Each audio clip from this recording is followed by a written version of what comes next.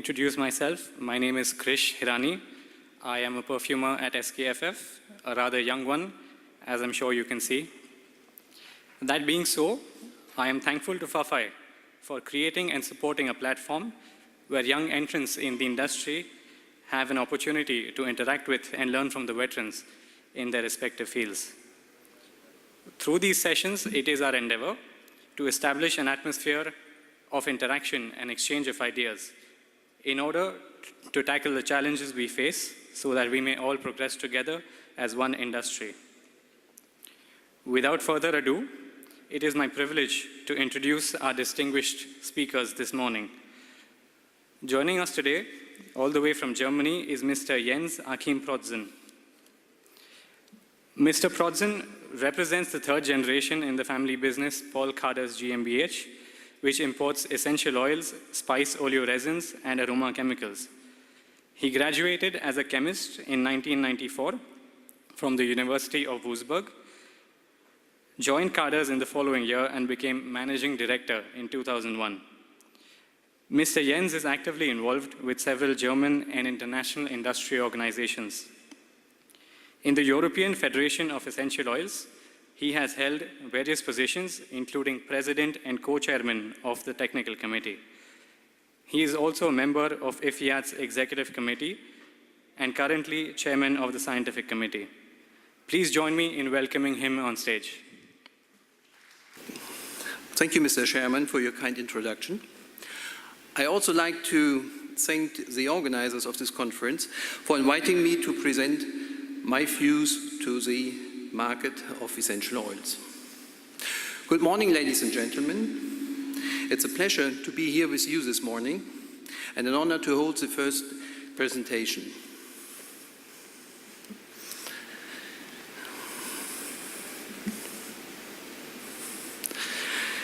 Before I start, I should mention that I'm talking here as a trader of essential oils, mainly essential oils, but also some other natural complex substances. And it is about a European point of view. Moreover, figures today are snapshots. Tomorrow, the world could look completely different. And last but not least, as mentioned in my abstract, I hope you have read it, Heisenberg's principle of uncertainty is valid. Moreover, we work with statistics and guesstimates, and they may not always be too accurate.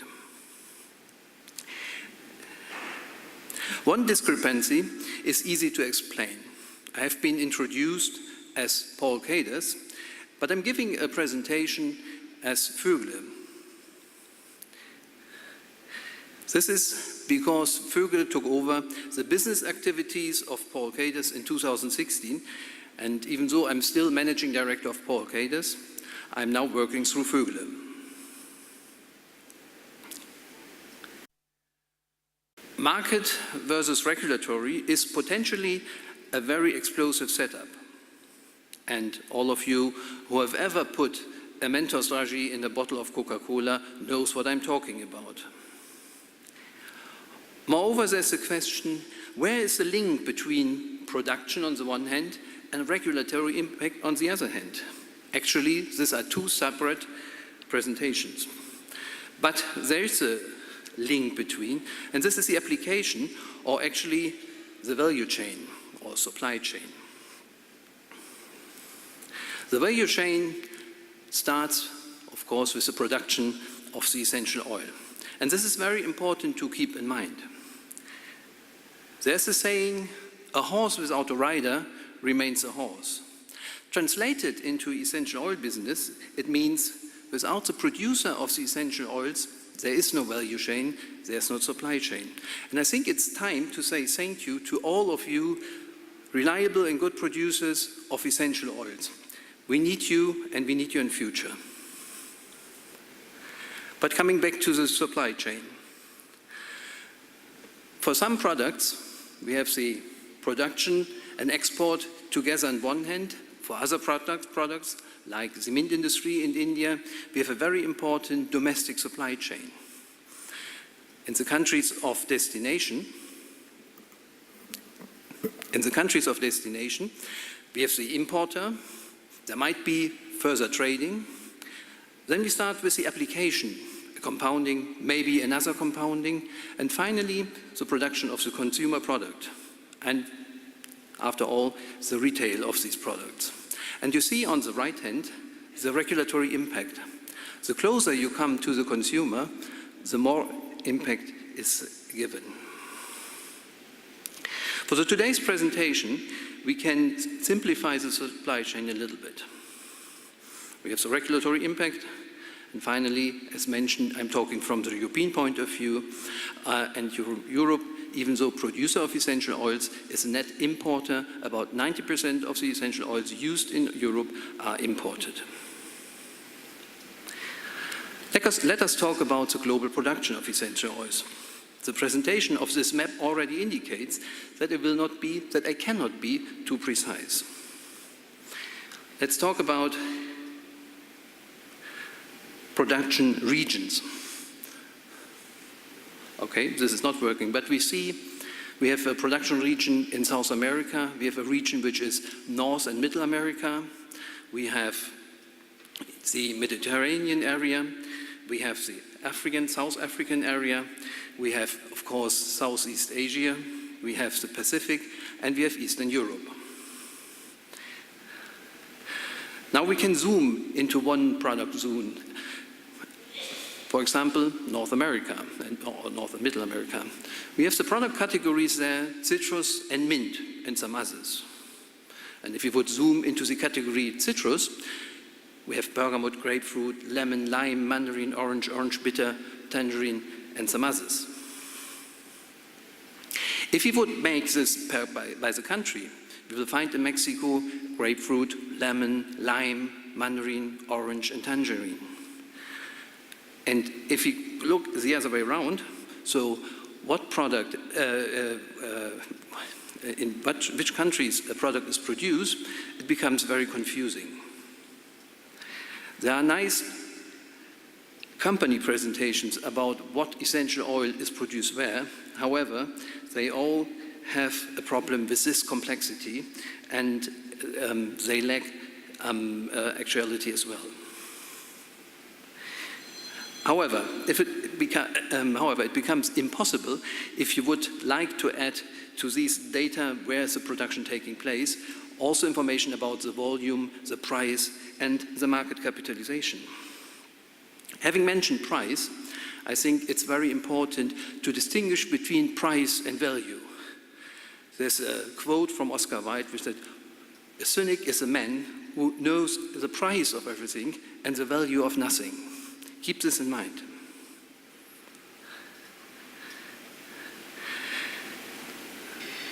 Compiling all bits and pieces which are available to me, my key guesstimate for the global production, volume and value of essential oils is presented here.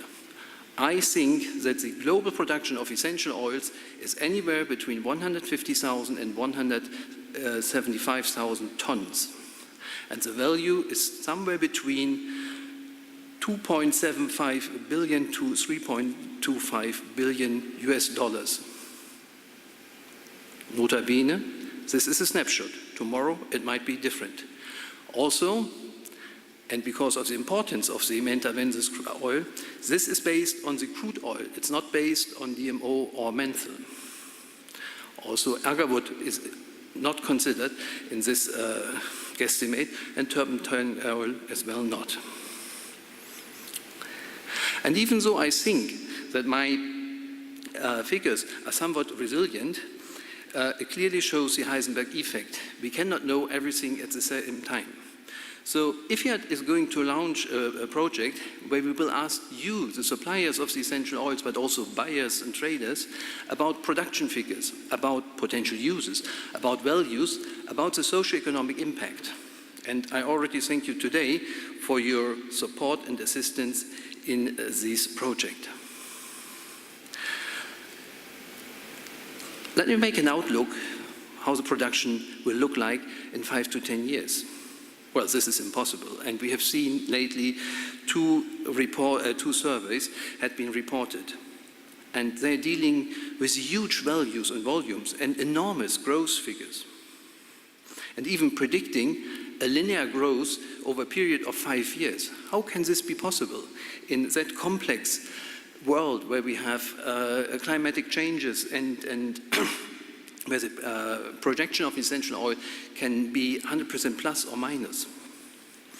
If you look what reference companies these surveys give, you try to understand, but it's even more important to see what companies are not listed as references. So, are these facts, or is it just a different way, an alternative way of presentation, or are these alternative facts? Let us make a fact check. Are these growth rates, and the amounts are almost 2 digits, is this possible to that extent? In terms of plant material and agricultural land? Before I answer these questions, let us have a look to the ethical aspects. This is unfortunately in German, but it gives you at least an idea, and unfortunately this is not working. But you see on the left-hand column at the bottom, we have about 5 billion hectares of agricultural land around the world. Out of this, 70% is used for grassland and only 30% is used as agricultural land.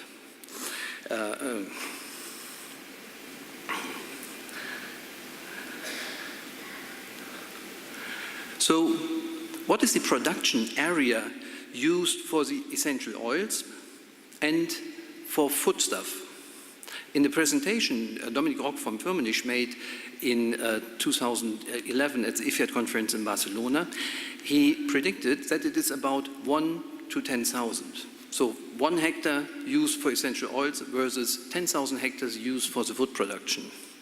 With a simple calculation, taking 200,000 tons of product divided by a yield 100 kilos per hectare, I came to a little bit different calculation. So we will need for our production of essential oils 2 million hectares. 2 million hectares versus 5 billion hectares is 1 divided by 2,500. But even though this is 4 times the area where Dominik mentioned, it is still, I think, not an ethical problem if you consider how much grassland for cattle is used nowadays. Prior to the conference, the IFAD conference in Colombia, we have read an article where they mentioned that they have about 4 million hectares of cattle land available, and they are questioning what they can do. So if you see this 4 million hectares which are available, the entire global world production of essential oils could take place in Colombia.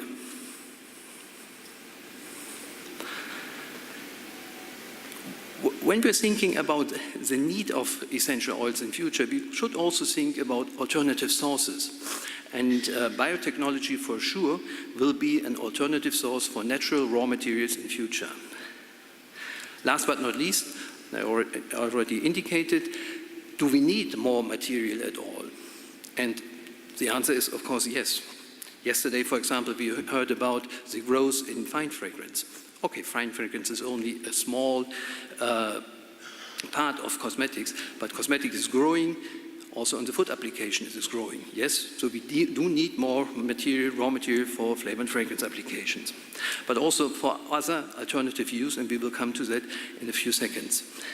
So the answer to the question, the growth will take place, yes. To the magnitude mentioned in these 2 surveys, probably no. And is this predictable? Not at all. The use of essential oils. In 2006, I made this assumption that more than 45% of the essential oils are used in fragrance, more than 45% in flavor, and less than 10% in other applications. Today, I would say it is about 40% in fragrance, 40% in flavor, and 20% in other applications. But please be aware, this is a volume-wise estimate. What are other applications? We have pharma, we have the use as biocides or pesticides, we have some other technical applications, and beside other applications, we have the aromatherapy. And please, let me allow a few words about aromatherapy. There's no legal definition for aromatherapy available. For many people, aromatherapy is a black box. We don't know where and how the oils are used. So in the best case, 100% goes to the aroma lamp, then we won't have a problem, a regulatory problem. Worst case, 100% is used undiluted in skin applications or for direct ingestion.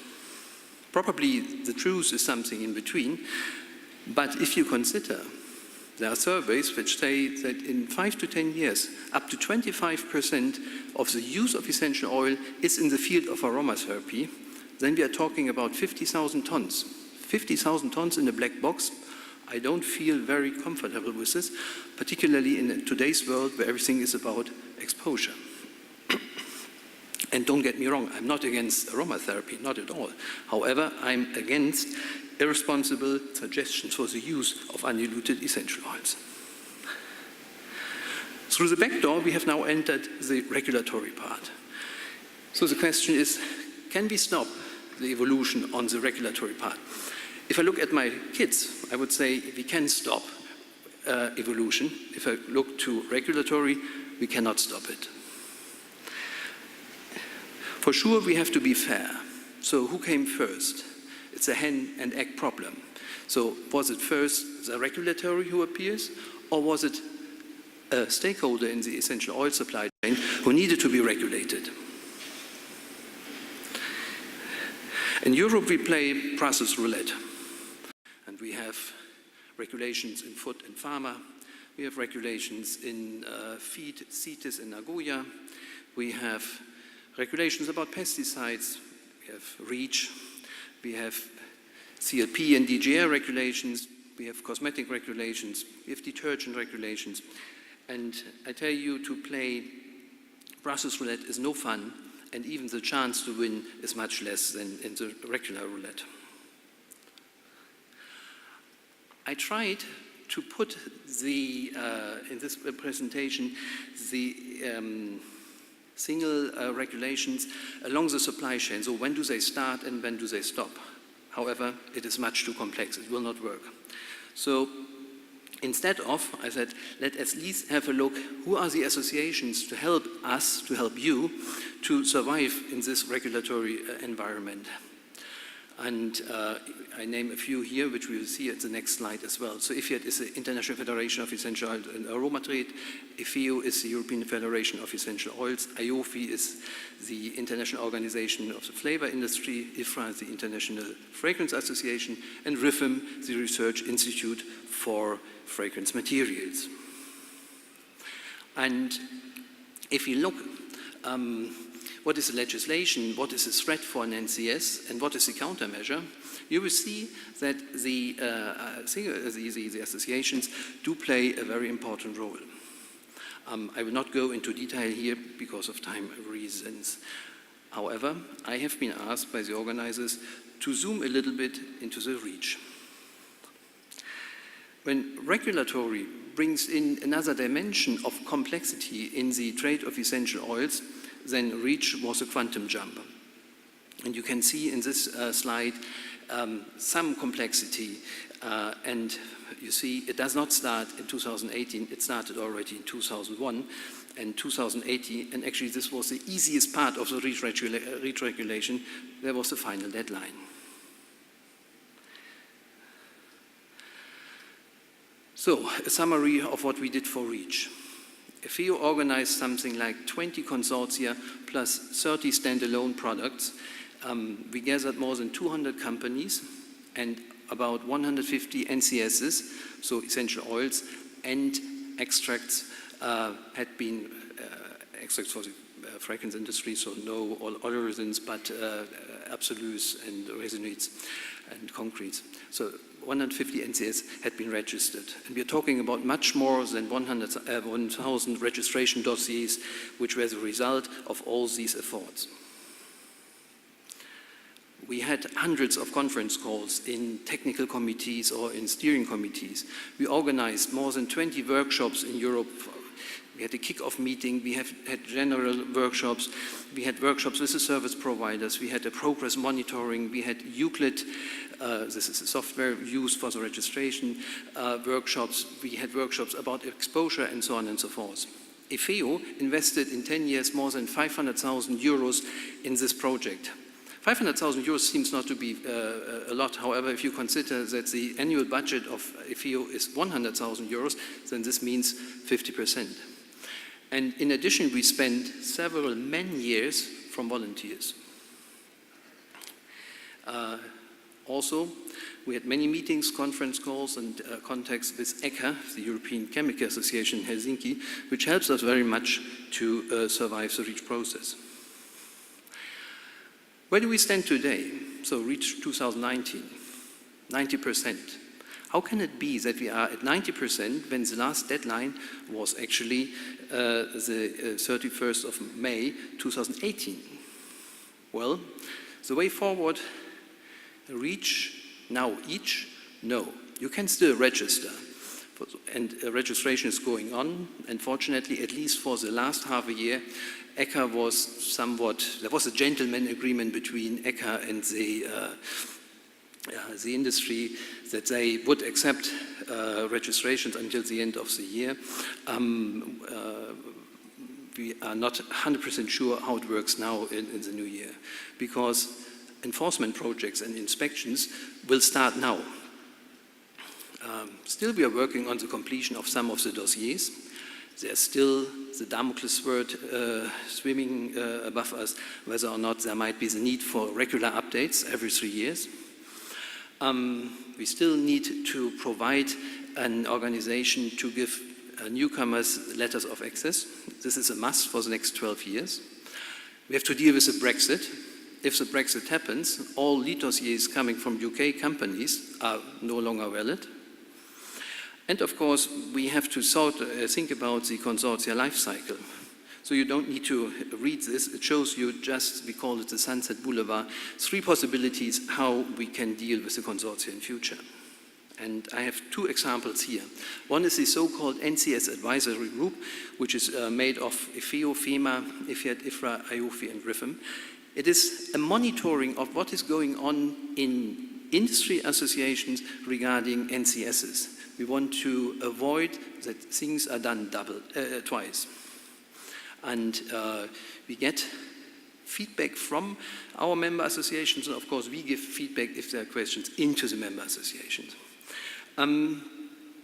Whilst the advisory group is more hands-on, the so-called G5, G5 stands for the Global 5 associations, organizations which are active in NCSs, which is made up by FAFAI, IFIAT, IFRA, IOFI, and RIFM, is a kind of a think tank, and we understand ourselves as a catalyst. So if we find a problem at that level, this is the level of the presidents and the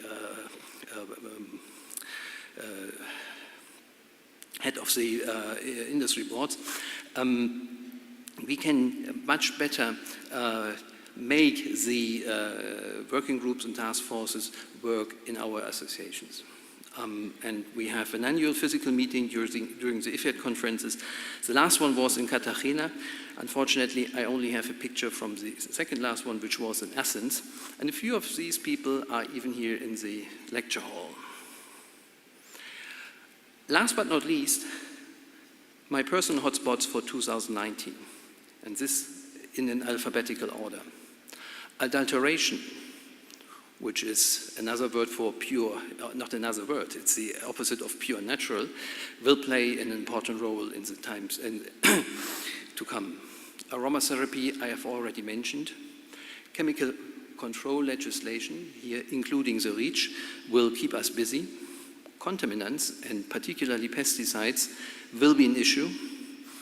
The Nagoya Protocol will keep us busy as well, and we have people from IOFI here talking to the Indian associations in order to understand also the Indian legislation and also to explain how the Nagoya Protocol works.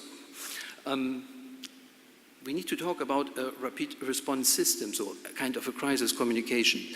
A communication which is not only from one level, but which takes into account all levels.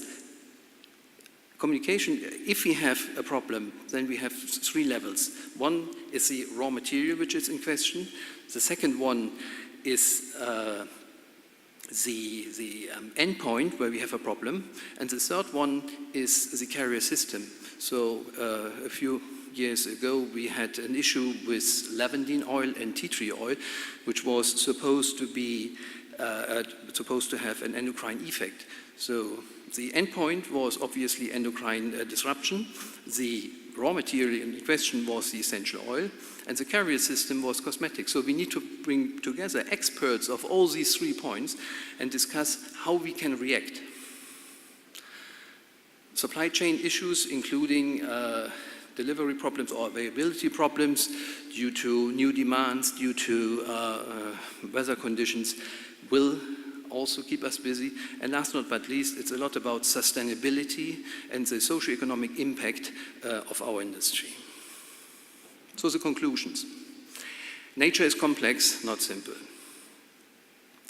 The production of essential oils will stay on the higher side or even increase in the years to come. And this is a great chance for the producing countries, including India. The socio-economic impact of essential oils is very important. If you see that the mint industry, for the production of around about 50,000 tons of mint crude oil, there are more than 500,000 farmers active. We are probably talking about more than 10 million people who earn a lot of money or earn their daily living from the mint industry. And this shows how only one product can help the communities to survive. We will have many changes in the regulatory environment to come, and we will monitor this with the trade associations. So it is important to stay united. And we have to think a little bit out of the box. We cannot go the old ways of the last years. We have to think in other directions. And why we do it? I mean, even if you cannot see the difference, you can smell it. And the customer will not accept a Chanel 4.5 only because 10% of the raw materials are missing. So thank you very much for your kind attentions. If there are questions, I'm happy to answer. Cheers. Thank you, Mr. Prosen, for sharing your insights with us. Our second speaker this morning, joining us from Bangalore, is Mr. K. Vijay Kumar, an electrical engineering graduate from Bangalore University. He chose to pursue the family business in perfumery soon after graduation in 1971 and acquired a diploma in perfumery from the world-renowned Ruhr School of Perfumery in France. His primary company, Vigirom Private Limited, is currently in a collaborative venture with the MG Fragrance Company in Turkey, manufacturing and distributing fragrances pan-India, including a wide range of aroma ingredients and raw materials. Apart from his business, Mr. Vijay is passionate about organic and natural farming, experimenting in and cultivating aroma crops like patchouli, vetiver, and vanilla. He set up India's first and largest solar-run aquaponics plant with Canadian technology and know-how to pursue sustainable and viable organic farming.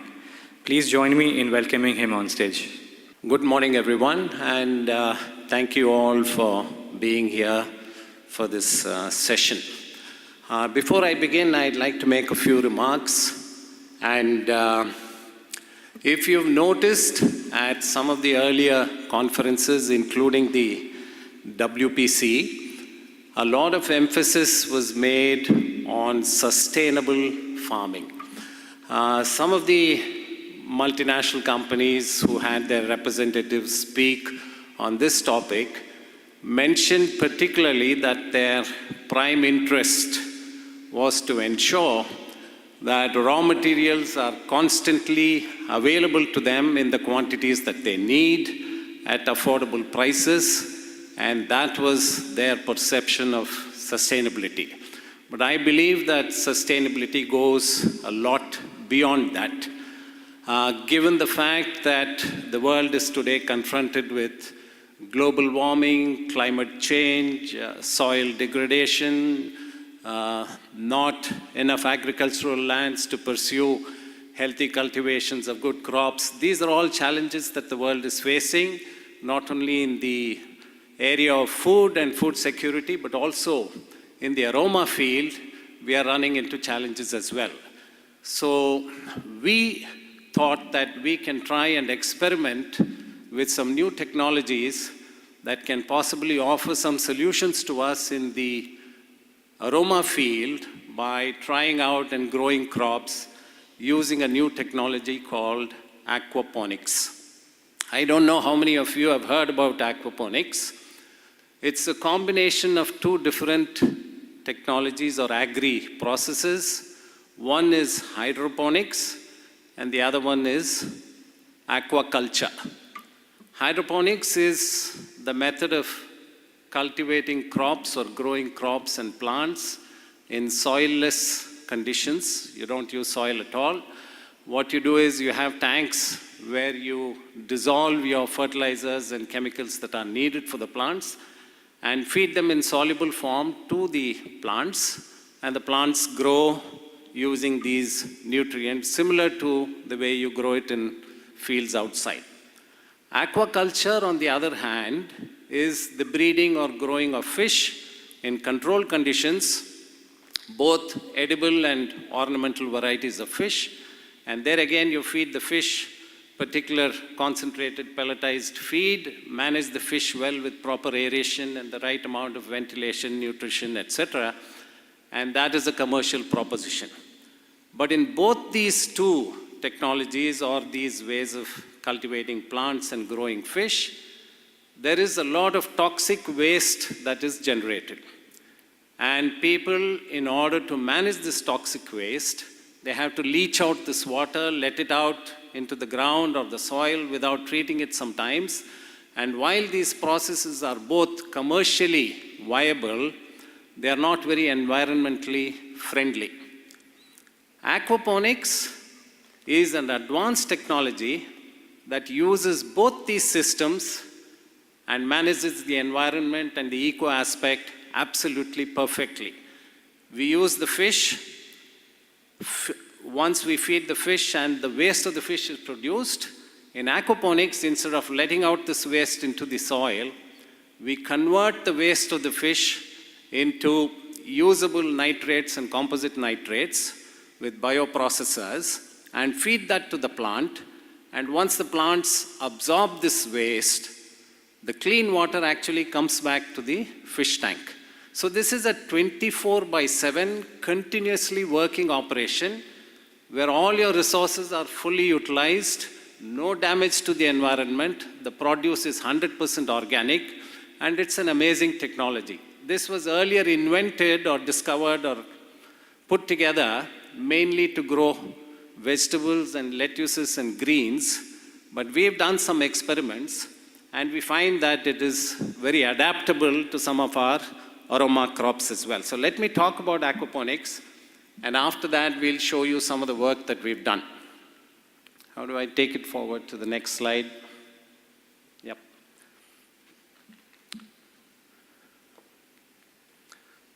So this is a view of the aquaponics plant where we've grown different varieties of lettuces. This is oak leaf green, and in the background you see some iceberg lettuce, and beyond that curly kale, etc. So how this works is, I've already told you, this is soilless cultivation. The entire nutrition for the plants comes from the water, which is below these plants, and the nutrition and the fertilizer is fed to the root of the plant through pipes and systems that are controlled. Once the fish produces the waste goes into bioprocessors, and there with anaerobic and aerobic action, the entire waste is fully converted into usable composite nitrates for the plants.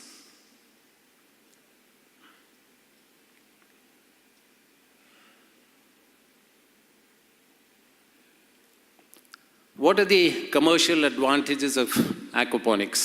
It can be scaled to any size and located anywhere in any part of the world in a controlled environment. Large amount of produce can be grown in a smaller area. It is multiple times open field cultivation. For example, if you can grow 20 tons of tomatoes in 1 acre of land in open field cultivation, within the aquaponics system, in the same area, you can produce about 200 tons of tomatoes in a year.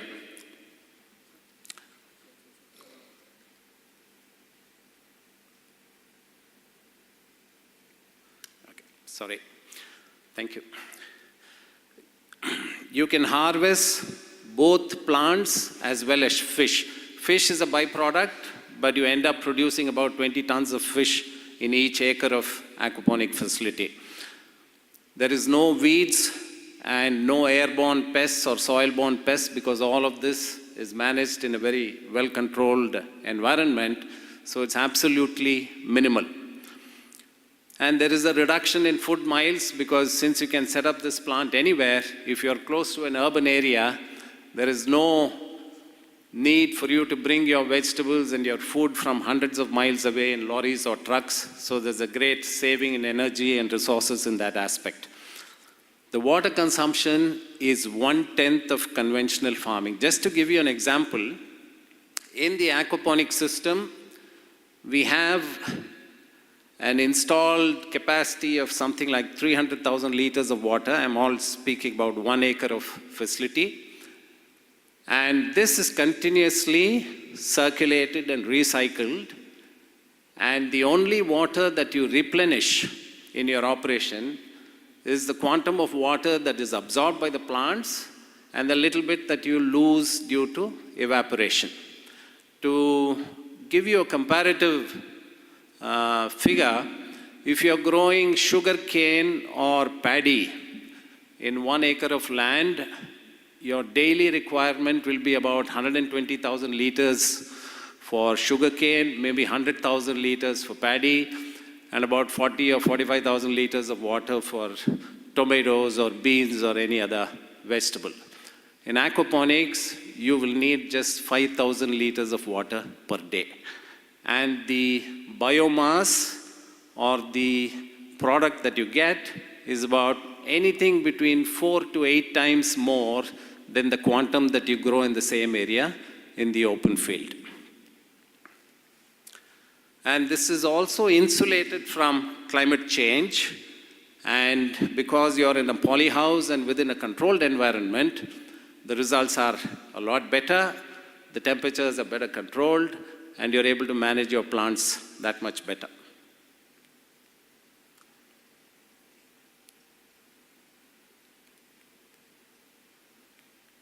Can you change, please? Yeah. I've already spoken about this, so I'll switch to the next slide.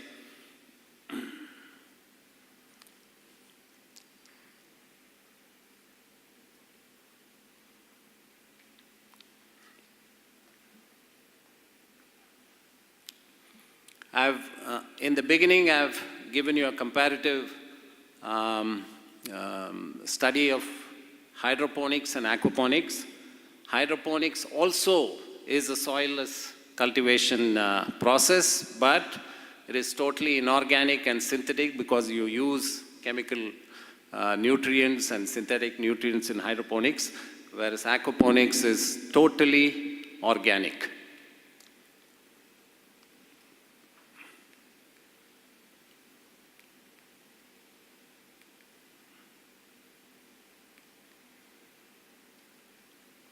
This is some of the produce that we get in aquaponics. All this is from our farm and our production center.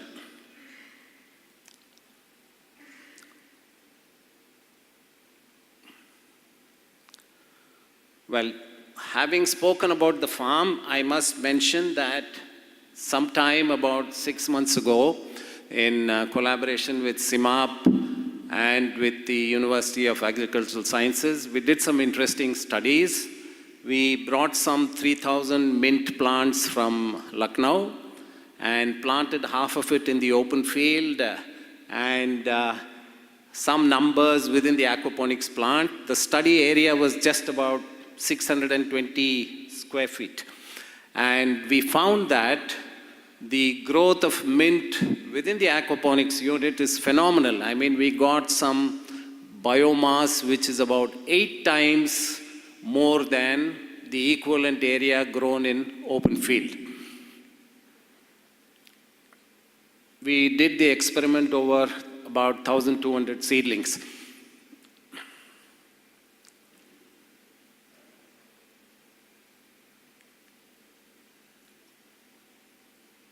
It was an interesting experiment, but the conclusion is that given the cost of mint and mint oils and the capital investment that you need to make to grow mint, mint itself may not be suitable for aquaponics because of the cost, but definitely aquaponics can help if you're looking at expensive crops, maybe patchouli or vanilla. So we did some trials on those. I'll talk to you about that. So this is the open field mint that we planted in the beginning, and the slide on the right shows you the growth of mint in open field in about 3 months. And in comparison, you can see the mint that is grown in the aquaponics center. We got a biomass which is about, as I explained, 8 times more. And the purity of the oil, we got the oil extracted at the University of Agricultural Sciences. They found our quality had a menthol content of 83%, which is much above the average of menthol that you get from field productions.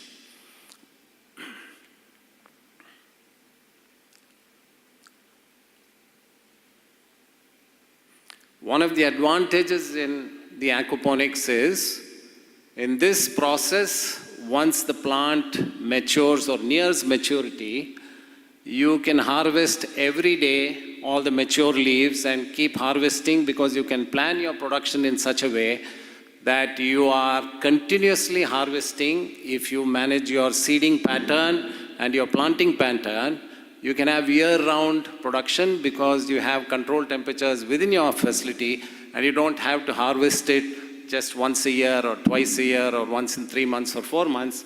This is a continuously biomass providing facility. That's a big advantage.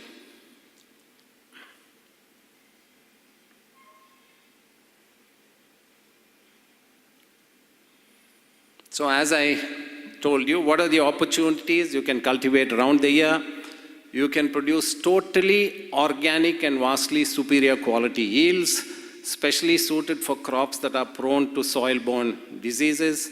It's ideal for crops that are harvested regularly and periodically, allowing for harvest multiple times in a year, and good for high-value crops that justify capital investments in a process like this, maybe vanilla, patchouli, even marijuana. For example, in the California region today, organic marijuana is a big cultivation going on within aquaponics, and people have become billionaires in a very short period of time growing certified organic marijuana within aquaponic facilities. Recently, we did some experiments on patchouli, which seem very promising. Of course, we've gathered some data so far, but not totally. We need to work a little more and get a lot more details and do a lot more experimentation and verification before we can conclude that this is absolutely ideal for this sort of a process. And the Kelkar and Company was kind enough to lend us some tissue culture seedlings a few months ago, which we planted in aquaponics, and had some very interesting growth. Just to show you, the leaf in the middle is the leaf that is grown in aquaponics. Both the leaves on the side are leaves that are from the open field cultivation in exactly the same quantum of time, 90 to 100 days.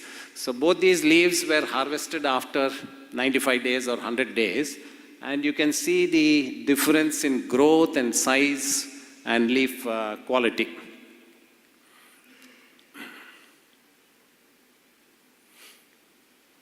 Okay, so this is some portion of our aquaponics plant, and you can see the dense growth, the dried leaf that is being prepared for distillation, and some portions of the plant. Another interesting piece of work that we did was on vanilla. As you know, vanilla is grown primarily in Madagascar, Indonesia, and Comoros, and some other parts of the world.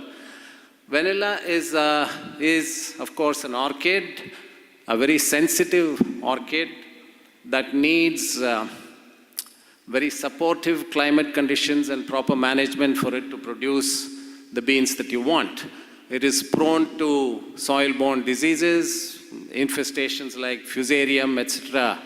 rapidly kill the plant. You have to keep the distance to prevent fungus, and you have to make sure that the weather is perfect before you can harvest the right quantum of beans or get the right yield. In aquaponics, the humidity is a constant 55 to 60% in a place like Bangalore. In Bangalore, we get a humidity rating of 65%. If it rains very heavily, it may go up to even 80, 85%. But that can be easily controlled by having some exhaust fans in position so you can regulate the humidity.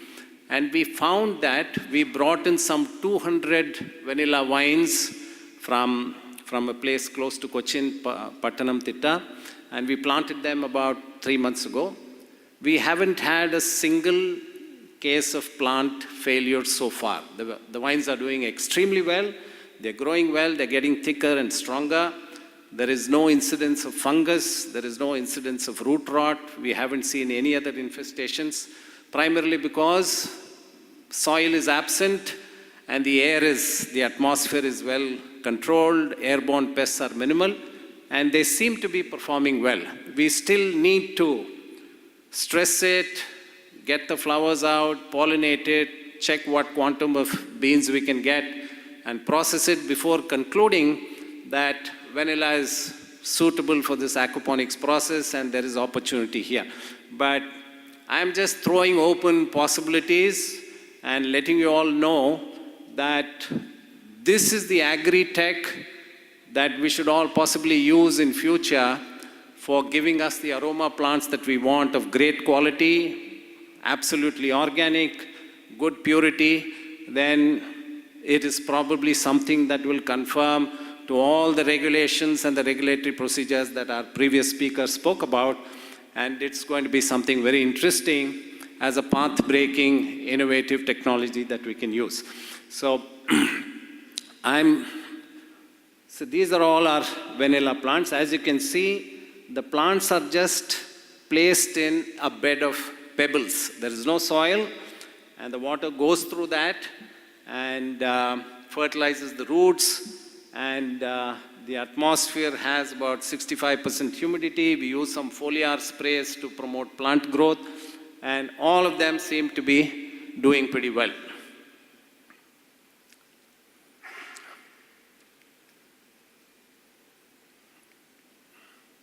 The leaf on the left is a clip of marijuana, which people in California are growing today and taking up in other parts of the US. I also know that there is a Korean cosmetic company making anti-aging creams where all their botanicals are entirely sourced through aquaponic facilities. So what I'm going to do now, I'm going to run a small video of about 5 minutes. They will play it. So you can take a look. It shows our facility. I mean, ours is a 20-acre organic farm where we have a collection of agarwood trees, sandalwood, red sanders, rakta chandana, jigat trees. Ailanthus malabaricum, anything related to aroma and fragrance that can grow there, we have it there. And in this facility, please run the video. And in this facility, we've set up this aquaponics unit. You will see the unit as well. And later, if you have any questions, I'll be happy to answer it. This is about 5 minutes. We have over 100 agarwood trees. Some of you who visited my farm have seen it, including Ramakant and the others. Clove, cinnamon, cardamom, pimento berry, then what else? The grasses like citronella and lemongrass. We have all of that in the farm. What started off as an organic farm for academic interest with emphasis on aroma plants and fragrance-bearing trees and plants and flowers and things like that, elang-elang and all of that we have, kananga. We eventually migrated to this new agri-tech and set up our first aquaponics plant. This is with Canadian collaboration, and it is spread over 60,000 square feet. The entire aquaponics plant is run on solar. We generate about 120 kVA power each day, and the plant runs 24/7, non-stop, 365 days a year.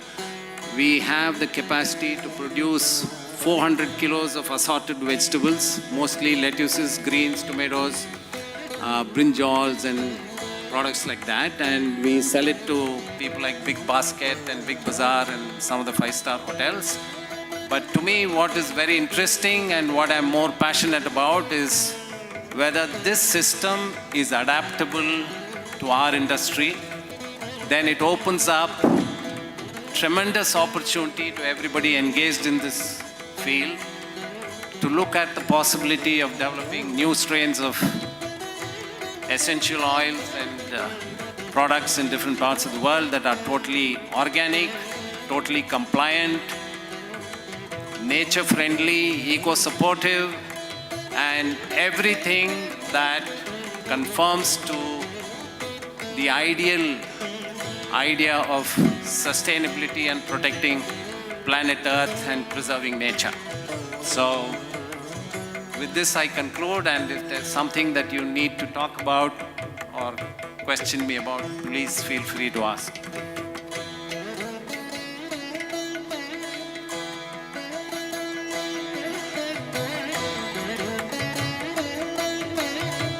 These are all the biodigesters that process the waste of the fish, and they convert through aerobic and anaerobic action. The entire waste of the fish gets converted into usable composite enriched manure for the plants, and this is how it grows. Coriander, lettuce, iceberg, all of that is there.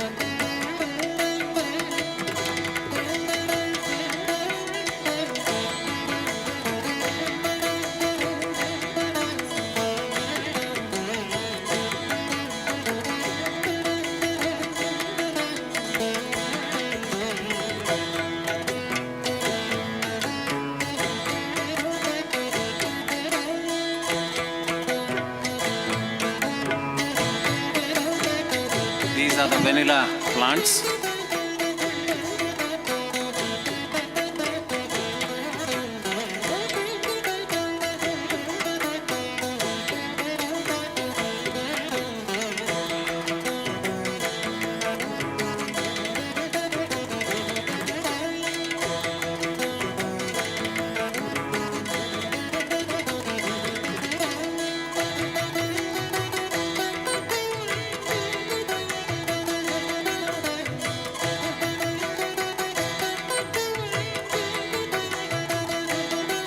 Now, just to give you an idea, normally in a vanilla plantation, in order to prevent the spread of disease and the infestation, they have about 3,000 to 4,000 vanilla plants per acre.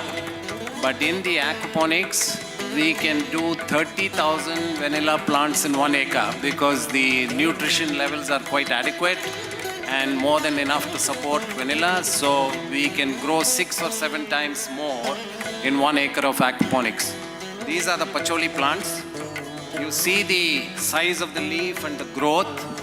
This is multiple times bigger than the size of the leaf in open field cultivation. We've recently harvested some leaves and sent them to the SH Kelkar company for analysis and for distillation. The yield has been a bit lower than what you get from open field cultivation. We still have to figure out why that is happening.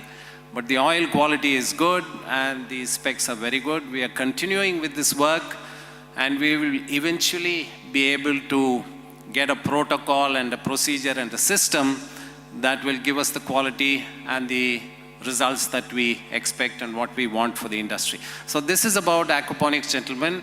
Thank you all for your attention, and if there are any questions, I'll be happy to answer them. Thank you very much. And my thanks to the organizers, to Krish for the introduction, and to FAFAI for giving me the opportunity to share some of my work with all of you. Thank you very much.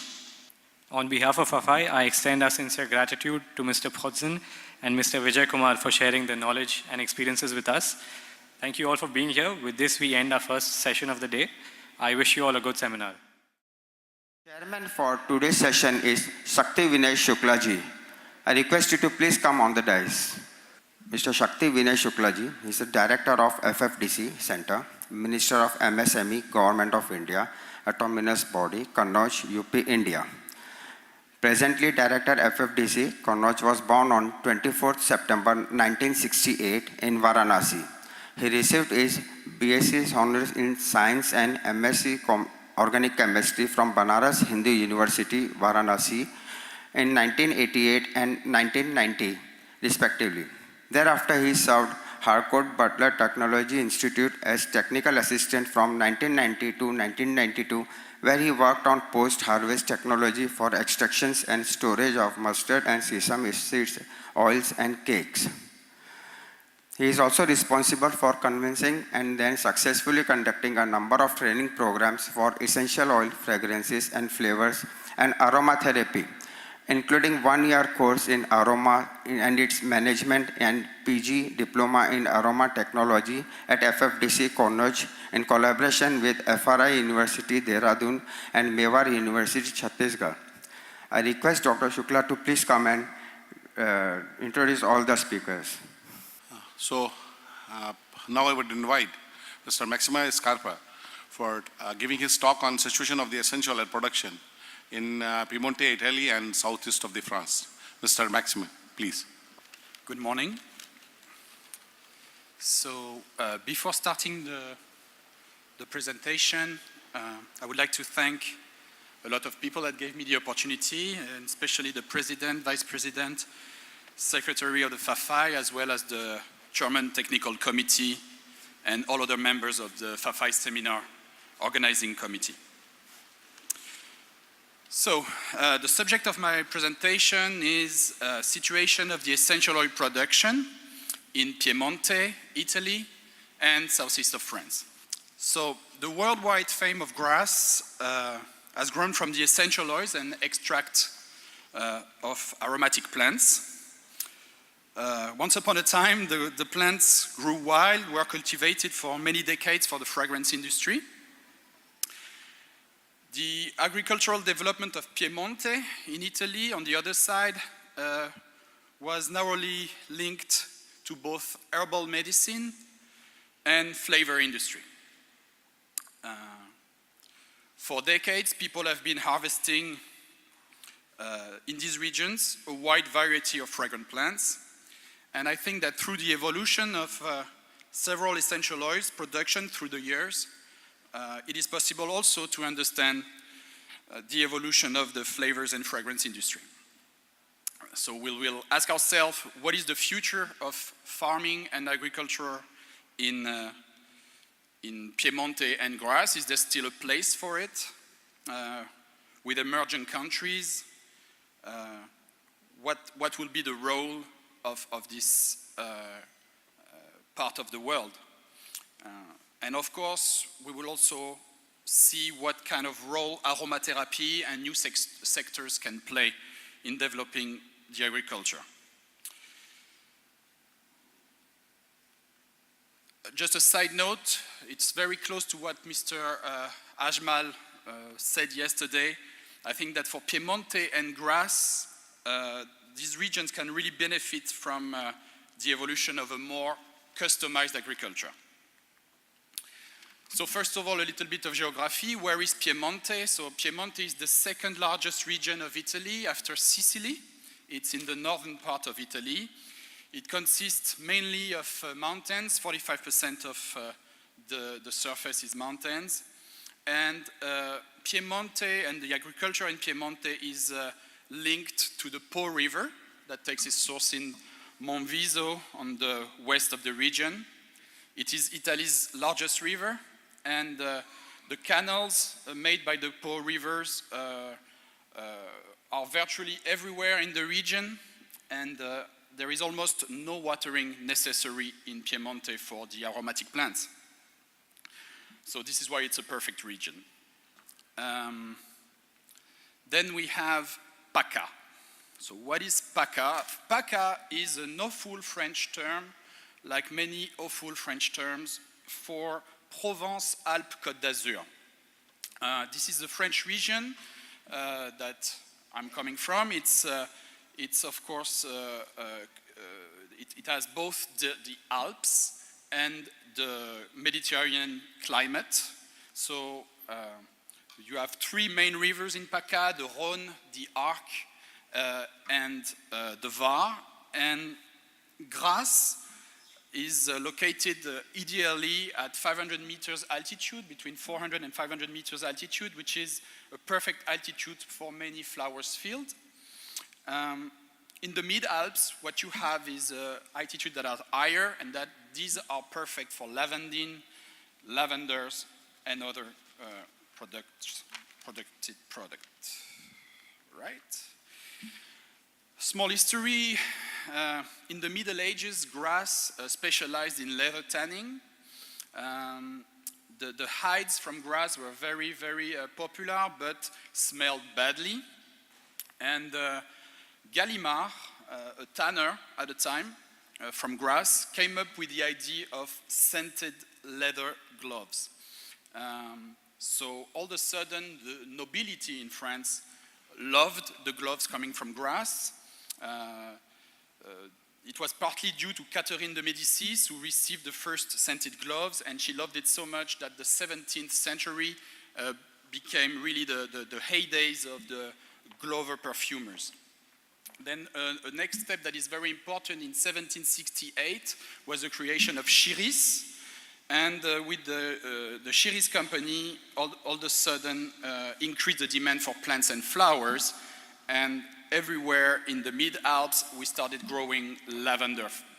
Lavender fields were very interesting because they were growing in dry and rocky soils where nothing else could grow. And it became lucrative very, very fast. You have also a list here of other products from the region that obviously you know. So Piemonte is bordering PACA, and in the late 20s, many Italians were facing a very important economical crisis, and they needed work. So they traveled to southeast of France to help because the demand for the manual labor was so huge, especially in the fields.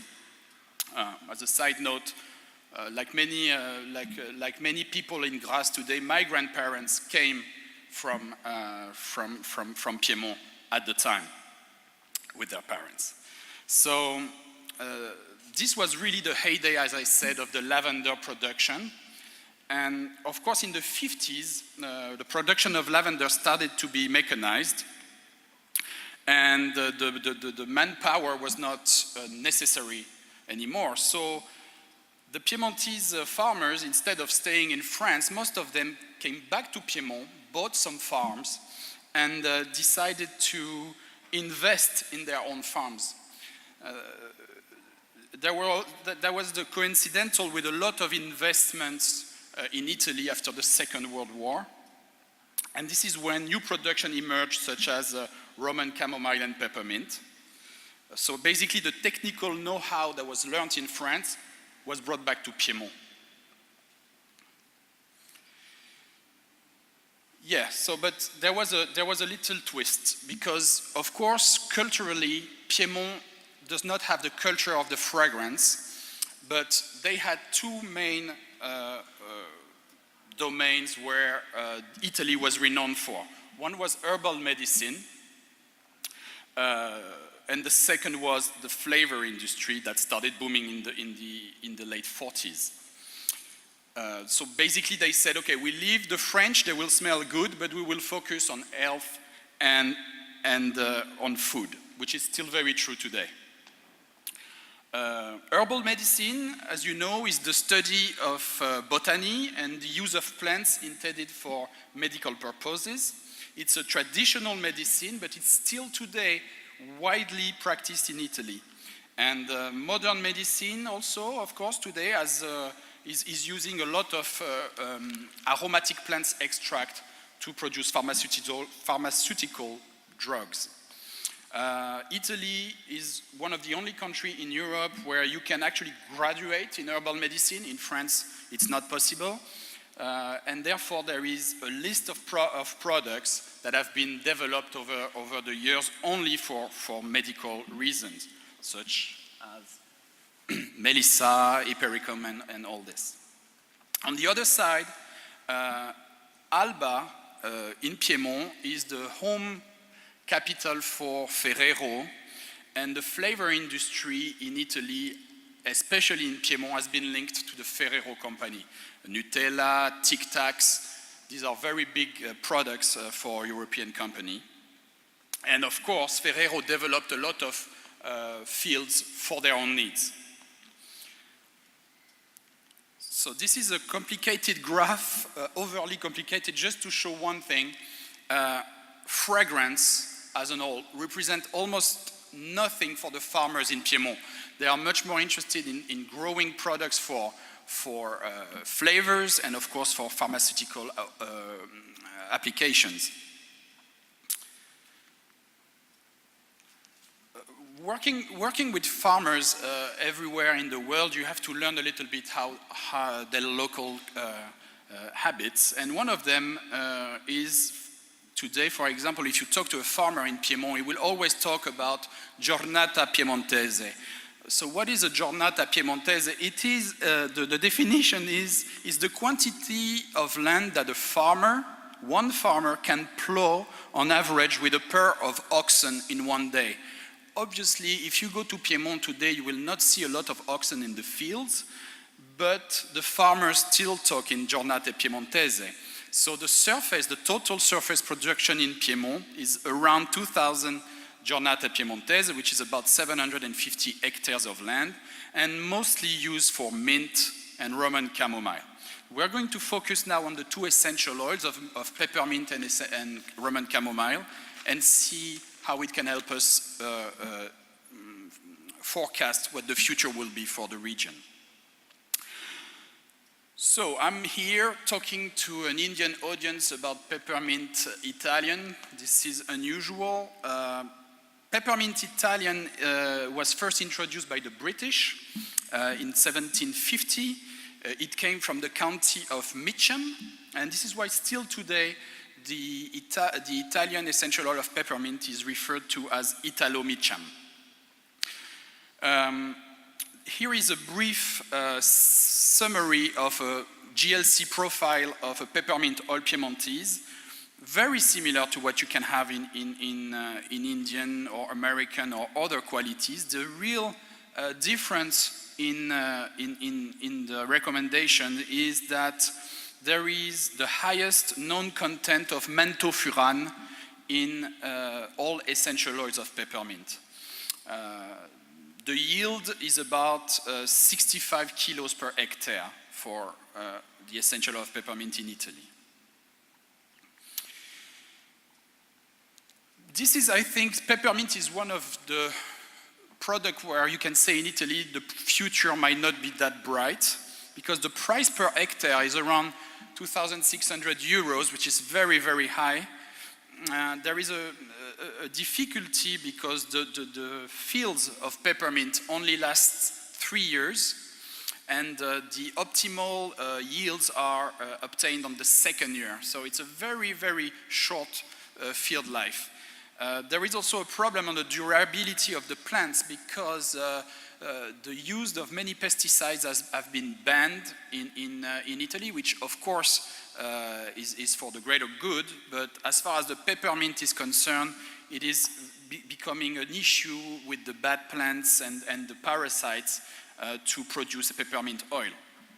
There is also a big problem, is that there is a production that is around 15 to 20 tons of essential oil per year, and it's an overproduction. So the problem is also we have only one real big client that takes 90% of the production. So even though the Italians like to say that their peppermint is the best in the world, I think it's fair to assume that this is also the most expensive and probably the most difficult to sell. So on the other side, I think you have a more interesting example of an essential oil that can be produced easily in North Italy with the Roman chamomile. Here is a graph of the main productions of Roman chamomile in the world. As you can see, Piemonte is still, this is made on numbers from 2017, but still today Piemonte is the largest region producer of Roman chamomile in the world. The specificity, by the way, on that picture, the mountain you see below is the Mount Viso, and this is where the Po River takes its source. The specificity of the Roman chamomile in Italy is, first of all, that this is not a seeded product. It's propagated via cuttings, a technique that is called bouture. And the smaller it's, the flowers themselves are much smaller than the English or the American qualities. Here is a typical GLC profile of a Roman chamomile. It is a very specific product, very, very difficult to substitute with synthetic molecules. And therefore, I would say this product has a nice future in itself because the quality is so difficult to replace. I forgot to say that all the different sources and origins of Roman chamomile all come from the same botanical source, which is Anthemis nobilis. As you can see, the American and the English essential oil contains some extra peaks compared to the Roman chamomile from Italy and France. On the bad side now, you can say that there is too strong of a demand. And this is creating big tension on prices. These tensions have been accentuated by the two consecutive bad crops due to bad weather. So the problem with this demand is that whenever you arrive on a product and you have several tons of demand of an essential oil, for a large volume product, it's not an issue, but for a small volume product like chamomile, you become nervous because you wonder, will these new demands last? Should we ask all the farmers to grow chamomile? Because obviously you have this huge demand for aromatherapy. And of course, this will create new problems, because if you ask farmers to produce Roman chamomile, then you ask them maybe to produce more than 1 ton. And if they produce more than 1 ton in Europe, they have to register for REACH. And the cost associated for REACH is tremendous. So this is not necessarily something you want to do. Okay, let's cross back the frontier and at the border and go to the biggest hydrodistilled product in France, namely lavandin, the essential oil of lavandin, or should I say lavandins. These, as you know, probably it's a cross between lavender and spike lavender. So we start with some numbers. The surface of lavandin fields in France are about 20,000 hectares total.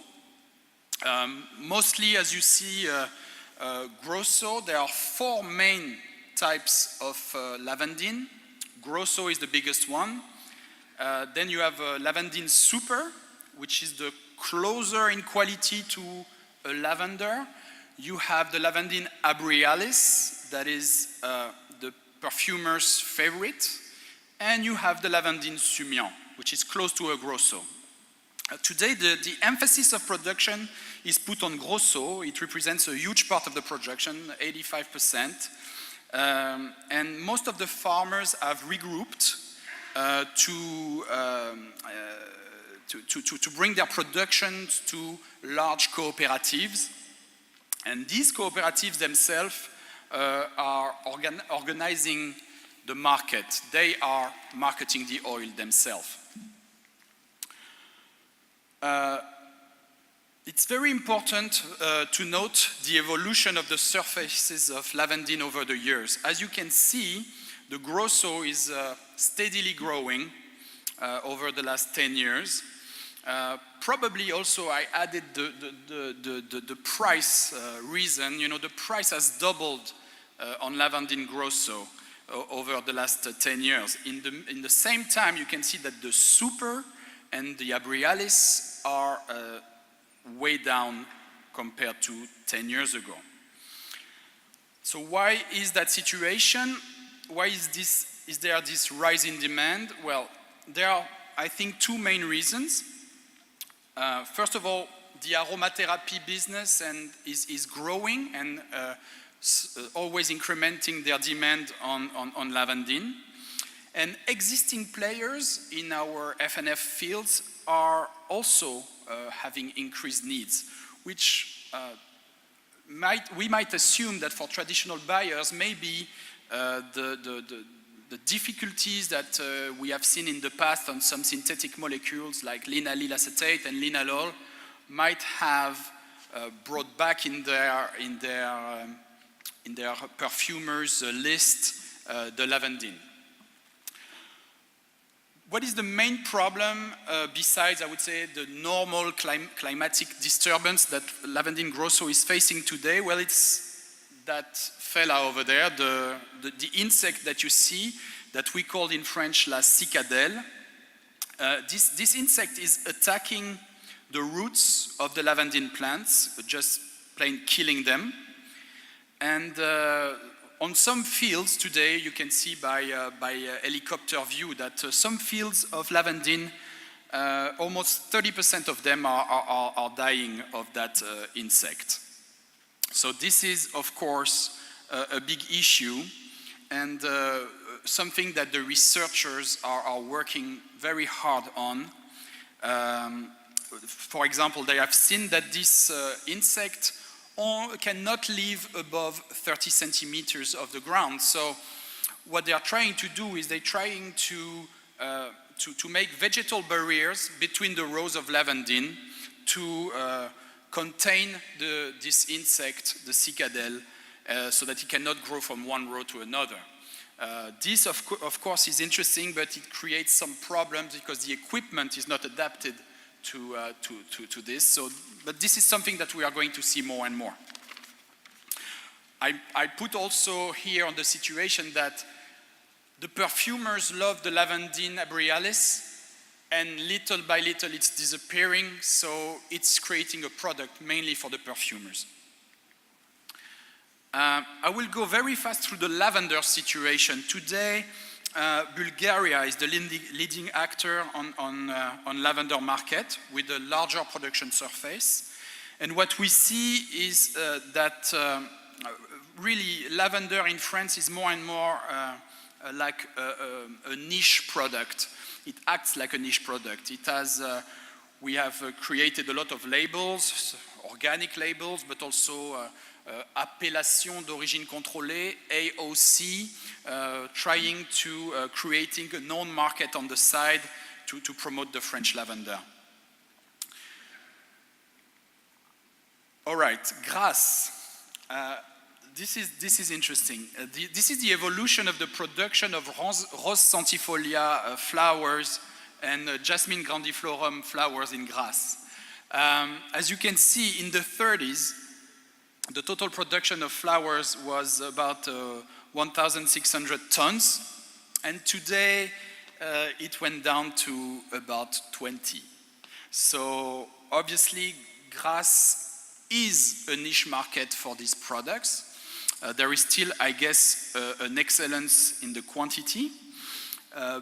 There is a saying in Grasse that as long as Chanel survives, so will the Jasmine grandiflorum, as it is still used today in Chanel No. 5. But here lies the paradox of it. In fact, even still, this is very small compared to India. I think we will see that later. The number of fields of jasmine and rose are up in France, in Grasse. And since 2011, there has been a new agricultural program that has been financed by the major companies in our industry. And of course, the farmers are very happy about that because it gives them the possibility to show what customized agriculture can be. Basically, the major companies, they invest and they say, okay, we know these are very, very high prices, but we can trace the whole chain and there is a real excellence value. So, you know, maybe this is something that you can duplicate for farmers in Piedmont and in Provence. Basically, the direction of the agriculture should go in this customized service for the big companies or the niche markets. So, the future. In Piedmont, as you can see, the tendencies are that there is this need for customization of agriculture. People want to be able to say, okay, this is the field where my Roman camomiles come from. And this is why we see that there are the surface of production are stable, but there are more farms, so smaller farms. Of course, there is also a cost increase, so I think this goes in the direction of having a customization of the agriculture. On another end, another big tendency, of course, is the whole discourse on sustainability and durability. More and more fields are organic. People work very closely with the University of Torino to modernize and specialize their equipment. And of course, there is also a lot of talk about being to have an autonomy in the energy. I mentioned the Torino University. They are also always searching for new products that can grow in these regions, and the fact that you have small farms, it gives you this possibility. So the future of lavandin and lavenders, definitely lavandin is still a major product in our industry, but obviously also you can see that it's not because it's a big product that people are stopping the researches. So the research is really proactive in trying to improve the yields, cure the diseases, and also the more and more we see the pedoclimatic aspect of lavandin going into that. Basically, the more the temperature rises, the more people are thinking about moving the lavandin fields northern to northern region of France. We are seeing lavandin fields in Lyon, we are seeing lavandin fields in the Orléans region, which obviously 30 years ago there were none. Here again, due to the high cost of production, there is a need for labellisation of the agriculture. You can call it organic, you can call it appellation d'origine contrôlée. Whatever the qualification of the quality is a way to make expensive products more acceptable. And finally, as I mentioned before, once again, big and medium-sized companies in our industry and also in the aromatherapy industry have the need for total control of the production. This is, of course, I guess, a very, very important marketing tool, but I think it's important that the farmers can really take advantage of that. The future of grass. Basically, there has always been the idea in our industry that grass is a beautiful showcase and that the perfumery has always been put forward to develop its economical attraction. Now, the perfumery plants and the grass knowledge in extraction has been recognized in 2018, yes, by UNESCO through the Association du Patrimoine Vivant du Pays de Grasse. And Grasse is heavily investing in its image. We have an International Museum of Perfumery.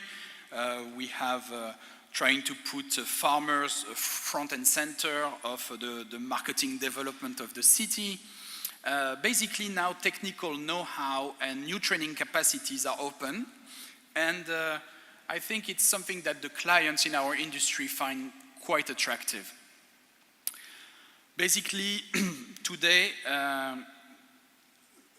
what we can see is that these evolutions in Piedmont and Grasse put, as I said, the farmers front and center, and it has recentered in a way the role of the farmers in the F&F industry. It is a case where the need of the final users is directly influencing the role of farmers. And I think this is a very interesting conclusion to that talk. If the farmers are happy, I guess somehow the perfumers in the world will be happy too. So I thank you very much for your attention. If you have any question, I can answer them now or maybe later, I don't know. Thank you, Maxime, for giving an excellent presentation, talking about peppermint, chamomile, lavender, rose, jasmine, covering the different aspects from land to the industrial scenario, its uses in fragrance and flavor. The session is open, and if you've got some questions with Mr. Maxime, it is open if you got any query or questions to him. Hope the presentation was so good, everything got clear, and there is no question for you. So, thank you, Maxime. I would request Mr. Hasmukh Patel to give memento to Mr. Maxime. Mr. Hasmukh Patel, please be here on the dais.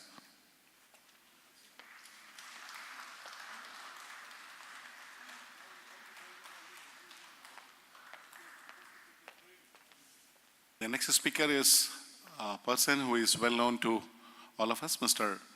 Ramakant Halalka, a person who is basically an engineer but has been well known to the essential oil industry for a pretty long time, and personally to me, even at FFDC, from the day we started our journey at Fragrance and Flavor Development Center, he is a person who has traveled a lot.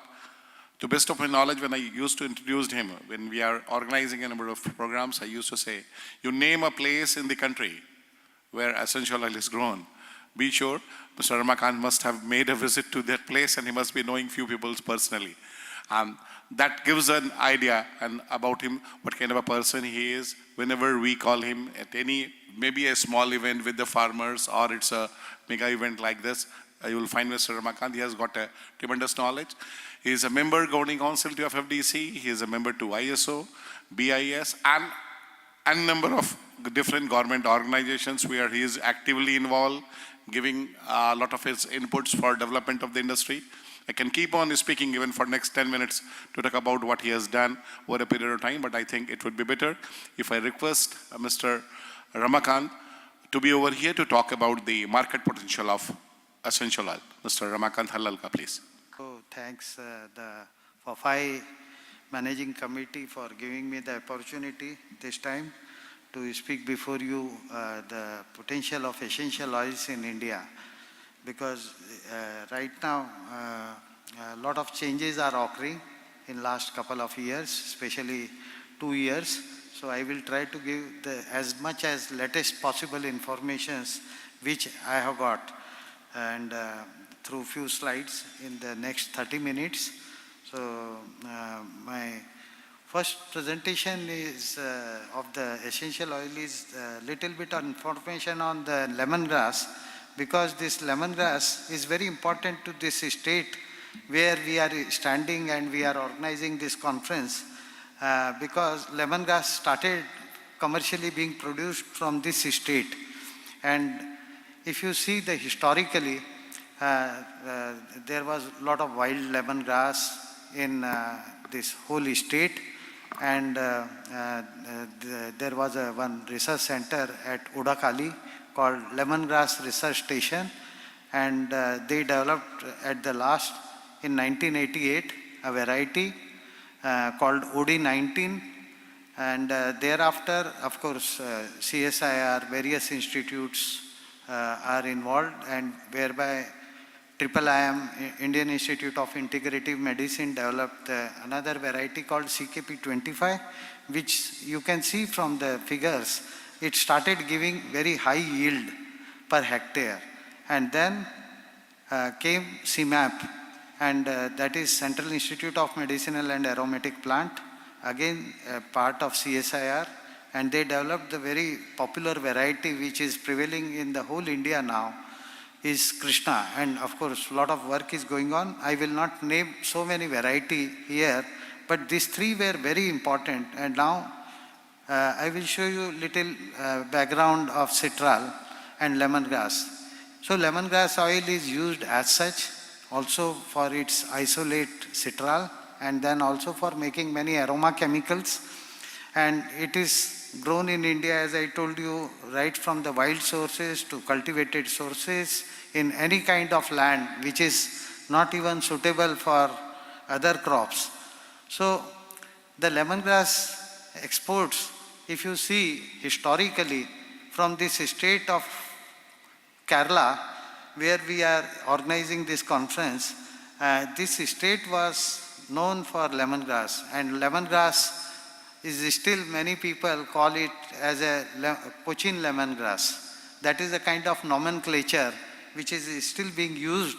And if you see the historically the production, in 1957 to 58, the export was almost 1363 metric tons. Then gradually till 66, 67, it declined to 330 metric tons, and the production was much more, but a lot of oil was being consumed in the local market for making ionones and so many derivatives, and the production to one time even touched more than 2,000 metric tons.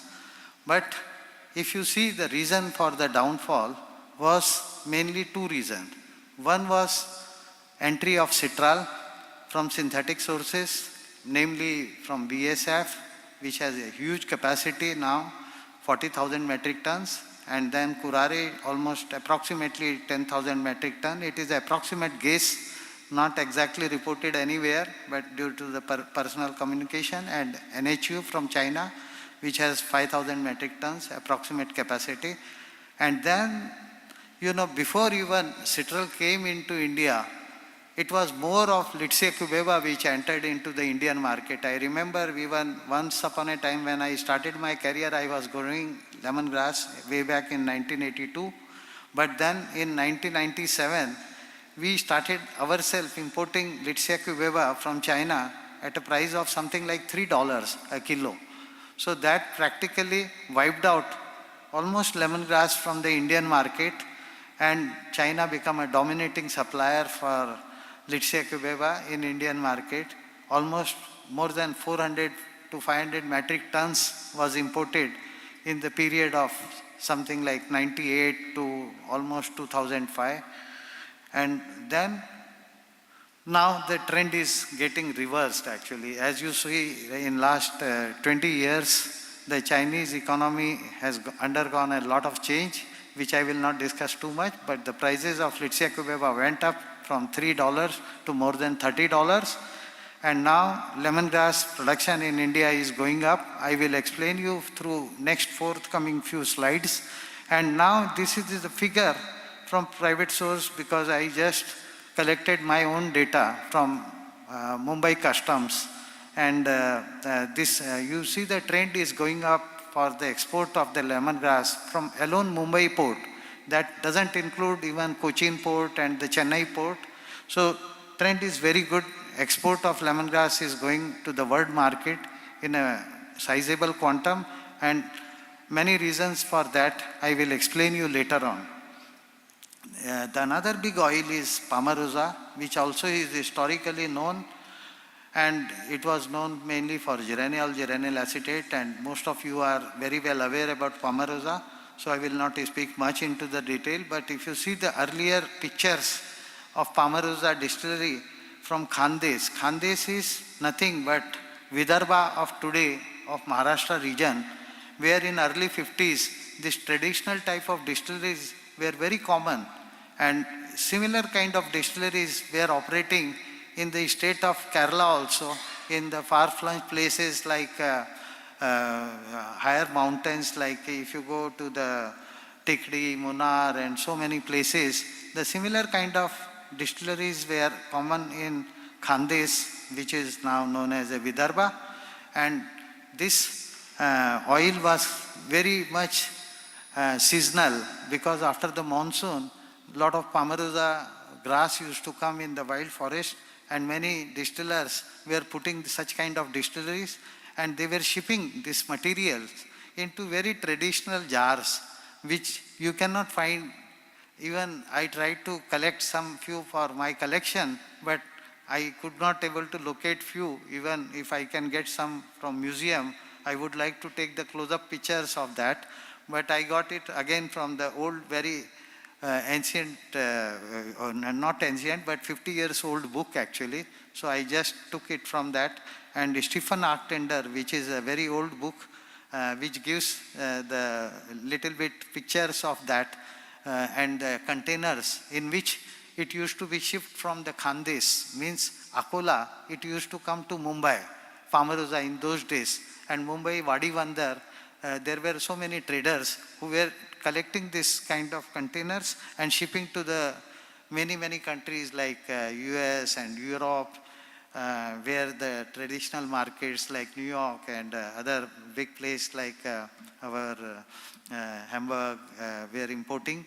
And this kind of vessels was used in those days. So now, of course, these are all history. But if you see the Palmarosa statistics again, all the sources of data is for only Mumbai Customs, and the trend is going up and up. And production is also going slowly up and up. And the whole credit goes to the aroma mission, which I will discuss later on. So the third very important oil is vetiver. Vetiver is also known as a very traditional oil of this area. Earlier, once upon a time, this Kerala was a major producers of this oil and produced in a good quantity. And some of the companies had very good brand equity of their company's name with the vetiver oil, Khas oil, XYZ company.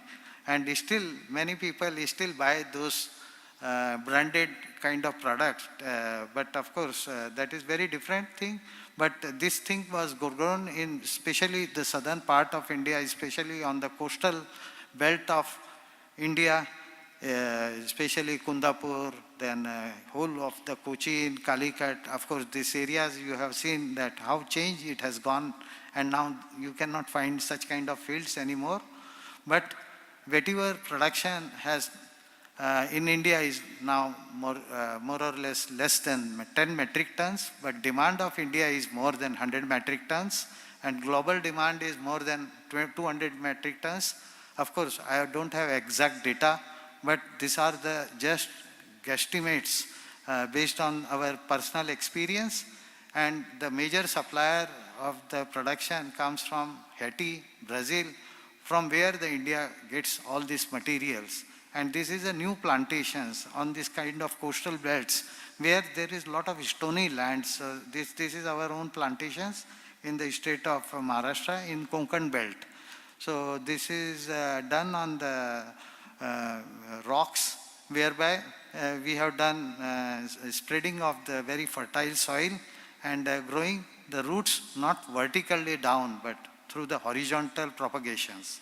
So I will not discuss too much on the agronomy, but if you see the import again of Mumbai customs, the demand is going up and the import is also going up. Production is started going up, but in 2019 we anticipate the production will go up, but in 2020 India's production will be substantial, and we may have the change scenario for as far as import data is concerned.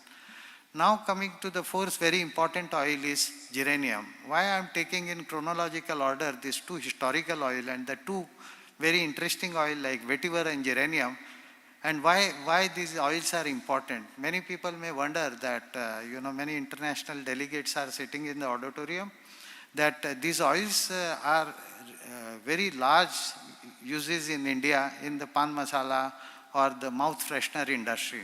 So that is the reason actually this is very important.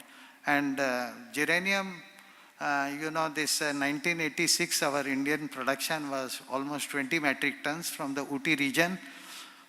But then again the production started decreasing because that area has grown up very fast as a hillside tourism, and Kodaikanal, the another big area. So the world demand may be around 400 metric tons. Egypt production is estimated to be around 350 tons. And the Chinese production has come down, which was substantially high. But others production may be estimated as 5 metric tons. But price is a big challenge. So in India also we started producing, I will narrate you in the few forthcoming slide. This geranium is also very important crops. But if you see on the import data, the geranium is imported again at Mumbai customs in a very good quantity. The demand is not going down, but it is almost rising at many other ports in India now, like this Cochin port where you are sitting now. The transshipment port is very much next to the waterway where we are sitting in the auditorium, and such kind of terminals will enable many of the container loads of essential oils to be transshipped to the many other coastal Sagarmala projects. So the whole data will be very, very different, but this is all about Mumbai customs. Now, fifth very important oil is mentha oil, where India has very good position, and especially in all the 4 mint varieties which I narrated on this slide: Mentha arvensis, Piperita, spearmint and citrata. So I will give you the whole chronological order of how this mint revolution occurred. Before 1960, India was a net importer, and India was getting either from Brazil or from China. Then 73 onwards, a lot of change occurred due to the interventions of CIMAP, and good varieties got developed. But not only the variety, but it is a very progressive farmers of Uttar Pradesh around Lucknow region, and especially in the western UP, many farmers really multiplied it. And the production, if you see, this is a very latest data because just 2 days back I was at MCX, Multi-Commodity Exchange, which has become very, very functional now. So they practically give the live data on only one commodity on essential oils, because even Mantha is also very small for them. But other commodities like petroleums and other things, they are very active and for future tradings. But in case of the Mantha, if you see their figures, how the export is going up, and even the prices are going up this year. Of course, the price rise was due to the this blast of BASF facility for citral production, and that has led to a huge demand for Indian mint oils, and that gives the very good price realizations, and that will make very huge impact in 2019, since Mint Symposium is going to be there in the next months to be organized by CIMAP. So I will not discuss too much here because there are so many other oils to be discussed.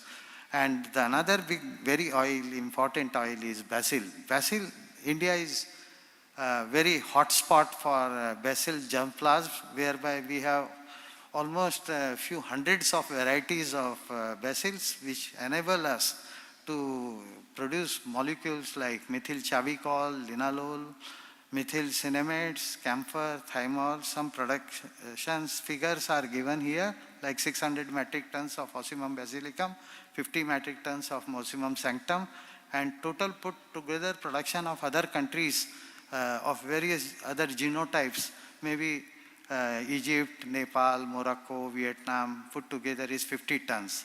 But India's production will go up in this year, 2019, as per our plan of our aroma mission, and which I will again tell you later on. So if you see the export figures from Mumbai alone, our export of basil is quite good, and it is going up and up. Then comes patchouli. Of course, it was started in 1962 to do the cultivation of systematic patchouli, because the original planting materials in the wild mode were occurring into the many forests in the Western Ghat area.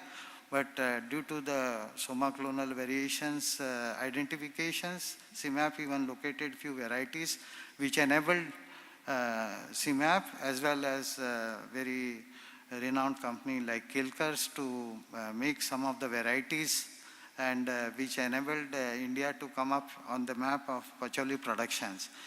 I will give you little figures on the patchouli, because again this is the third oil which goes in a huge quantity in India. Many people, I am so sorry actually, here one typographical error, it is 1400 metric tons per year of Indonesia, and India's demand is almost 700 to 800 metric tons. So almost 50% consumption of patchouli is there for tobacco and fine fragrances in India itself. Patchouli plantations we have done in state of Chhattisgarh, where the leaf mass is quite good, and of course in other coastal locations like Konkan also, and the hopes are very good. And as Vijay Kumar today morning was showing the cultivation of patchouli through the aquaponics, that again is another promising idea to grow organic patchouli, which can be used for organic flavors and for foodstuffs. So import of patchouli data, if you see the figures here, it is very high, in case of tonnage, as far as India is concerned. And that makes the patchouli as one of the largest oil being imported for chewing tobacco masala segments.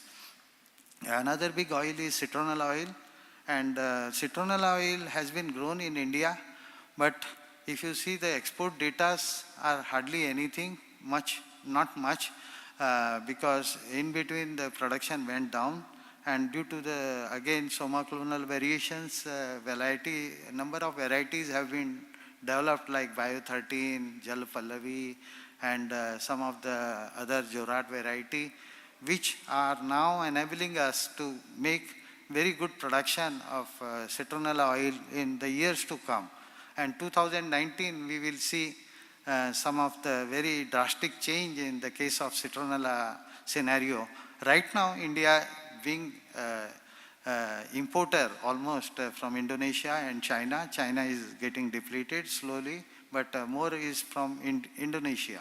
And this figure again is from Mumbai Customs.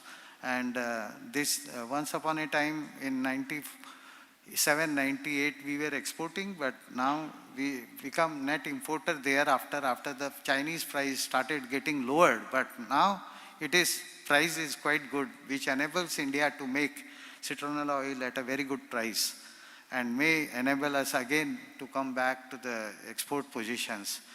Another big oil is rosemary oil. And rosemary, as you know, this has been grown mainly in other climate and other countries. And our production of rosemary was hardly anything, if you see in the past. But we were importing mainly all these oils.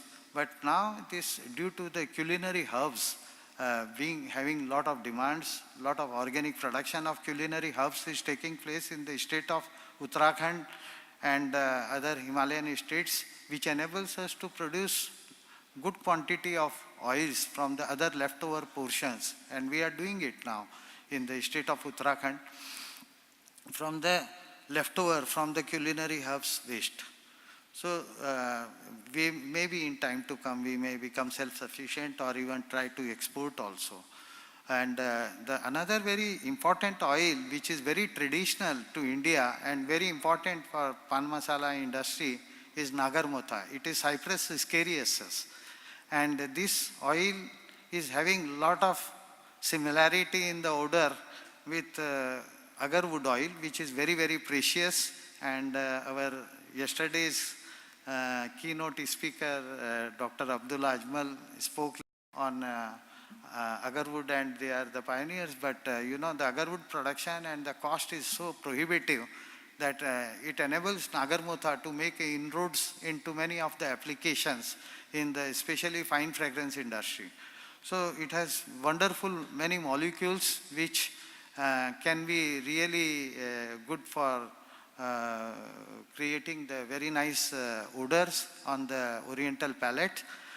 And I will just show you a few slides which is going to be very interesting how this nagarmotha has been done. When we started in nagarmotha, everything was wildly cultivated, non-sustainable way in 2003. And everywhere the digging was going on and nobody was bothered about recultivating it. So thereafter, you know, little change has occurred. So this is how near the river belt, this nagarmotha grows. And we can find in the month of October, November, and it used to get burnt earlier. And that is how we lost a lot of biodiversity in many producing areas where many important molecules in this oil has been excellent. But then we started the sustainable cultivation. We started collecting the many genotypes from the various areas of West Bengal, Chhattisgarh, then even other coastal areas where a lot of tribal belt is there, because it is quite labor intensive. You can see from the slides how difficult it is to dig the nagarmotha roots if you want to do the sustainable cultivation. So after digging and washing the whole plants, we take out the roots and replant in the same belt. So that enables us to give after 2 years, another nagarmotha plants, which gives more and more yield. But these roots which we have cut is semi-dried in the sun rays, and then it is perfectly dried in the shade. And then after drying this nagarmotha, it is distilled actually. Before distillation, it has to be chopped off in a pulverizer, not in a very coarse manner, but the intactness of the fiber has to be maintained. And then thereafter the steam distillations, just like vetiver.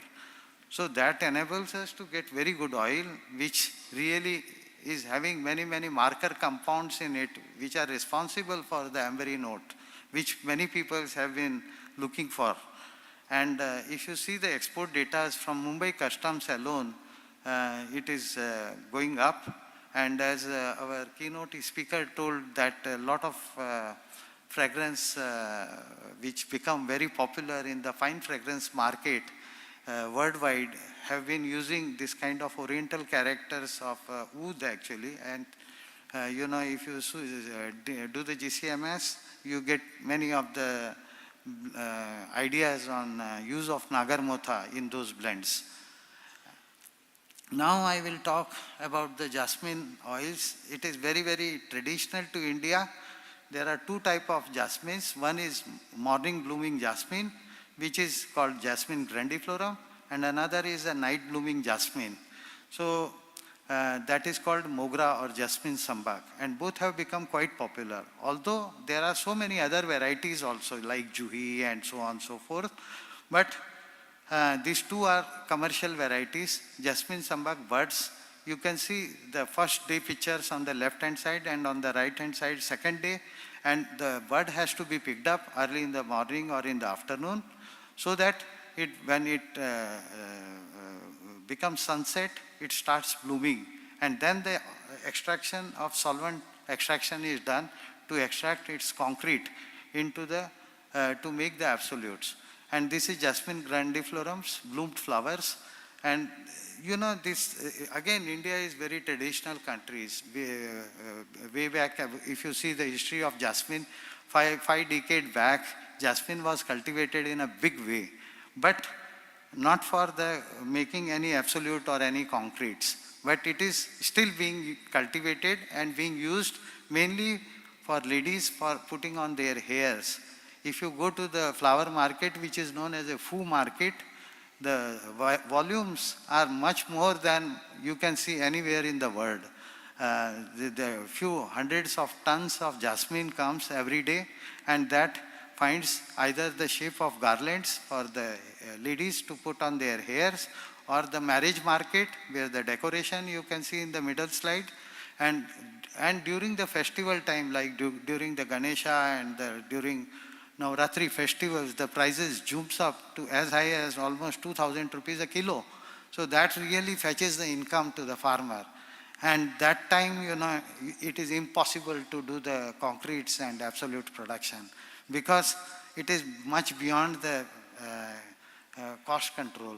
So this all this production, here the export of the jasmine, but this is not the real figure, because many people I got from the customs, but these figures are of jasmine oil actually. It is not including jasmine absolute.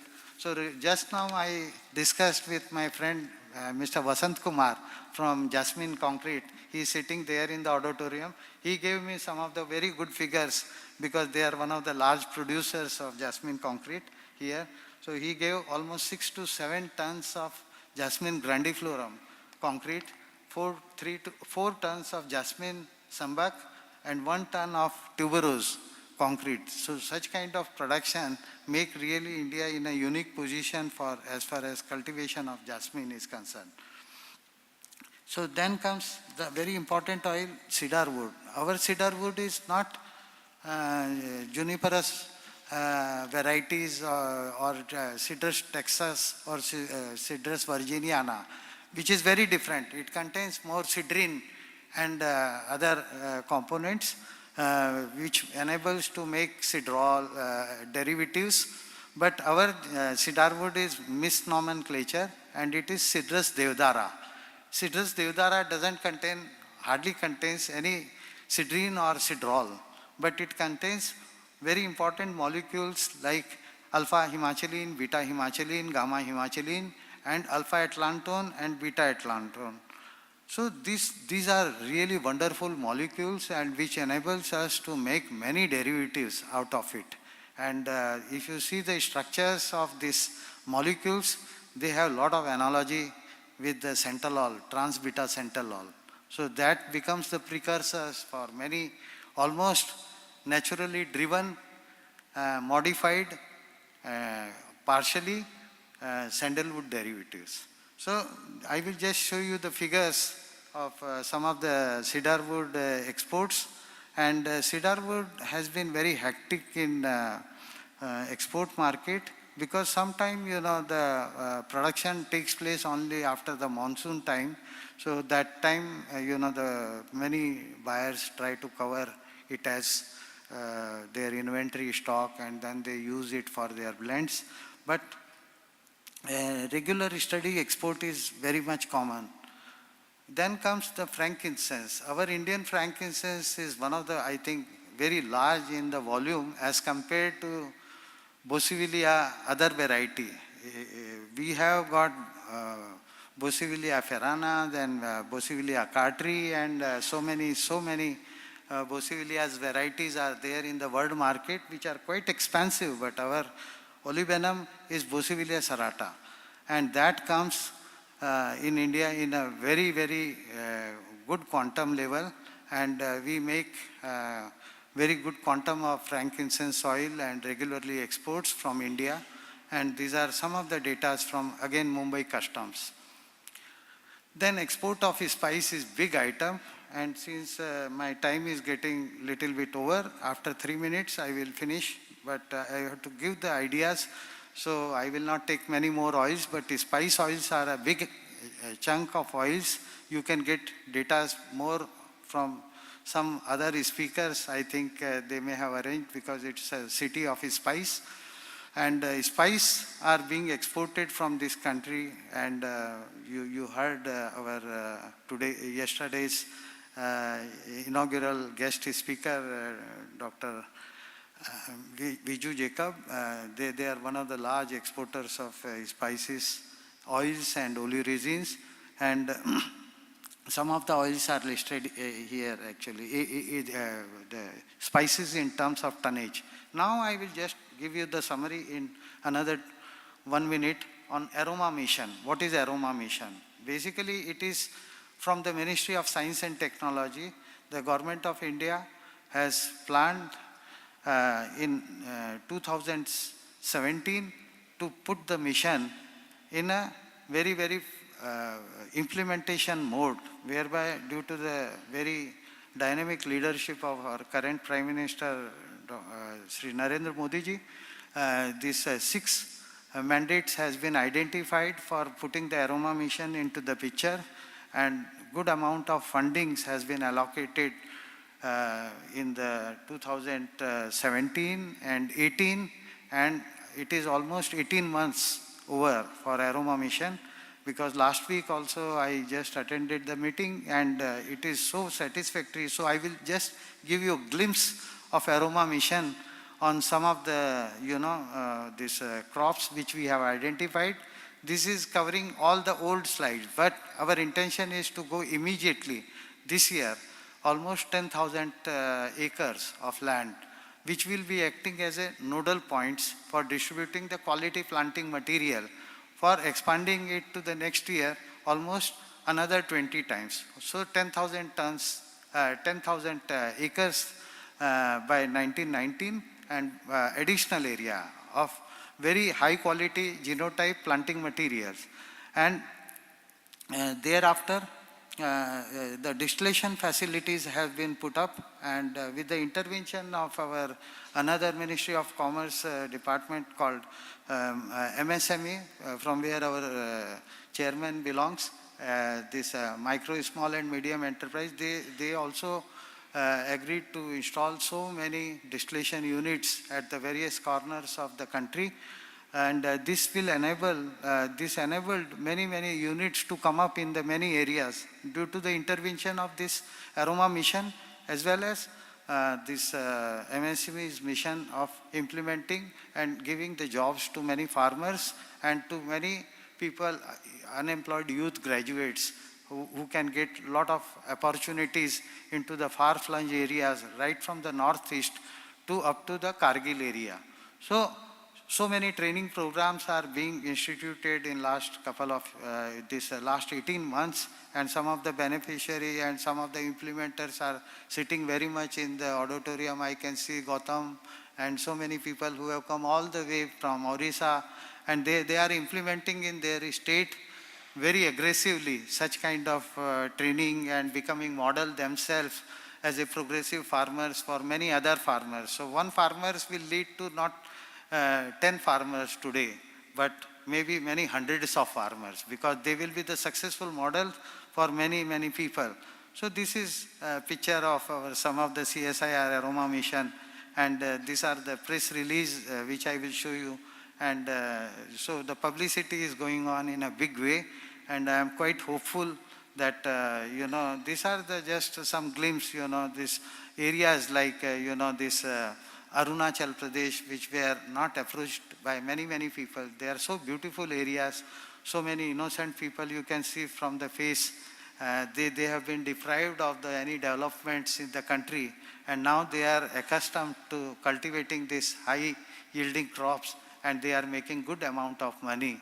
That is really the strength of India, and I am so sure that in the far-flung areas like Kashmir, where we have instituted this lavender mission also. So lavender mission, we try to call many of these women who are progressive in nature. They are all microbiologists and very learned ladies, and they have their farms of their own, like apple orchards. So intercropping of lavender with apples. So many successful models are coming. I have got very little time, and I already crossed 1 minute.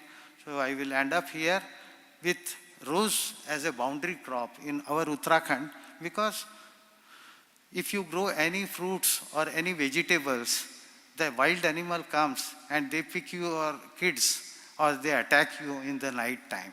So in order to protect their own families, we started planting the rose as a boundary crop, because it has a lot of thorn. So the wild animal never enters those farms. And that gives enough of the rose to these ladies you can see. And we distill this rose water as well as rose oil. And last year on International Yoga Day, we presented a whole big bottle of rose oil from the same farms to our Honorable Prime Minister, and he was so happy, and he immediately expanded the mission to a very great height, and we are very hopeful to see in the state of Uttarakhand, not only Uttarakhand, but in the state like Manipur, where a lot of insurgency took place due to the terrorism. And these are the, our MSMA Shuklaji is there from FFDC. So such kind of missions are being instituted, and not only the Prime Minister himself, but the Minister of Science and Technology, our Harshvardhan ji, presenting the improved lemongrass variety to me at one of the last function. And this month also on 31st, we are anticipating about 20,000 farmers get together on 31st of Jan. So such kind of missions will really bring India up for aromatic production. Thank you very much. Thank you, Ramakantji, for making a detailed journey right from Kashmir to Cochin for the aromatic cultivation, essential oil market. Now the session is open. If you've got any question with Mr. Ramakant, it's open and you can ask him. So I would request Mr. Kamlesha to give a token of memento to Mr. Ramakant Lalkaji. Mr. Kamlesha, please.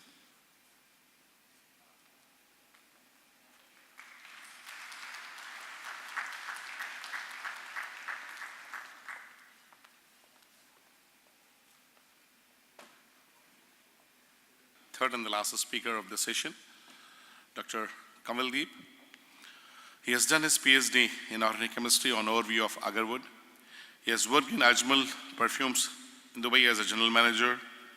He has been working in fragrance over the last 30 years and has spent 25 years on agarwood. He is associated with CITES and other government agencies on rules and regulations. And it's very nice that he will be talking on the same subject on which he has done his PhD. Talking on one of the very important, one of the costliest essential oil, talking about overview on agarwood. I would request Dr. Kamaldeep to come here and give his presentation. Dr. Kamaldeep, please. Good afternoon. This soil is very complex soil, and it is being used by many perfumers these days. But much data is not known. So I want to share our practical experience, how such a complex product can be traded, which is a part of the Appendix 2, and this can serve as an example for the other essential oils. What is agarwood? Agarwood, when we say any tree like sandalwood, there is no difference between sandalwood and sandalwood tree. But there is a big difference between the agarwood and agarwood tree. Agarwood is a resinous hardwood found in Aquilaria species, and agarwood is this is only say 5 to 10% in the tree. So suppose we have a tree which has a weight of 100 kg, but we can find agarwood only say 1 kg or 500 grams. The major agarwood producing species are Aquilaria and Gynopsis, which are widely distributed in Southeast Asia. Now we have data available from various agencies from Indonesia, Malaysia, and Thailand. It is found that agarwood is found not only in not more than in 15% of the tree. So earlier, the agarwood hunter or poacher who was, you can say, felling the tree for getting agarwood, they actually felled indiscriminately all the agarwood trees, and we lost millions of trees because earlier nobody knew about this, people were not aware, and no authorities even guided them, and this ignorance has cost us a lot. In Aquilaria, we can differentiate between various species. There are 34 species, and we can differentiate by morphologically as well as by DNA. But the easiest way is morphologically. When the field worker go to the field to collect the seeds, so they are trained to differentiate various species on the basis of leaves, on the basis of stamina, on the basis of fruit structure, etc. Multiple uses of agarwood make it in high demand, especially in Middle East, China, and Japan. Agarwood as such is used as an incense in the Middle East. High quality of agarwood is used as an incense, but also it is used as a perfume.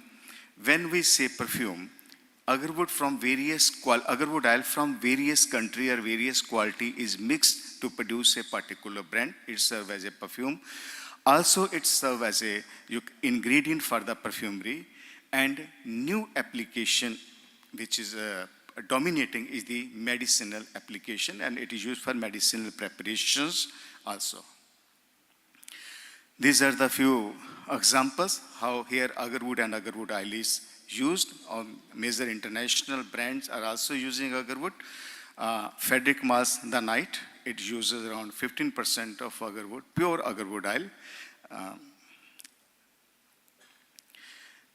In Middle East, mostly it is used for cultural and religious practices, and Japan has preserved one piece from the 8th century, so I got this from Professor Nobuchi. Potential other uses of agarwood. What most of the scientists or person working in this field in future, maybe agarwood will be more known for its medicinal properties than on the fragrance. As in today, say 60 to 70% funding on the research of agarwood is being done on this area and not on fragrance. For example, one of the its property is the antioxidant, and this extract has been successfully found to contain free radical quenching. Process has been finalized to find optimum yield of this extract from the leaves, so it can be used to produce new range of cosmetics, and surely very soon we will find this range in the market. At present, there are 34 species known, out of which 4 or 5 species are very, very important from agarwood oil producing. Other species are also important, but we are not considering them basically from the sustainability issue. I will come to later on. And then we have Aquileria malacensis, Filaria, Cresna, and Genopsis wala are the important species. Genopsis wala is the latest entry in this series, and it is found in Sri Lanka. It provides very good agarwood and very good oil, basically because nobody noticed it, and people came to know only after very, very long time when it was mature. There is a very much curiosity how agar formation take place. It's very much different from most of the species, most of the aromatic plants, and in order to induce agar formation, it is essential we should know how the process takes place. Normal agarwood tree is white or pale yellow and is practically devoid of any fragrance. It is just like a timber, odorless, and it is a valueless. Even if a agarwood tree grows, say, 60 year or 70 year, but it has not been interfered by natural or man-made, you can say, process, there will not be any agarwood formation. It will remain as a white, you can say, timber tree. And agarwood, this one is basically a resin impregnated portion of the agarwood tree. Agarwood is known as a pathological products and is produced in the tree against defense mechanism against the external threats. External threats may originate from any of the following: mechanical, stress-inducing chemical, or microorganism. When we generally say natural formation, mean agarwood formation taken place in the forest without human interference, this does not take place on its own. Something like similar has been done without human interference. For example, wounding has been done by insects or some animals, etc., or some, you can say, thundering, etc. Something has to be done. Otherwise, there will not be formation of the agarwood, whether the species is in the forest or whether the species in our plant. Defense mechanism involves activation of biosynthetic pathways by induced enzyme. This is very, very different from all the aromatic plants. You know, in all the aromatic plant, sensuality is produced by generally, you can say, starting from sugar, but components of the sensuality depends upon the enzyme used. This is right from the RNA. Here the enzymes remain, but they are not activated. They get only activated when against any external threat or threat. Otherwise, no agarwood formation will take place. So it is essential to know the science behind agarwood formation, so can we design better way, fastest way to produce agar in the species for commercialization. Otherwise, nobody will wait for 50 years, 40 years, because there is no return on our investment, and this is not a good commercial proposition. Depending upon the extent of induction, color of the wood is brown or black, and we are very happy when we get the black streaks.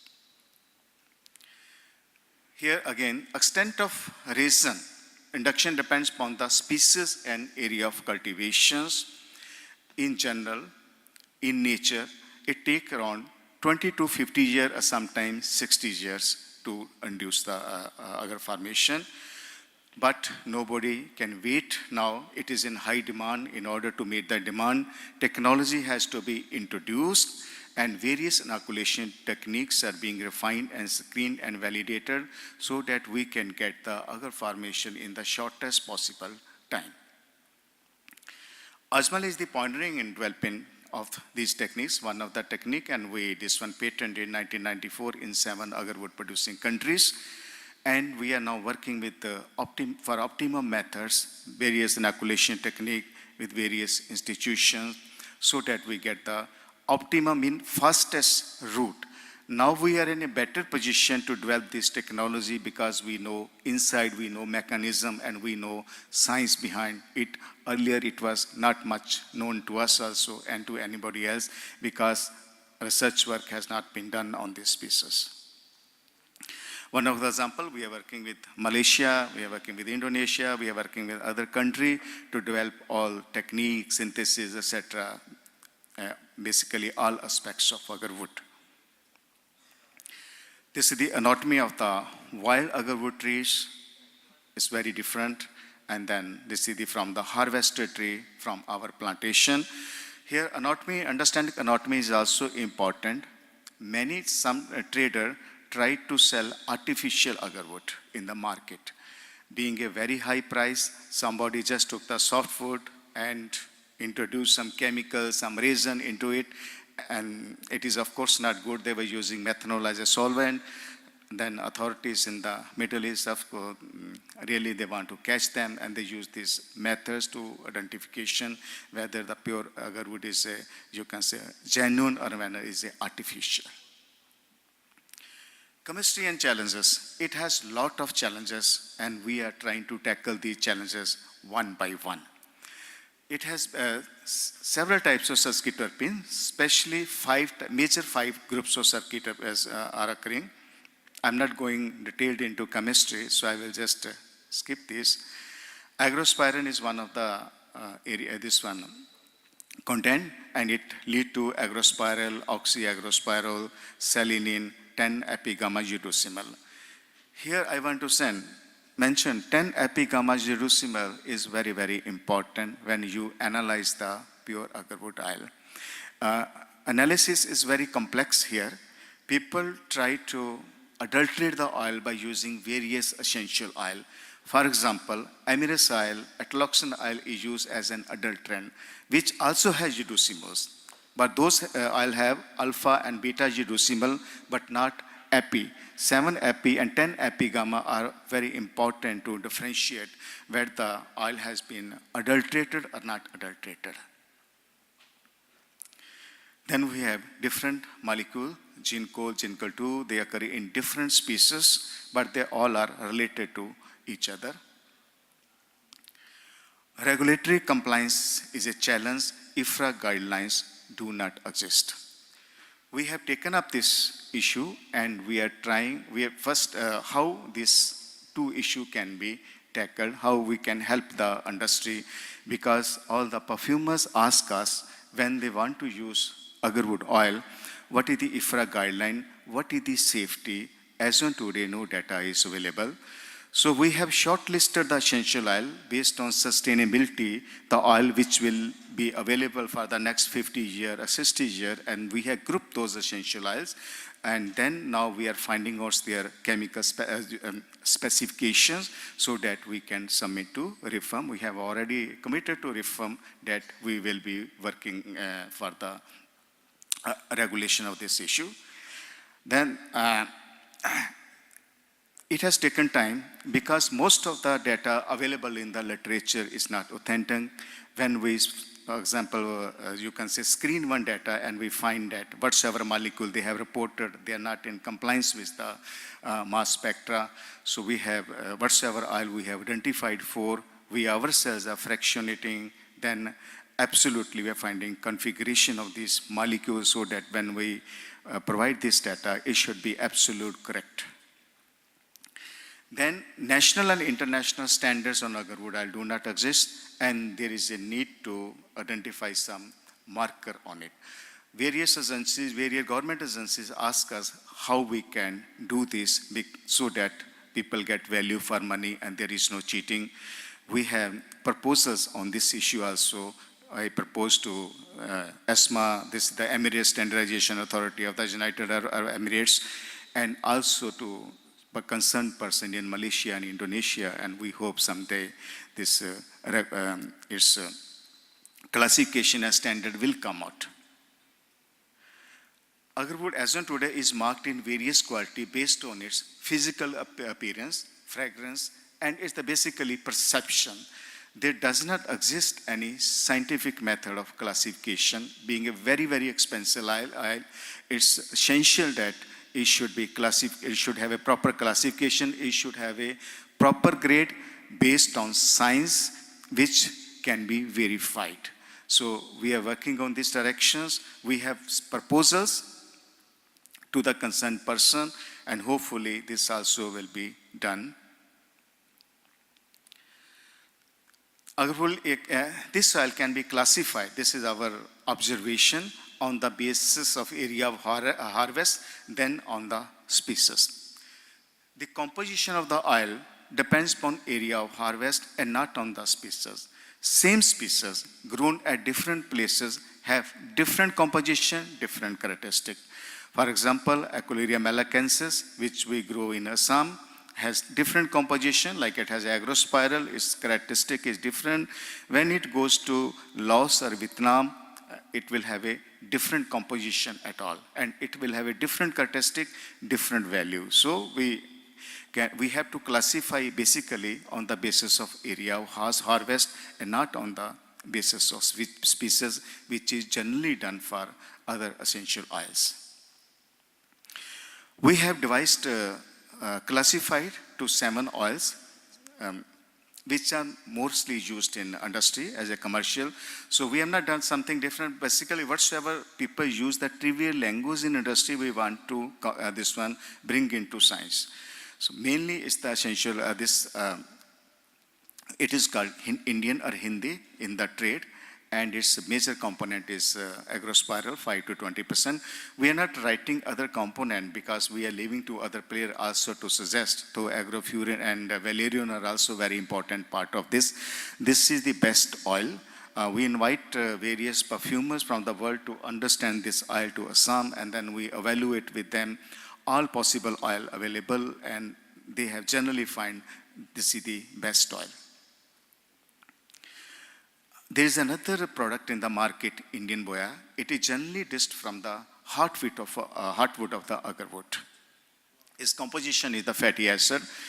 When we fell the tree, we separate out the black portion to distill the oil and to get the incense. The leftover portion, which is useless otherwise or valueless, is distilled to get the boya.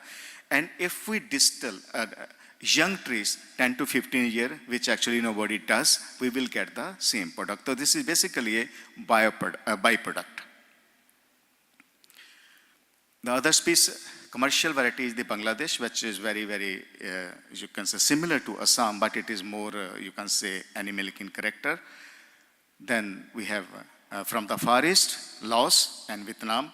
And Laos is the Aquileria crescina, it goes, and its main component is again 5 to 20% agrospiral. And you can see in Aquileria malacensis in India, it has again agrospiral, and here Aquileria crescina has the major component agrospiral. That is why we have classified this on the basis of harvest, area of harvest, and not on the species. In Vietnam also, we have Aquileria crescina, which is called commercially Vietnamese oil, and this is the most animalic character. It can be combined with musk, etc., if somebody want to develop fragrances which are high animal. Malaysia, we have Aquileria flaria, and it's a sort of floral character. Its major component alpha-gyrosymol in the range of 5 to 15%. Again here, to correctly analyze oil for adulteration, person analyst must know stereochemistry. Otherwise, it may not be possible for him or her to analyze correctly this oil. Indonesia, we have a Bacchariana, which is Tarakan. Tarakan is a very, very important and one of the most expensive oil, having ginkolol in 10 to 30%. But we feel that it will be available not more than 10 years. Sustainability is an issue in this case. The tree takes longer time, and it is not giving return over investment, and maybe it will extinct from the market. And then Zimroke also, this is another oil. Thailand has 2 varieties, Prachin and Trad. Trad is a very, very important variety, and this is the, you can say, will be available in future because this species grows very fast, and all the technologies are being worked out to get the agarwood formation faster. This one idea is to grow the tree in 10 to 12 years, and after treatment, we should be able to get the tree in the harvesting form after 5 years. Say maximum time should be 15 year or 12 year, 14 year. Otherwise, return over investment is not there, and people may not be interested to commercial plantations. So each oil we want to be graded, then further graded, depending upon the basis of sesquiterpenoid. Sesquiterpenoid is a very, very important component of agarwood oil, and fragrance depends upon then. This is on the basis of our experience in dealing with the thousands of oil, how they are sold as first sale, second sale, and if you convert it into chemistry, we get the 4 grades, which has a 70% component, minimum sesquiterpenoid, 30%, 10%, 0%. So this can formalize the grading of the oils also. This is the agarwood plantation. Plantation is required professional management here. Artificial inoculation treatment is must, technology is must for this plantation. Then one has to register with authority because being a citrus product. Harvesting management, selection of the seed. Selection of the seed is really, really important. People have committed a lot of mistakes by planting the seeds which are not good seed, because we get the final product after 15 years, 20 years. If the wrong seed has been, you can say, sowed, there will not be any results. Extraction method, analysis, quality control is general. Then it should be compliance to citrus and local regulations. We say that journey of 1,000 miles start with the first step, and that is the case true for our late chairman, Haji Azmali, who started plantation of agarwood in 1979. At that time, there was no need, there was no citrus, but his vision was that one day the plantations has to be there. The trees that are in the field will be taken away. And in this case, we have been able to, you can say, increase the plants up to 1 million as on today. Ajmal has 1 million plantation on their own. And this has inspired to other peoples. And in Assam, there are around 50 to 16 million trees by the other people in their home gardens. Agarwood can be grown by adopting any of the methods: seeds, seedling from nursery, tissue culture. Seedling is a simple process generally followed, but tissue culture is literally a complex process. Most of the institute follow this one, tissue culture, but we don't. We follow the seedlings. These are our nurseries. The seedlings we provide to various farmers free of cost, just to encourage them, planting the material. These are one of the technique we are recently developing with our, you can say, partners, so that we can get the fastest formation of the agarwood tree. These are the processing, how it is processed. There is also changes in the process are taking place. Some trees are being tested that we need not to fell the whole tree. We can cut the small, you can say, branch, and the branches should regrow, so there is no need to uproot the tree. Those pieces are also being studied. So this is the better quality is always used for incense because it gives value for money, and the lower quality or leftover is used only for essential oils. But still the price is very high. These are the traditional distillation technique, methods. Yeah, this is the important sustainability of the citrus. Citrus, as you know very well. I want to just explain how we taken head-on with the citrus so that we can trade these species. All the species which has come under citrus, Appendix 2, can be traded. There is no restriction that once it has been declared as a citrus, then we should stop using those oil or stop trading. There are the method which can be used, and we have been able to successful take with the citrus this very complex oil, and it will be, I think, very easy for you if you take up any issue with for the other essential oil. In 1994, India proposed that Equularia malacensis to be included in Appendix 2, and this was a result of a basically miscommunication between the authorities. When the survey was taking place, many people from the field did not cooperate with the agencies. They thought that people who are asking us so many questions from text, nobody was knowing at that time what is the citers, what is the traffic, etc. This sort of miscommunication led to this one inclusion in Appendix 2.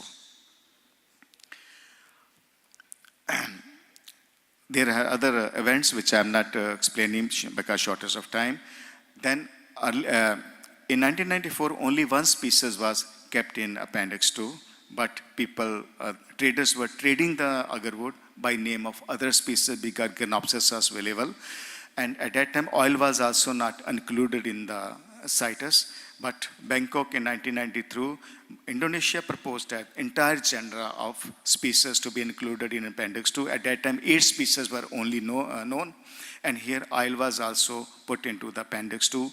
And here, when people started working, okay, how we can bring it out of, you can say, CITES, and how we can start trading the oil, keeping its importance and ever-increasing demand. To tackle this issue, first expert group of meeting was taken place in Malaysia in 2006.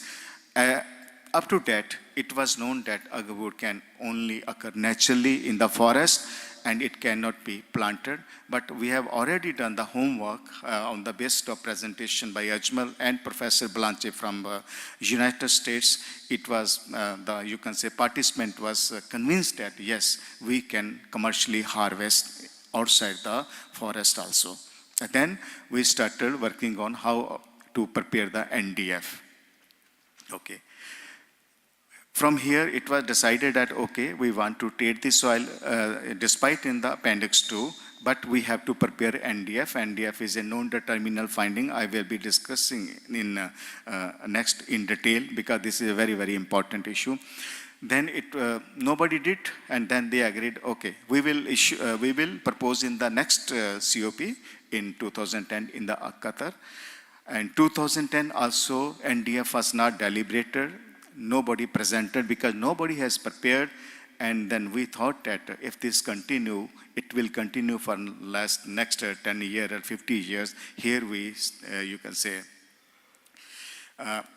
started participating very actively, so that we can do our work in next 3-4 years. If we depend upon many people, it won't be done.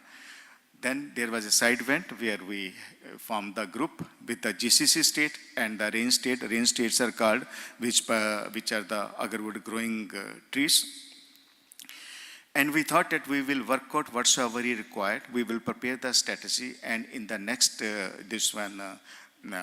Conference of Party 2013, we will present all the data so that work is done. And then before doing it, we have held workshop in Kuwait.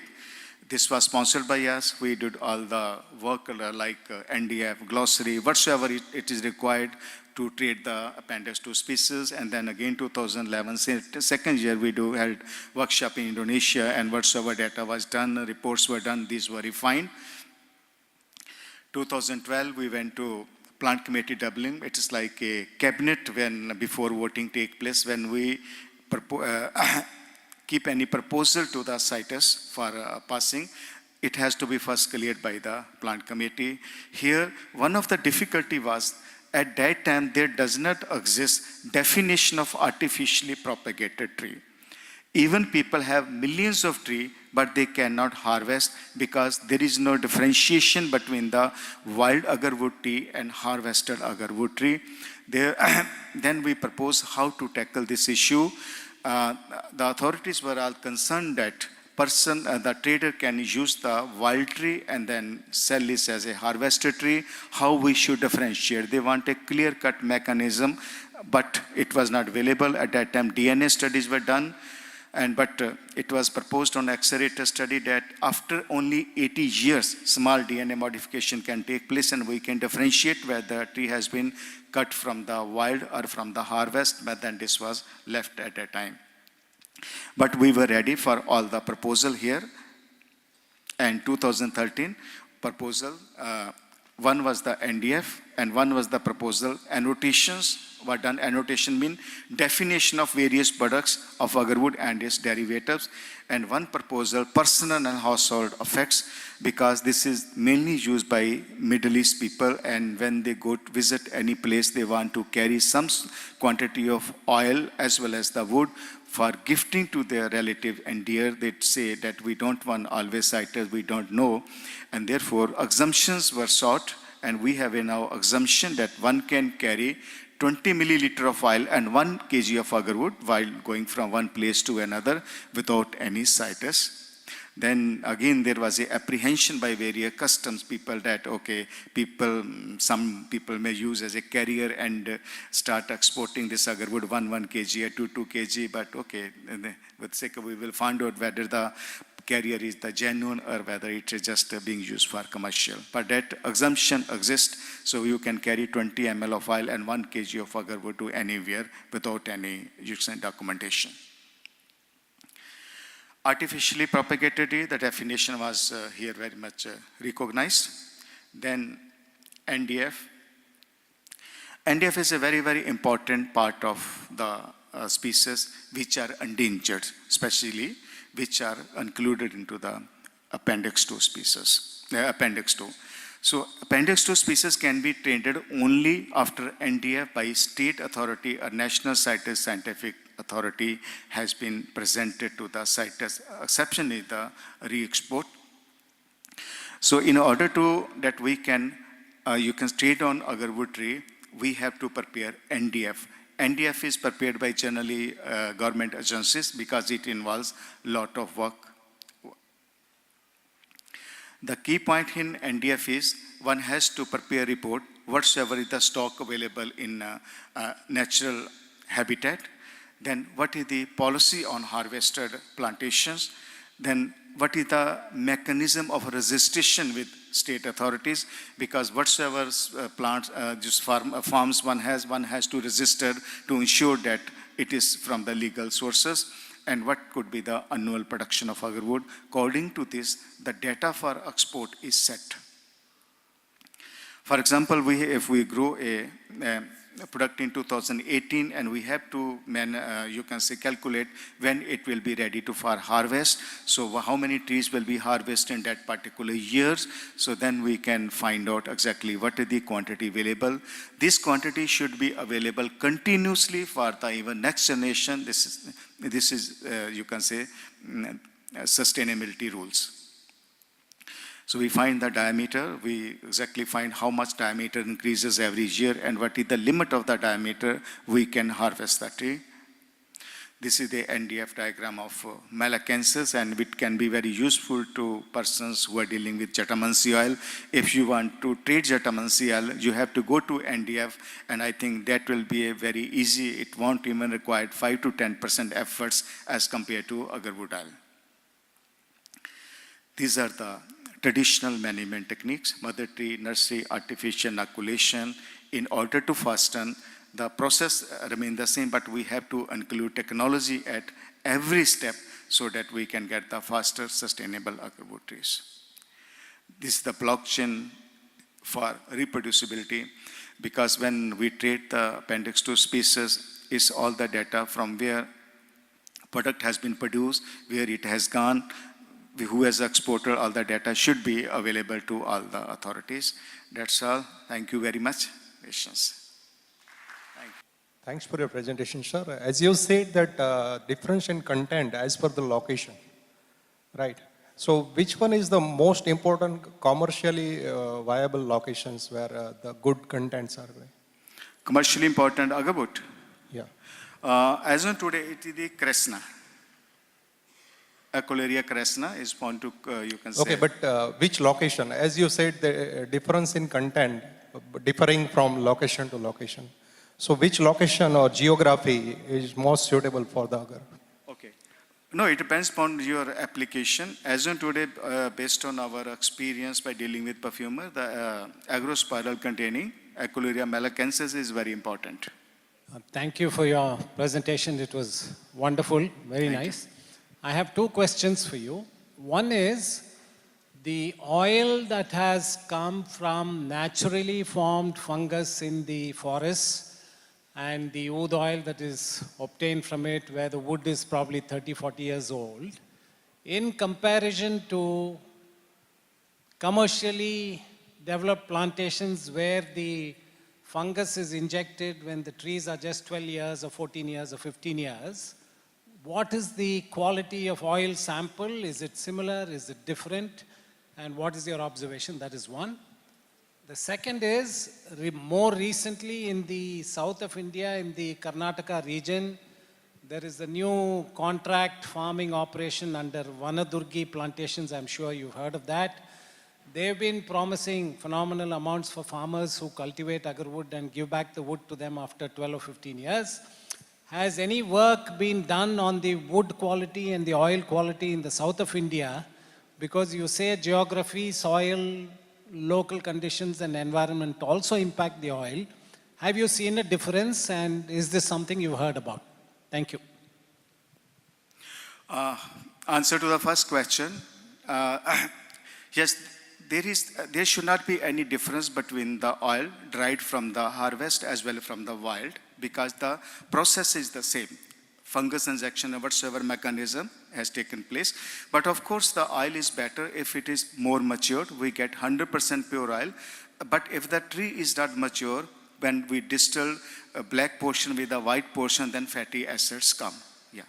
So if even it depends upon the quality of the wood used. If we use pure quality from the harvest as well from the natural, we will get the same use oil. But if the harvest is not matured, say 15 years, 20 years, some other portions are used, then you will get not A grade oil, but get B or C grade oil. Second answer, question to your second answer of the South India, we have heard that agarwood has been grown, but we are not much aware of what they are doing. And because here you should have a proven technology for induction, otherwise there is no point of harvesting, and we are not aware of South Indian plantations. Thank you. Thank you, Dr. Kamal. Now, I would request Mr. Ashish Junjunwala.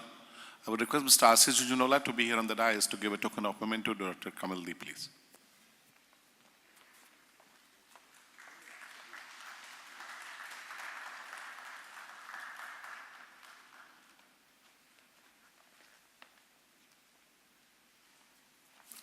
Thank you, Dr. Shakti Vinay Shukla, for conducting the technical sessions on essential oils. I would also like to thank all the speakers for giving the valuable information and knowledge regarding the essential oils. Now I would like to give memento to Dr. Shakti Vinay Shukla.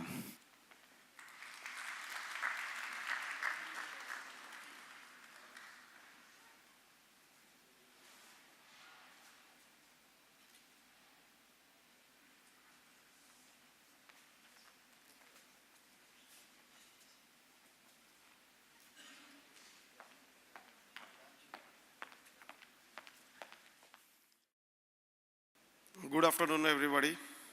I hope everyone had a good lunch. So our second session of the first day of this FAFAI seminar on aroma chemicals. Today we have selected 2 lectures, and I hope all the members of our association will get good insight on this chemistry part of the aroma chemicals. For today's session, we have 2 speakers. So may I request Dr. Andres Goike and Mr. Ayyappa Vemulkar to please come on the dais. Please give them a big hand. Okay, I would like to introduce to Dr. Andres Goike. Born in 1964 in Germany, he studied doctorate at Wuppertal, Marburg and Heidelberg, where he completed his PhD in organic chemistry under supervision of Dr. G. Helmkem in 1994. Synthesis of jasmine natural products as a Humboldt JSPS scholar, and he spent his postdoctorate at Kyoto University working on in-vitro selective transition metal catalysis in collaboration with Professor Yoshihiko Ito. Following these studies, he undertook research projects at Oxford University in the field of catalysis with Professor John M. Brown. In 1997, Dr. Andres joined Givaudan, Switzerland, a leading manufacturer of flavors and fragrances. And in 2005, he assigned to set up a new research unit in Shanghai to account for the growing perfumery market in Asia. During this time, a close partnership with various academic and industrial partners evolved. And since 2010, Dr. Andres has been heading discovery and research group at Givaudan. The main objective of this group is to enrich Givaudan's ingredient palette through the awesome power of chemical synthesis, leading to proprietary signature odorants which offer solutions to modern challenges in perfumery, improved sustainability, performance, and hedonic profiles on ingredients. Dr. Andres authored more than 80 patents and publications. So now I invite Dr. Andre to take the stage. Dr. Andre, please. Good afternoon, ladies and gentlemen. Thank you very much for your very nice introduction, Mr. Mehta. Many thanks also to the organizing committee to allow me to talk about my topic today, which is the discovery of Nymphial, the definitely Müggealdehyde. We can also say the definite Lilial replacer. Ladies and gentlemen, Ernest Beau, around 100 years ago, said we will have to rely on the chemists to find new chemicals if we are to make new and original accords. It's a couple of years that he said that, but the trend, I believe, is still ongoing, not only because our economic growth in our industry is still positive, but primarily also we have indispensable needs for more sustainability. We need more sustainable odorants, we need more sustainable fragrances as a whole. Another important feature of our business is in the flavors, and in particular in the fragrance businesses, that retail decisions are made up to 70 to 80% by the scent. Perfumers love their scent, consumers love the scent. It's an absolutely important feature of the product. In other words, okay, a washing powder. Nobody will reflect really upon the efficiency of a surfactant or an additive. It's really the scent that makes a difference. If that is nice and fresh and clean, people will love the product and buy the product. In the fine fragrance domain, the trend is similar, although brands play a little bit more pronounced role. As mentioned, people love the scent that they wear. It's supposed to inspire them. It's also a kind of communication, a communication of individuality. And in this context, you can also say a perfume is a piece of art. Here I would like to depict a couple of Givaudan recent launches over the last 2 to 3 years.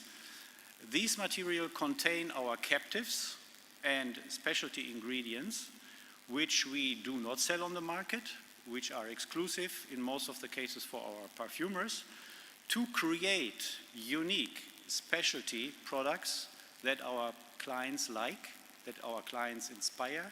They provide the signature that also the user finally wants. So I come back later to, in particular, The Woman in Gold by Kilian. That is a fragrance created by Kalis Becker, who is also the head of our perfumery school. And this was the first commercial launch of a fragrance featuring Nymphial, the new ingredient that I'm going to talk about in more detail, on the market in 2016. I come back to that later. Before I go into more detail with regard to Nymphial and how we discovered it actually, some general comments about how we perceive are the main task in sustainability challenges. That is actually our sense of tomorrow. We need to do the things now in order to be competitive and successful in the future. And what does it mean? We have identified 3 major pillars in this initiative. Sourcing for shared value, it's absolutely essential. We want to give something back to the many people who work for us. Acting for our environment, absolutely a key issue as well. We all know about global warming and these critical issues that impact our lives dramatically. And for us chemists, innovating responsibly is absolutely a must. So in detail, sourcing for shared value, for instance, we have about 40 natural ingredients already that are sourced within specific programs. I only mention one that you're probably aware of. In 2017, Givaudan announced a collaboration with the NGO Mount Romans in Australia for the sandalwood production. The Aborigine communities really profit. They have a sustainable life. They have a future. And so it's a good collaboration. It's only one example. Anyway, by 2020, Givaudan has committed 90% of the raw material volumes of natural origin are supposed to be sourced responsibly. Innovating responsibly for us chemists, clearly, we need to apply the principles of green chemistry. We need to put atom economic considerations. We want to have new biotransformations. We want to use renewable resources for our new molecules and new ingredients. And not listed here on this slide, it's also very important, the concept of saved by design. It's a trademark concept, and I will explain you in a minute how it works. Importantly also, in order to be ahead of time, we need to anticipate what comes down the pipeline in order to anticipate the challenges of the future. Acting for our environment, only briefly, Givaudan has committed to scope 1, 2, and 3 greenhouse gas reduction programs, 30% reduction by 2030. It's a challenge. Also by 2025, 100% of our electricity is supposed to come from renewable resources. Givaudan is measured by these goals, but we are going to, well, takes a challenge. So now the discovery of nymphial. Nymphial is actually a novel lily of the valley odor. Lily of the valley is the sweetest of the floral flowers blooming in the fragrant vernal days, is a lily of the valley with its soft retiring ways. Paul Laurence Dunbar, a US-American poet, have praised this little flower, but of course, as you know, across the languages, across the culture, this beautiful little flower is nowadays one of the key notes in perfumery. If you look, though, into the constituents, you don't find surprises. They are all readily known benchmarks of the industry. You can say, okay, the muguet, in French, lily of the valley, is composed into 4 or 5 different families. You have phenylethanol, geranol, citral, these kind of building blocks. Very importantly, farnesol. Can I use this, by the way? Farnesol, dihydrofarnesol, there is a green grassy component to lily of the valley, which is made to the great extent composed by cis-3-hexanol. You have also the fresh aldehydic notes, the fresh floral part, made up by the fatty aldehydes, as you can see down there, and a few trace compounds like pyrazines and a little bit of ionone taking care of the fruity, slightly raspberry connotation. However, if you want to recreate a modern lily of the valley accord with these ingredients, you will run into difficulties because it will not be really cost efficient and it will not be really unique and performing. That's why chemists have always looked into this particular note, and they wanted to find novel ingredients that answer the needs for the perfumer better. And the breakthrough actually came already in 1905 with hydroxycitronellal. That was by a German company, very likely. Knoll and Co. AG is not even more existing, but that was the first compound, wonderful aquatic transparent note. It found its first debut in Quelquefleur in, I think it was 1906 by Ubigon. More relevant probably was the big benchmark of Bayersdorf, Nivea Creme, containing also a lot of hydroxycitronellal. The next benchmark for the Muguet note was definitely cyclamenaldehyde. Cyclamenaldehyde was identified by Gustave Blanc of the University of Paris. He was a chemist, and he was a friend of Léon Givaudan.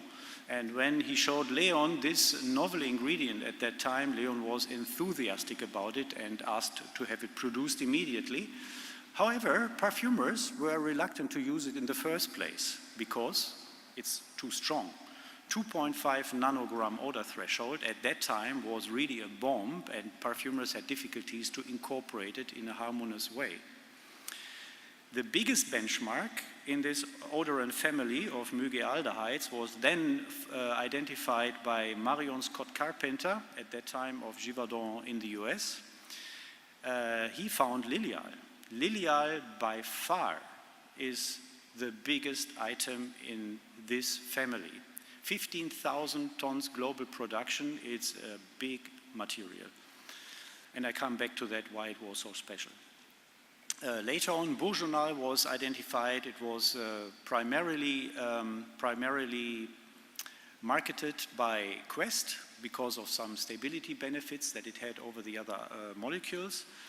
A wonderful and breakthrough invention also was Lyral. We all know Lyral, invented by Tergarden and Steinbach of IFF. Great molecule, a nugget for creation because of this aquatic transparency, the versatile character that made it so precious for the perfumer to create the subtleness of the Muguet note. Unfortunately, it was overused, probably very likely, over the decades, and hence we ran into some skin allergy issues, and the IFRA recommended to not follow up with the use anymore, and that was 2011. So this wonderful material is not anymore available. Dupical, a little bit more of a precious note, but its naturality, it's really convincing as well, and this material has also a great substantivity, but it remained a relatively small part in terms of volume. Fluorhydral, invented by Alan Chalk of Givaudan US as well in the 90s, 0.07 nanogram odor threshold was the strongest ingredient at that time. On top of the Muguet note that it has, it offers also kind of greenness, kind of hyacinth-like connotation, and some people say it's a little bit aggressive. That's why probably it never reached the volume that Lilial has, or had in the past. 2014 then, it was Maronial, created by Givaudan, and it's a hydroxyaldehyde like Lyral, like hydroxycitronellal, but it's significantly stronger. It's 4 times stronger in terms of odor threshold, 0.02 nanograms per liter, stronger than Lyral. And it also has a larger vapor pressure. It evaporates faster, and that leads to the effect that you only need a small amount to have the same effect like Lyral had. And this limited exposure also makes it a regulatory-wise relatively robust compound. So we are very happy about this material too. Mimosal, new captive by Firmenich. In the patent they claim it's also useful for Lilial replacement, together with Mayol, for instance, was presented in 2015. Decent odor threshold, a little stronger than Lilial as well, 0.35 nanogram. And finally, Nympheal, 2016, presented by Givaudan. And here we believe we are really happy with this compound. It's captive, we have to say that, but it is not only about 20 times stronger than Lilial in terms of odor threshold, 0.02 nanogram.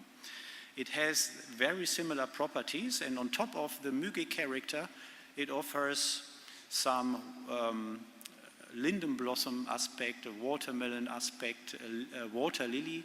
So it's a very aquatic thing, but it has the body of an aromatic compound. Aromatic means, in the classical sense, the ring with the 3 double bonds, for those who are not chemists. And reflect upon the name what aromatic compounds really mean. So here it plays a great role. And the substitution pattern of this molecule, I will come back to that, make really a big difference in the regulatory. Lilybell, a product by Symrise, very, very nice, fresh molecule. I cannot judge whether it will work in the context of Lilial replacement. So that is basically the history or historic development of this central node. And let's have a quick look why Lilial was actually the major benchmark in this family. As mentioned before, 15,000 tons global production by BASF, and you have a look at the synthesis. Toluene and isobutylene in the first step, multi-100,000 tons bulk material, then a very sustainable electrochemical oxidation of the tertiary-butyl toluene into the intermediate tertiary-butyl benzaldehyde, followed by aldol reaction and hydrogenation, which likewise is a very sustainable reaction, an atom economical reaction. So my message here is, it's not only the raw material cost, the whole way to create a molecule needs to be considered in order to have cost competitiveness. And here Lilial is really an outstanding example. So it's a wonderful molecule, but also in terms of floralcy. This white floralcy is unique. It blends very well with rose, violet, jasmine, and particularly musks. It's omnipresent in perfumery too. It's everywhere. 1,000 scent-related patents are listed in SciFinder, the chemical database. That is, for comparison, much more than for other benchmarks note like Galaxolide for the musks or Isoisupa for the woodies. Lilial is really the benchmark used internally for many comparative studies with regard to ingredients. And on top of that, this ingredient, some say when you smell it, it's a little bit fatty, but the fattiness translates into the certain warmth on the fabric that the perfumers like, that the customer like, because it feels cozy. And this is what we call the thickness, the presence, the body of a fragrance. So that was Lilial. My favorite example, but it's very personal, was White Musk of Body Shop in 1980. It contains 6% of Lilial and 60% of ethylene brassylate. Ethylene brassylate is not a very strong musk, but this 6% of Lilial inside led to a boost of this musk, leading to this iconic floral musky note that really set the trend at that time. So Lilial was great, absolutely an amazing compound, but it has one liability. And that started in 2008 when BASF self-declared a CMR2. CMR, for those who are not familiar with regulatory, is carcinogenic, mutagenic, reprotoxic. And BASF found that Lilial has a reprotoxic effect on rats. And important is to notice that is by oral administration. The rats has to eat or drink the material. There is no toxic effect when the material is applied by dermal administration. There is also no effect seen on humans, and that has been demonstrated in many metabolic or mechanistic studies. So in principle, you cannot really say it's a toxic compound, but the risk remains. And this is enough that the IFRA, just last year, in November 2018, changed the classification from CMR2 to CMR1B. And the consequence is that we cannot use Lilial anymore in any cosmetic application within the European Union.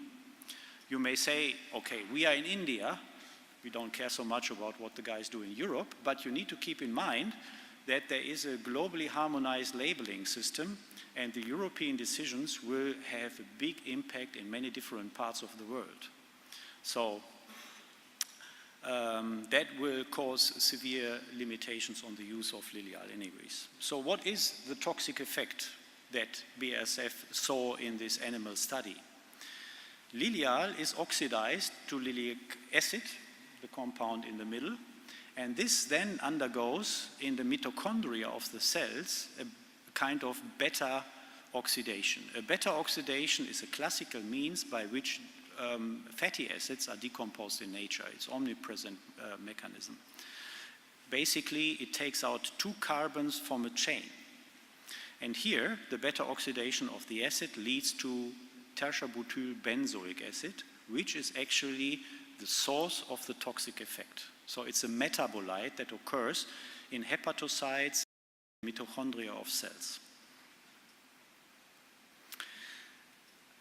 At Givaudan, we have to find solutions. When we want to replace material like Lilial, it's very difficult to do so. Of course, they were a benchmark for 70 years almost.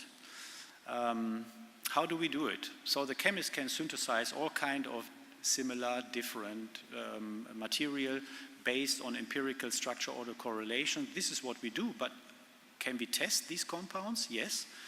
And this is the concept of safe by design, our trademarked way using in vitro testing. And this test now investigates the metabolism of compounds made in this context, depicted in the white box on the left. That can be done in a very efficient parallel way. And first of all, it can be done in real time. We don't need to wait, we can do it right away. And that is in principle a very easy test. You incubate liver cells with the material that you want to test.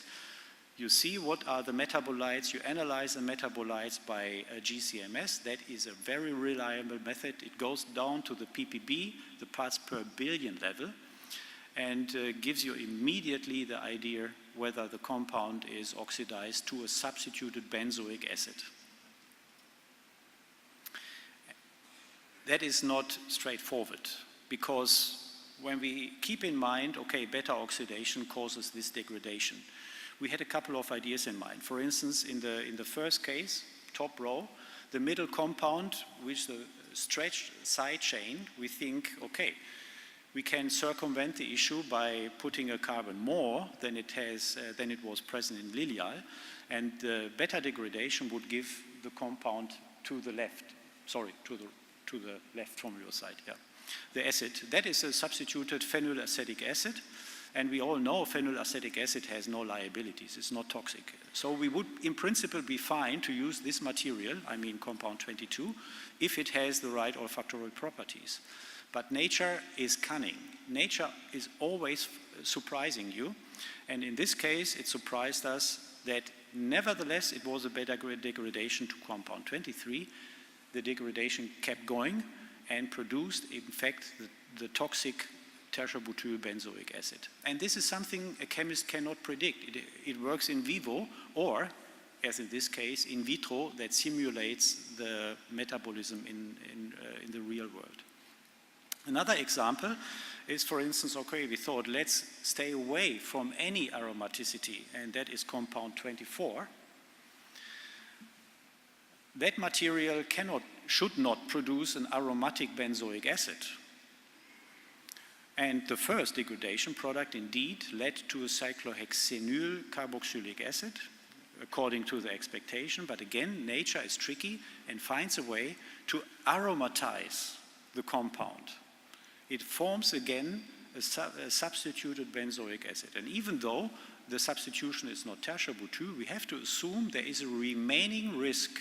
And this risk does not, or prevents us from developing this compound, because in the end we end up with a tox endpoint that we cannot handle, and that is blocked again after some years.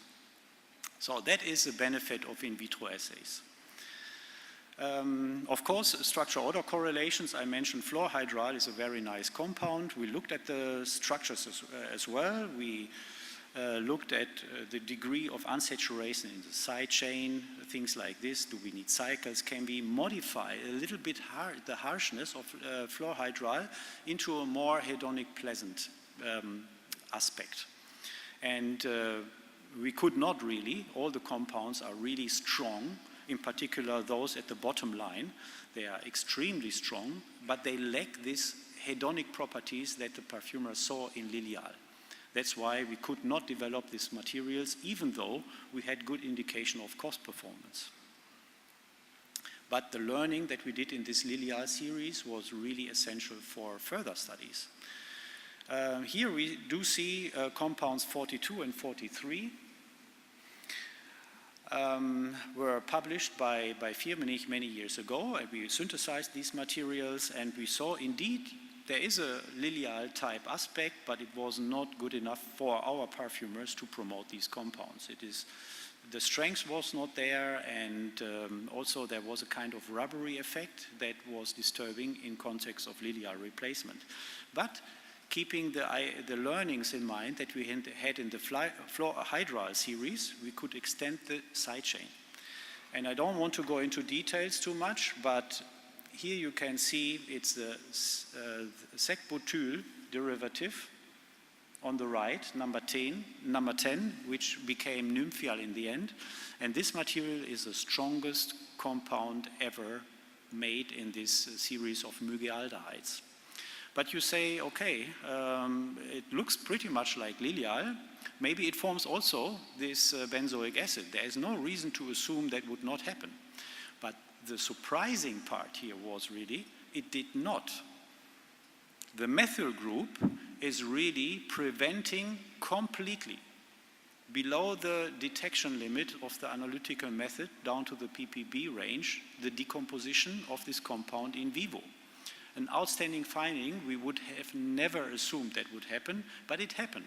And that's why we always said, okay, this methyl group is really magic. It makes such a big difference. So altogether, we had identified a compound that is 20 times stronger than Lilial. Perfumers say it's a modernized version of Lilial, and it's regulatory-wise robust. It does not have any liability with regard to the CMR issue. So obviously we are very happy. The odor threshold, I have two, one in red, one in blue. 0.02 by the measured value, 0.16 by a calculated method, and I come back to that in a second. Before, I would like to address two further assays that we apply in our research regularly. The first one is the Carcinosense assay. It's an assay for allergenic reactions. It depicts compounds which have an allergenic reaction on the skin, and if a compound behaves positively in this test, it will be very likely reacting also with the skin proteins, and then we cannot follow this compound. We have to discard it and look for something else. Anyways, this test was accepted by the OECD, test number 424. It's useful for everybody, or it's accessible to everybody as well. Everybody can use this in vitro assay in order to assess the allergenic issue, and importantly, to replace animal testing.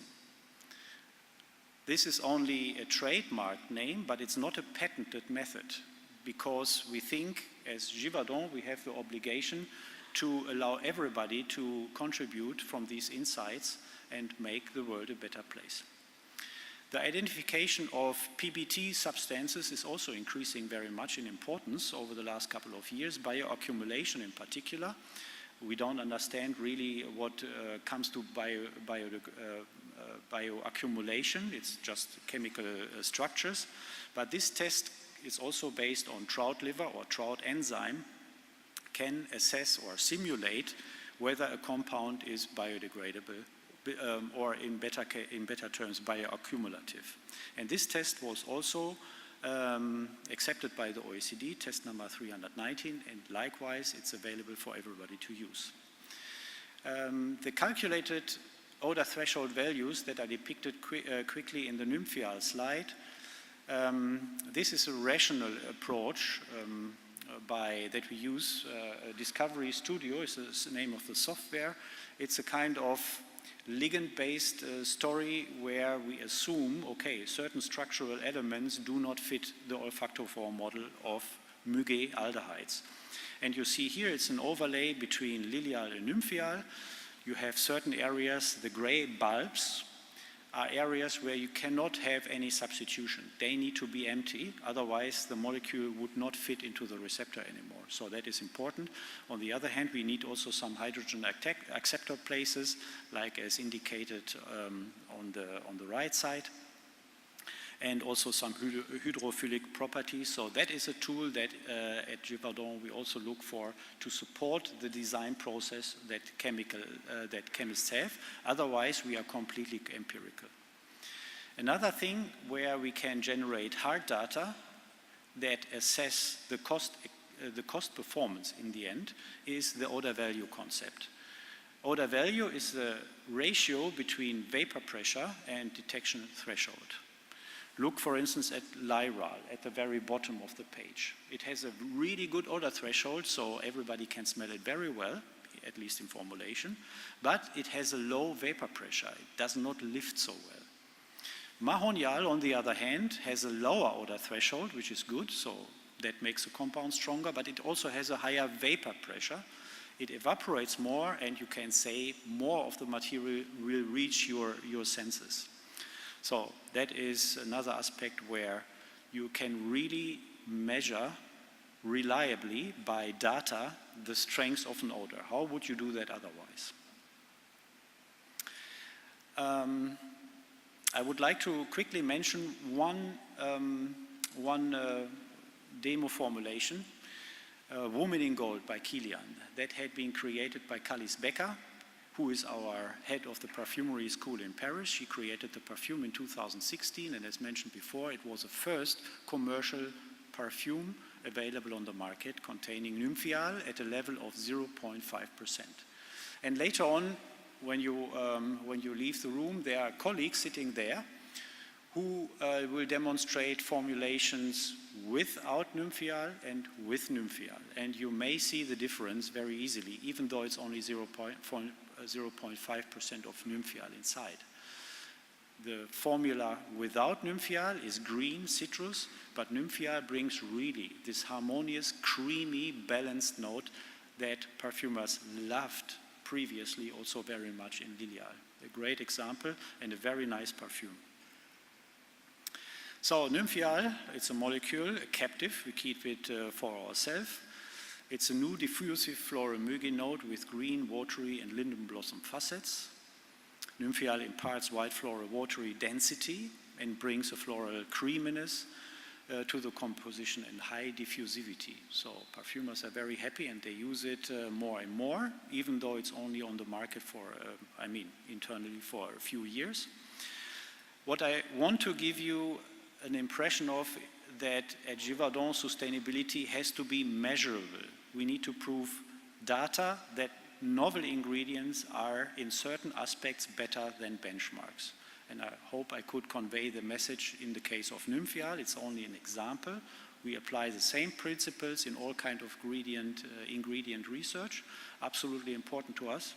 So combining perfumery strengths with regulatory and sustainability expertise is key.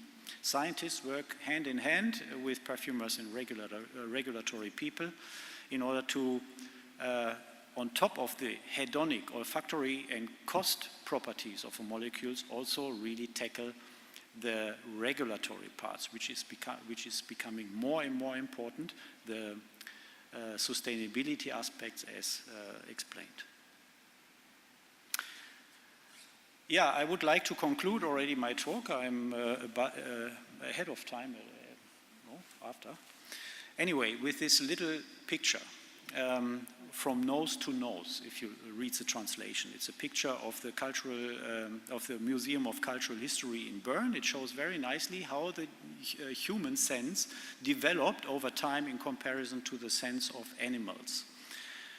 So it is not really meant to perceive completely our environment with a sense of smell. No, the sense of smell today is more alluring to an archetypical picture that are deeply embedded in our mind and soul. It's a very emotional thing, and we like to address individuality with perfumes. So fragrance is also an aspect of communication, and in this way, it's also a piece of art, and an odorant gives the sparkling shine. Thank you very much for your kind attention. Thank you, Dr. Andreas. Now the session is open for question answers. From the audience, if anyone have any questions, please start. Now let's begin the second session. Our second speaker for today is Mr. Ayyappa Vemulkar. Mr. Ayyappa Vemulkar graduated from Harvard College, USA with a degree in engineering, focusing specifically in chemical engineering. Ayyappa has worked with aroma chemicals since he was 15 years old, primarily on terpene technology products. Apart from having few patents to his name, Ayyappa has worked on the diverse set of projects, including determining scalable. Ayyappa's research is primarily focused around chirality and its effect on properties of aroma chemicals, including but not limited to the odor profiles. Today, Mr. Ayyappa Vemulkar will be speaking on chirality, optical activity, and its impact on quality and odor perception of aroma chemicals. Mr. Ayyappa Vemulkar, please. Good afternoon, everyone. My name is Ayyappa Vemulkar. I work for Padmini Aromatics, and today I'll be talking about chirality, optical activity, and its impact on the quality and odor perception of aroma chemicals. Before I begin, I'd like to thank the FAFAI committee and board for giving me this wonderful opportunity. So let's begin with our olfactory system, so right from the basics. It's quite complex and sensitive. Our receptors can often detect really small traces of impurities. This is probably very common knowledge to many of you.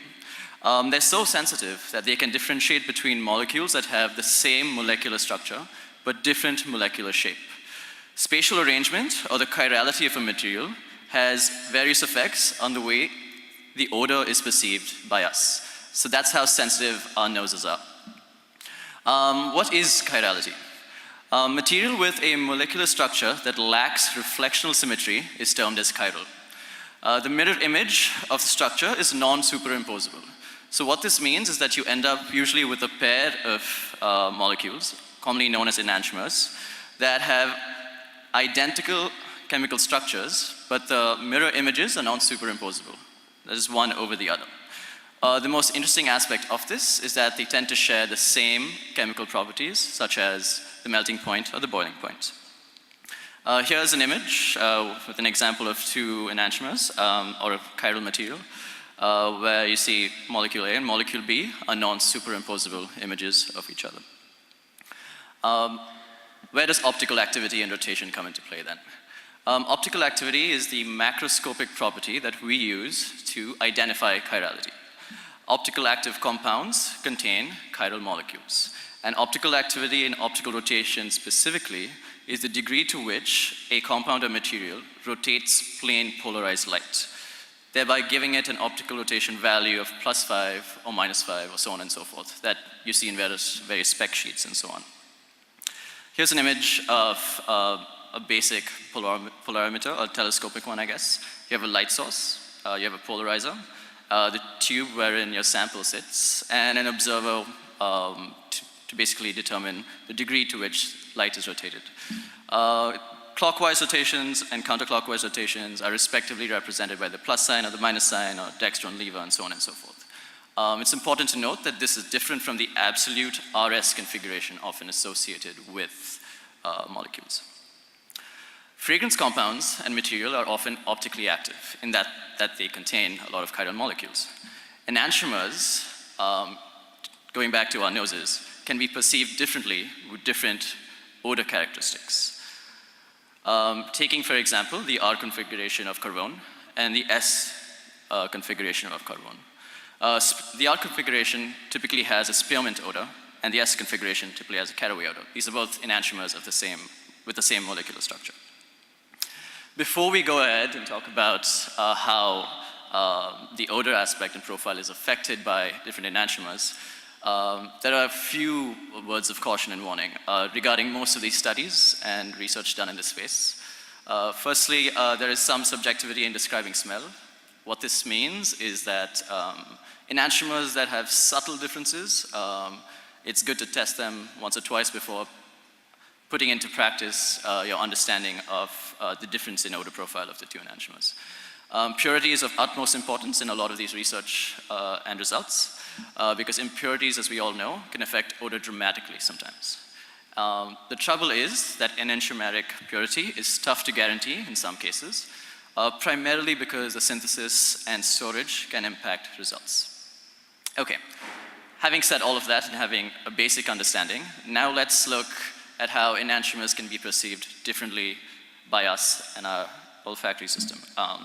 I've broken this down into three main categories in which to give a basic understanding of how enantiomers may have different odor profiles or different odor intensities. Category number one is that there is no impact. The left and right-handed enantiomers have the same characteristic odors. The left and right-handed enantiomers also have the same intensity thresholds. Examples of this are phenchone and tetrahydronucleocatone. What this implies is that your optical rotation may not have that big an impact. Here's an image with the enantiomers of tetrahydronucleocatone. The odor profile is typically dusty, woody, and spicy, and the intensity thresholds are basically the same. Category number two, the left and right-handed enantiomers have distinctly different odor characteristics. Carvone was an example, and so is limonene. Here you have the different configurations of carvone on the right with your spearmint and caraway odors, and then limonene on the left with your R configuration having a citrusy, soft, sweet odor, which is commonly found in essential oils extracted from the peels of citrus fruits. And then limonene, which has a slightly turpentinish, hard, acrid lemony odor. Again, these are all enantiomers, but perceived differently in terms of odor profile.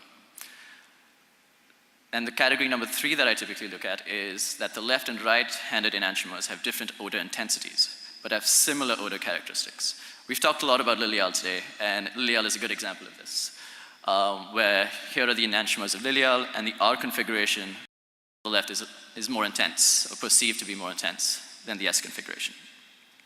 Okay, so how does this all tie in to aroma chemicals? Aroma chemicals are frequently used in fragrance compositions, and many of them are optically active, which means that many of them have chiral molecules. And even though we're all accustomed to using high pure aroma chemicals, this does not guarantee high enantiomeric purity.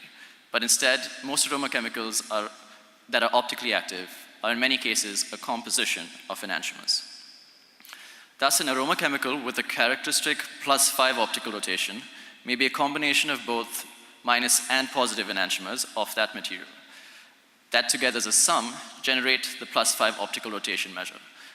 This is typically influenced by the ratio of enantiomers present in the aroma chemical.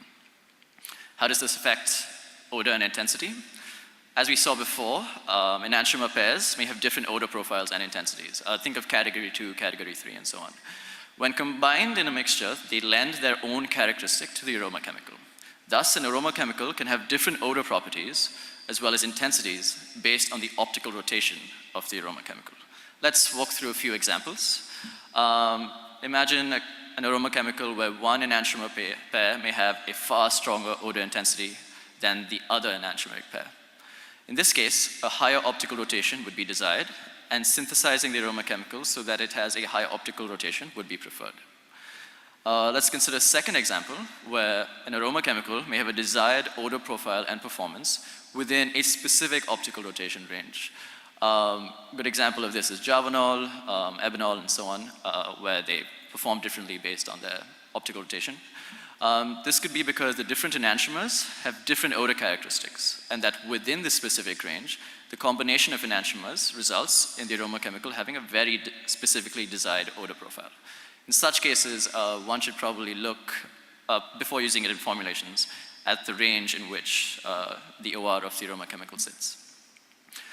There are two main factors that affect the optical rotation of an aroma chemical from this synthesis perspective.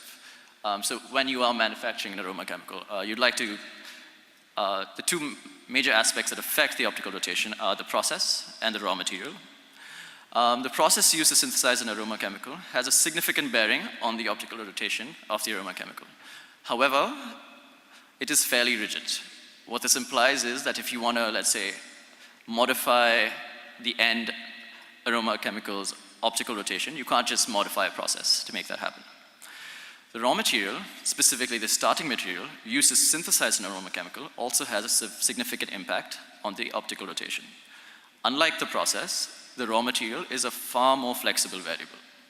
One may obtain a desired optical rotation of the aroma chemical by selecting the raw material with a suitable optical rotation. What this implies is that your starting material can have a significant impact on your synthesized aroma chemical. We've found typically a direct correlation where a more optically active raw material tends to result in the synthesis of a more optically active aroma chemical. What now are the business implications? Now that we know that the optical activity of an aroma chemical can affect its odor profile and intensity, let's take a look at the possible business implications of these chemicals. The two major areas that I looked into were formulations and quality control and supply viability. In the formulations area, given the possible ranges of odor profile and intensity, selecting aroma chemicals while keeping in mind their optical rotation can be quite beneficial. You can see quite a few small gains, especially if a full understanding of the complete characteristics of an aroma chemical based on its optical activity and its relation to the price of the aroma chemical is kept in mind. Let's take a very basic example to walk through this. It's a pretty trivial example, but it should show you how the OR has an effect on price and choice in formulations.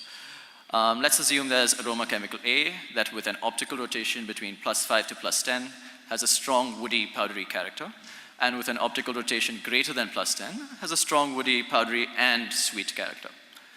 In this instance, we'll also assume that aroma chemical A with an OR between +5 to +10 is cheaper than aroma chemical A with an OR greater than +10. If one is only using aroma chemical A for its intensity and woody powdery characteristic, then it may be more beneficial in terms of price to purchase a lower OR version for that specific formulation. Alternatively, it is possible that for a formulation where the sweet odor is important, and in such instances, the perfumer may make a special request with the manufacturer to synthesize a higher OR version. In this case, your formulation is probably going to be a little more expensive. Now let's delve into the quality control and supply viability aspect of this space. Given that an aroma chemical can be selected for a formulation based on optical rotation, it is important for purchasing managers to ensure that material they receive meets the optical rotation requirements stipulated by a formulation. This is again mostly because, based on the OR range, the odor profile and odor intensity of the aroma chemical has an impact on the final odor profile of the formulation. Thus, only viable suppliers may be selected for such instances that are able to produce within those specific OR ranges. Let's delve a little deeper into a purchasing manager's perspective. Imagine a purchasing manager tracking a supplier's optical rotation stability, and we can see that it might provide some interesting insights. Let's just say one expects to buy aroma chemical C with an OR in a range between -10 to -15. If a supplier has consistently been supplying aroma chemical C with an OR of -14, one may assume that the supply's process is stable, as well as the supply's purchasing process and raw material management is stable and secure. We can draw back to this insight from the fact that the raw material has a significant impact on the final OR of the synthesized aroma chemical. On the other hand, should the supplier suddenly provide an aroma chemical C with an OR of -10.5, let's say, this falls within the expected range of -10 to -15, which still makes it viable to purchase. However, this may imply that the raw material used to produce the aroma chemical C may be in short supply or fluctuating in the market, and purchasing decisions might have to change accordingly. Let's look at this also in terms of from someone purchasing blends of fragrance compounds.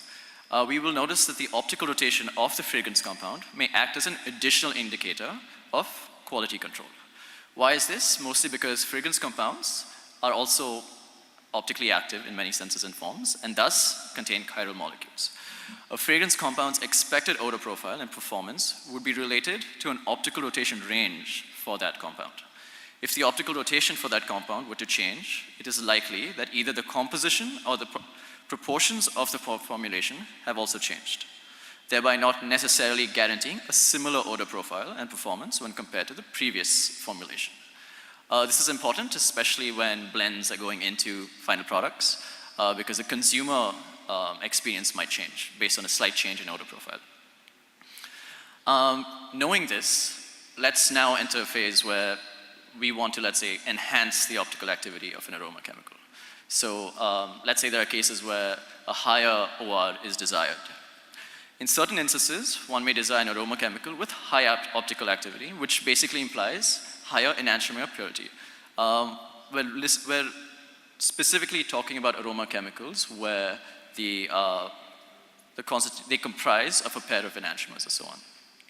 In such cases, separating enantiomers so that an aroma chemical has a higher optical rotation is required. There are many ways this can be done. I'm going to walk through a few. One is chiral column chromatography. This is a variant of column chromatography where the stationary phase contains a single enantiomer of a chiral compound. Silica gel is one example of a compound used to create the chiral stationary phase. The enantiomers separate as they run down the column, as one of the enantiomers bonds successfully with the silica gel and sticks to the column. This is a good example or a small image showing that. Here you have your chiral column, you have the S and R configuration going through, and the R configuration sticking to the stationary phase, and the S configuration coming right through. This is not an ideal means of separating enantiomers, as it can be fairly expensive. Diastereomers, a very interesting means to separate enantiomers, is to first convert them into diastereomers. Unlike enantiomers, diastereomers have different chemical properties. That is, their melting points and boiling points are different, and making it much easier to separate them.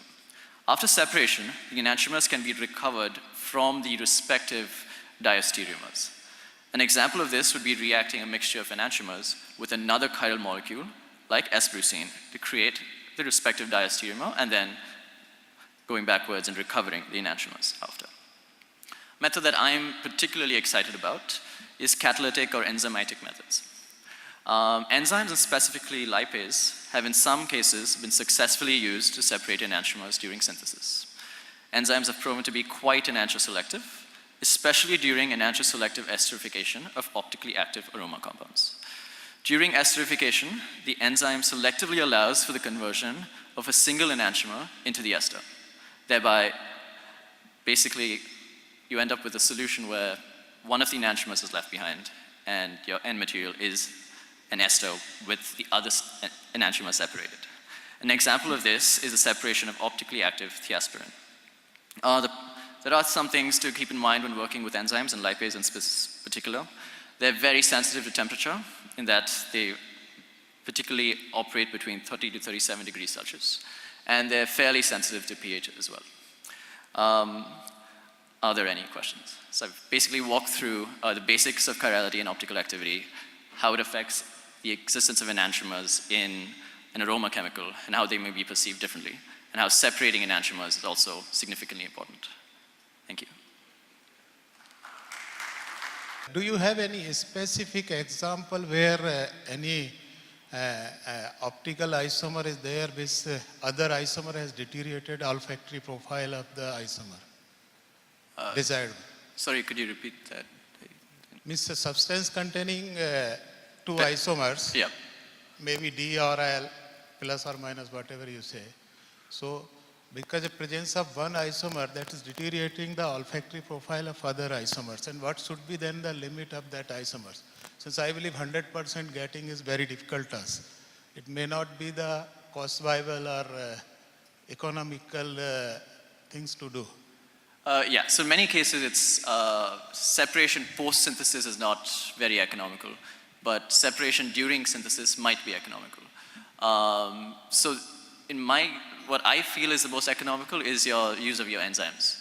So in that case, if you have an alcohol with a single alcohol outside the ring, converting to an ester and then recovering by hydrolysis might be a reasonable way of doing that. That would be a fairly good suggestion. I think that's the pharmaceutical industry uses this significantly in many cases. With the aroma space, not so much, unfortunately. Mostly they are used as a mixture of isomers only in aroma. Mostly you end up with a mixture of isomers. I've seen where in some cases where if you want, let's say, high OR, usually the raw material is selected with a higher optical activity. I can give you an example of this in the turpentine space. So if you have ebanol or subanol, for example, and you want a higher positive OR of ebanol, you tend to buy alpha-pinene that is more optically active, and then process accordingly. Thank you, Mr. Ayappa Vemulkar. May I invite Mr. Shailendra to please felicitate Dr. Andreas.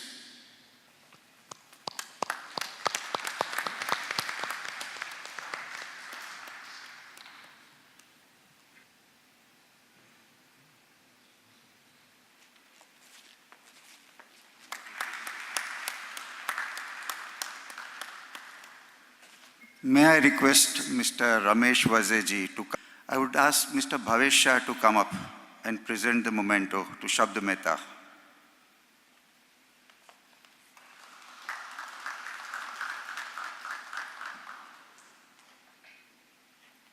Which are going to make you all get wide awake. But before we start with the session, it is my great privilege and honor to invite Mr. Rohit Seth to come up and chair this session. Mr. Rohit Seth is a past president of FAFAI and really doesn't need any introduction to all of us here. But just to fill in some details about him, after obtaining BCom degree from the Delhi University, Dr. Rohit Seth completed his post-graduation in business administration, LLB from Delhi University, postgraduate diploma in export management. With his interest to learn more and more, he completed his doctorate in management studies also. He joined his family business of fragrances, Seth Brothers Perfumers Private Limited, in 1993. Product marketing and business development is the key sector of his work. He has been serving the industry at various association levels as President of Sugandh Vyapar Sangh, past President of FAFAI, Vice President of EOAI, Executive Member of ISIOF, a Committee Member on PCD 18, as well as the IPR Committee of FFDC. He has also served the industry as Chairman of R&D Committee of FAFAI and coordinates our efforts to form our own standards for fragrances and flavors in coordination with various institutes and government agencies. To add on rhythm to his life, he has also done his Sangeet Prabhakar from Prayag Sangeet Samiti, Allahabad. Friends, this is a very short introduction of a man, which I can assure you, knowing him personally, does not do justice to him. So it's my pleasure and honor to invite my elder brother, Rohit Seth, to come up and chair this session. Thank you. Please receive him with a big applause. Good evening, all of you, and thank you for giving me this opportunity to host a session with very young speakers. I believe both of them are here. Sir is here, and Ankit abhi aa raha hai. Malankar sir, please come on the dais. Can we have an applause for him?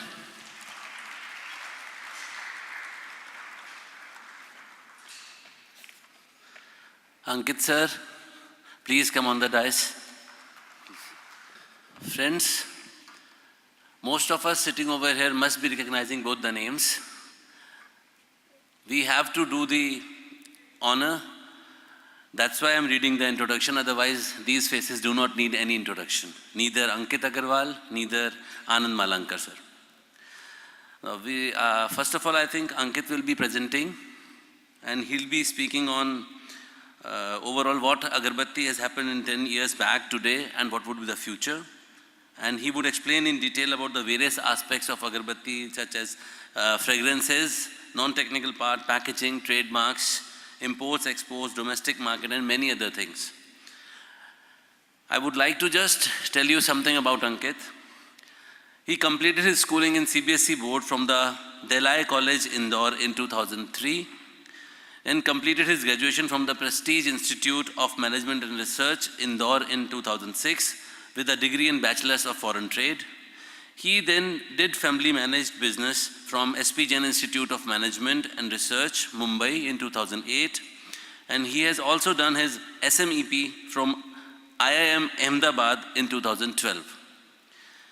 He had his keen interest in the family business, so he joined his family business, Masood Deep Perfumery House, during his college days in 2004-05. Since then, he has played key role in transforming a small family managed business into one of the largest companies in India in its field. Currently, he takes care of sales, marketing, perfumery, legal, imports and exports of the company. He has also done an expertise in developing fragrances for agarbattis. He is an avid traveler and has traveled to 39 countries. He is an active member of Young Indians Indore Chapter Entrepreneurs Organization, Indore Chapter Managing Committee member with All India Agarbatti Manufacturers Association, IMA, Bangalore. He is also the president of End User Subcommittee of Fragrance and Flavors Association of India, FAFAI. He has also been hold the position of vice president for the Essential Oil Association of India. He's been a speaker at various events of perfumery and family business. And now we have a privilege to hear from him. That was this young entrepreneur who has become now old enough to tell us how we have to find fragrances, raw materials and correlation with the agarbatti. I welcome Mr. Ankit Agarwal with round of applause, please. Very good afternoon to everyone, and thank you, my dear friend Rohitji, for the lovely introduction. I hope I am aging like old wine. Thank you, thank you. Once again, good afternoon, everyone. Hello from Team MDPH to all my dear friends, fellow businessmates, seniors, and young entrepreneurs. I, Ankit Agarwal here, is representing MDPH Group as the director of the company. I guess majority of my fellow business mates and mentors know me and about Group MDPH. Still, let me introduce. The company has been started from garage of my residence, where we still live, in 91-92, with a vision to dominate the incense market. With a clear approach, dedication, and hard work, my mentor, my guide, my dear most dad, Mr. Prakash Agrawal, we have created every stone in our way to be the greatest. It has been a journey with glitches, struggle, success, and market acceptance of Z Black to be one of the most consumer-friendly brand amongst others. Also, let me tell you that after dedicating so many years in Z Black and promoting me as the new level head of the company, he still indulges in developing food products under his mentorship company named Carlton Home Products. And he's doing very good at it. So by this, I meant to say that there is no good time to start and no better time to enter into the market than today. Now I'll give you a brief introduction before starting about the agarbatti. I'll just give you a brief introduction about my company, MDPH. MDPH is one of the top manufacturers and exporters of incense sticks in India. We process more than 30 million, that is about 3 crores incense sticks every day in our 4 factories spread over 63,000 square meters, approximately 6.5 lakh square feet, making 1200 plus product range. We also have factories in Jaipur, Raipur and Cuttack. MDPH has 2 international sales offices, one each in Kathmandu and New York. MDPH has 35 regional sales offices which cater to 3,000 plus distributors with a team of over 2,500 people. We export to 25 plus countries. We are also proud to be associated with Mahendra Singh Dhoni, who is our brand ambassador. Apart from incense sticks, we manufacture and export wide range of edible oils, soybean chunks, rice papad, ready mehndi cones, mehndi powder, mosquito coils, tea and diffuser oils. Though Rohitji has given my introduction, but it would be incomplete without introducing my younger brother, Anshul, who is BTech from IIT Delhi, and we both are working together since 2010. I was married to Shrujika in 2009, and together we have a 5-year-old son, Arjun. This is broadly what I'll be covering today in my talk, right from fragrances to backward integration. Talking about fragrances first, flavors and fragrances have been part of India since the ancient times.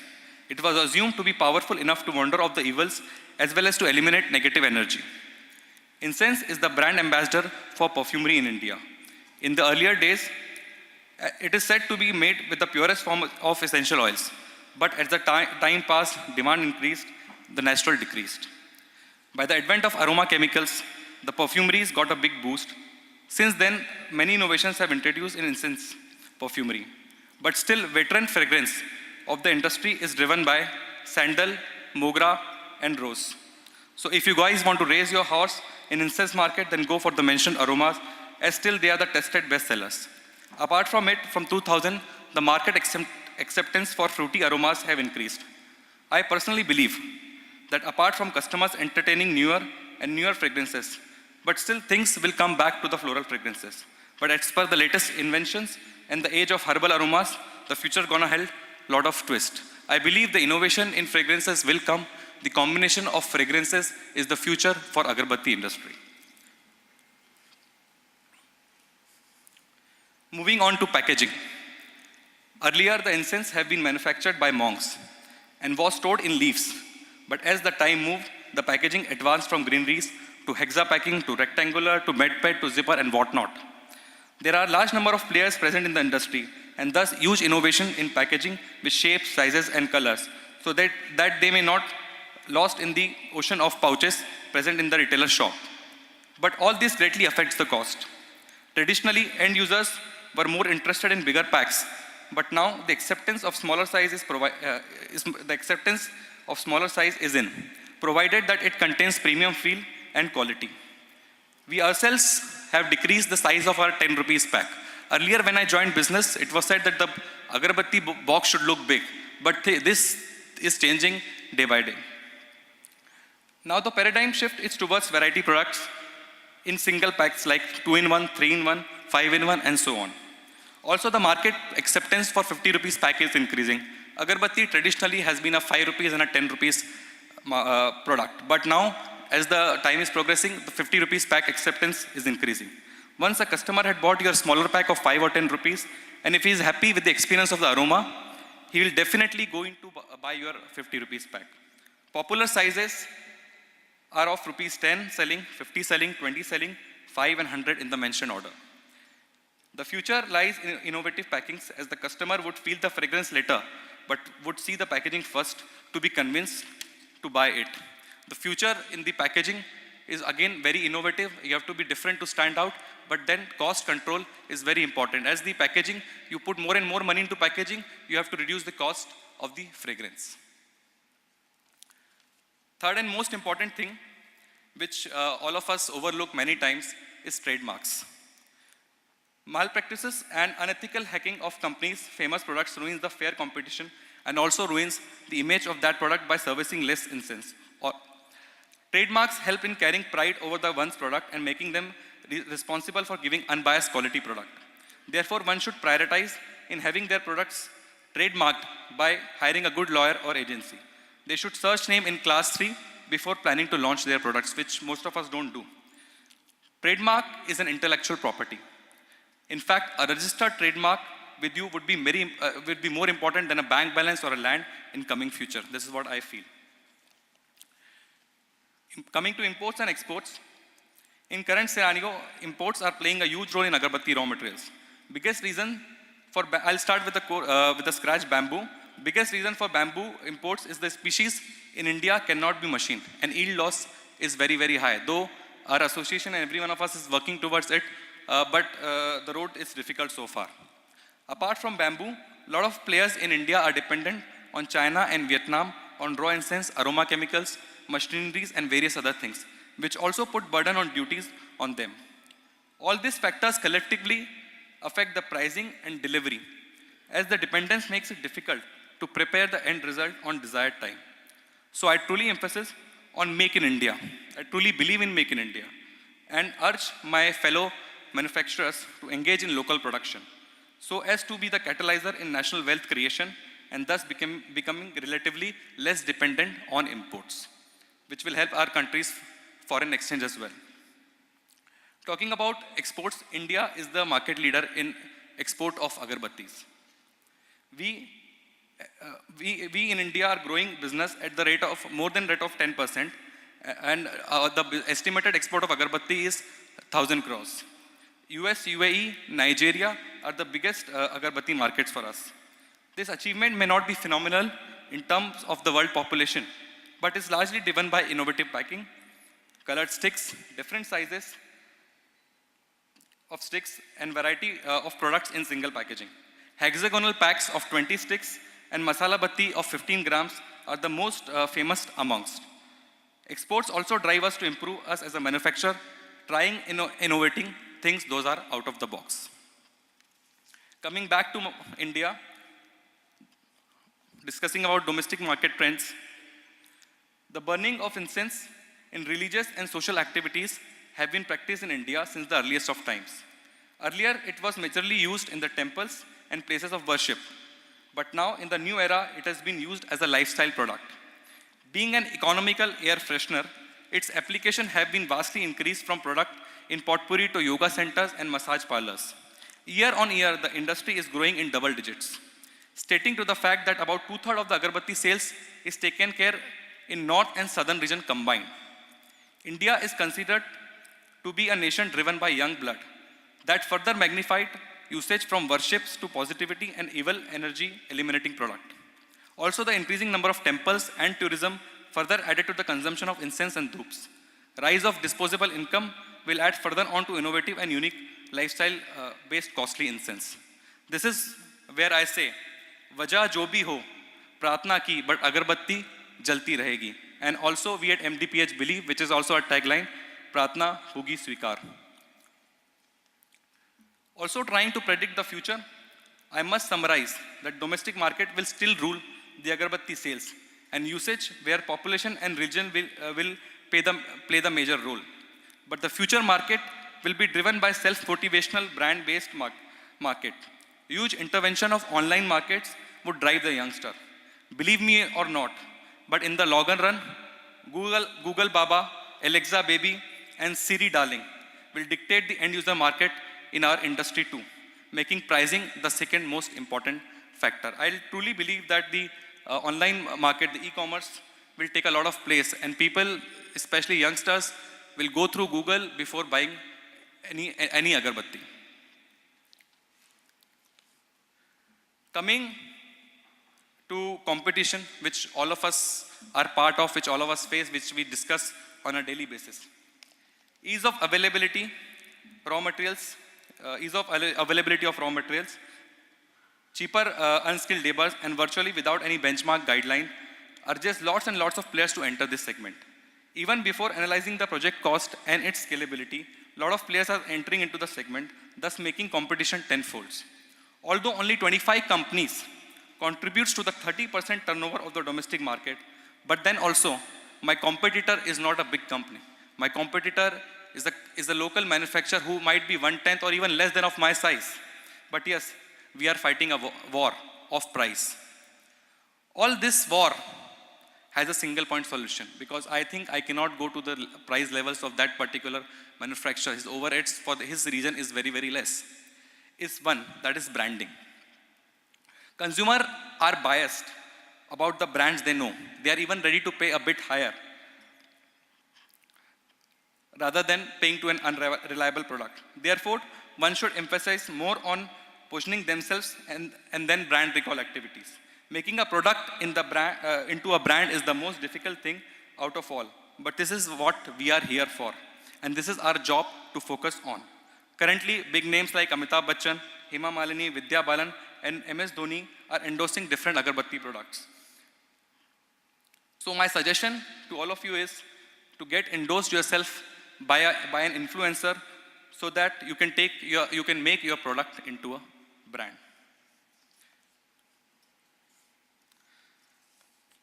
Talking about manufacturing, agarbatti has always been labor's work. It has always been manual. When I joined business, it was all about how many laborers you can have, the production totally dependent on the labor. But in the last few years, the trend is changing. There is mechanization coming in. There might not be a line process, but for different kind of processes, there are machinery involved. Like we have now the raw batti, which was used to be made by hand, is now made by machines. Earlier, about a female labor used to roll 5 to 8 kilos batti in a day. But with automatic raw batti machine coming in, that has gone up to 80 to 100 kilos of raw battis per machine, per 8-hour shift of a worker. So the mechanization has come in. But I truly believe the future will go into the automation. Past was manual, today is mechanized, and the future would be automation, or it might be robotic as well, we don't know. So I recommend everyone, all the agarbatti manufacturers who are resisting to put the machines, please do it, please go for it. Machinery would be the future. Coming to backward integration, this is my probably the last topic about the agarbattis. Backward, as a young entrepreneur, when I joined the business, I've been hearing for years different opinions of people about backward integration or outsourcing. Someone told me, go for outsourcing, is the easiest thing. Why you want to put your head into everything? My father used to tell me, go for backward integration. Make things on your own. You'll save cost and you'll make a good quality product. But I truly believe the future would be about striking the right balance between outsourcing and backward integration. You have to prioritize your things, you have to prioritize your needs and make a true and a right balance between backward integration and outsourcing. Most of us agarbatti people are backward integrated in terms of perfumery and also raw battis now. So it's all about striking a right balance. Coming to footmarks for the future, let our emphasis be more on brand building, avoiding low quality and banned products. Try to give end users blissful experience by providing them aromatic and quality product. Try to be an Indian manufacturer rather than having dependency on imports. Channelize more and more on making people's habit to use more product. The product can be innovated to use. It as a gifting product with emphasizing more on traditional values and the power of positivity which spreads. So by all above points, I summarize the Indian incense industry into 5 I's as follows. First, inception. As I said, the best time to incept a product is today. So focus more on new quality products. Also, inception of proper channel partner and delivery chain management is the core of this business. Second, insight. Incite or stir up your clients regularly by using proper tadka or marketing mix. New is always welcome. Don't worry of retaliations, as after retaliation comes the acceptance. Third, incredible brands. Develop your product in such brands that they will be indelible and undeniable. As individuals are perishable, but brands, those symbiote that generally grows on people perception and will outlive everything. Fourth, innovative. After being in the era of global village through worldwide availability of products is not a big deal now. Markets are just going to be completely changed on a drive of innovations and incubation of right ideas for right products. A minor innovation in packaging drives the market on a whole new scale. So think what can we achieve if concentrate more on making this industry as a lifestyle, scalable marker wherein we can put a lot of products in a single package. Before giving the fifth point, let me give you some highlights of the industry. The industry is estimated to be about 6,000 crore. India is the market leader in quality incense production. Religious views largely drive the incense sale. Malpractices inside the country are unfortunately ruining the local market. We have just crossed 1,000 crores in exports, but it's still, I feel, it's an undiscovered market. Right now, the whole agarbatti industry is exporting to over 150 countries. E-commerce market will become important in future. Be prepared for technology-ready segment, as soon the digital marketplace will rule the traditional marketplaces. Still, rural segment rules the sales drive for this segment. We urge government to make a strong regulatory body so that everyone would be compelled to use quality products. Last but not the least, it's a dharohar given to us by our rishis. Let's not degrade it. Now talking about the fifth point, I revolution. Yes, you are hearing it correct. It is not a product from Apple. I in Apple products stand for the internet revolution, whereas I in my concept stand for I, me, or myself. It states that I personally will try to be a change maker, a person who will continuously thrive for betterment of this industry, will try to stop the malpractices to happen as much as possible. Also, why not we all try to organize the unorganized segment of our industry, and with this collective approach will help us to build a national wealth. I have dreamt a dream that soon our industry will help contribute a substantial part in country's GDP. Also, apart from business, we collectively can help solve some of the national issues. And us as MTPH have already started that by a drive named WISH, Women Interpersonal Skill and Hygiene. This drive in particularly for the females, they have given a lot to our industry. This 70 to 80% workforce in agarbatti industry is the unskilled. It's time for us to repay them. So we are concentrating on females' hygiene needs towards this drive. Maybe all we can join hands and make this drive as pride of the nation. In the last, I would like to conclude my talk by saying that the future lies in innovation. The future lies in being different. The future doesn't lie in following other people, what they are doing. We have always to be different and aggressive and smart. Thank you very much for the patient hearing. Thanks a lot. I hope I have done justice to my time. Thank you. Thank you so much, Ankit. I believe what he wanted to share, what he wanted to talk about is related to our day-to-day activities, not only in agarbatti, but also in the fragrance and the raw material field. If you permit, I would ask the second speaker also to speak first, then we'll go for the question answer session if we want to. Yeah, thank you. Mr. Anand Malankar, he is the R&D and Marketing Head of Naturon Healthcare Limited, Mumbai. He has over 21 years of experience in an area of research and development, quality assurance, regulatory affairs in personal care, home care, oral care and perfumery industry. He is currently working as R&D and Marketing Head in Naturon Healthcare Limited, Mumbai. He has worked with the companies like ITC Limited, Firmenich Aromatics, Dabur International Limited, and was instrumental in building renowned brands. He has laid down standard protocol and SOPs related to applications and evaluation, technology transfer of various personal, oral, home care, and fine fragrance products. Also has in-depth knowledge and exposure to developing new perfume technologies like encapsulated perfumes for detergents, talcum powder, hair color, etc. He has developed in-depth understanding in technologies in developing applications like bar soap, detergents, shampoo, deodorant, and fine fragrances. He have conducted extensive workshop and seminar in SIES College, Navi Mumbai, for postgraduate students to impart in-depth knowledge about perfumery and cosmetic industry. And we are privileged that he is with us, and now I will invite him to start his lecture. Thank you. Myself, Anand Malankar, Research and Development Head and Marketing Head, working with Naturon Healthcare. Naturon Healthcare, we are pharmaceuticals, cosmetics, oral care, nutraceutical and Ayurvedic manufacturing company. Before I start, I would like to thank Mr. Hitesh Mehta, Mr. Hasmukh Patel, Mr. Kothari, Mr. Kamlesh Shah, Mr. Shabd Mehta, and Mr. Rohit Seth for giving me opportunity to deliver a session on application technology and giving me this stage to share my knowledge, whatever I have earned during this year.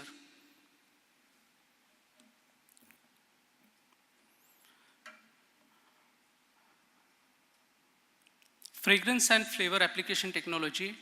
Today I am covering bar soap, shampoo, skin cream, hair oil in fragrance application and in flavors, toothpaste, tooth powder and mouthwash. Coming to bar soap, if you see, I have categorized it in four different categories broadly. One is opaque soap, translucent soap, transparent soap, and synthetic soap. If you see the formulation, closely, opaque soap contains more or less more of soap noodles, which is 97%, perfume 1%, titanium dioxide 0.5%, and other do goodies 1.5%, which contains BHT, EHDP, preservatives, UV additives, and all that stuff. Whereas if you see the translucent soap, it contains 93% of soap noodle, perfume 1%, glycerin 5%, and other do goodies 1%. Here there is no titanium dioxide. Titanium dioxide gives the opacity to the product. The next one is a transparent soap, which contains soap noodle or fatty acid, which is converted into sodium salt of fatty acid, or fatty acid neutralization or saponification, you call it as, 45%, perfume 1%, total polyol, which includes glycerin, sorbitol, propylene glycol to the level of 35%, and water to the level of 19%.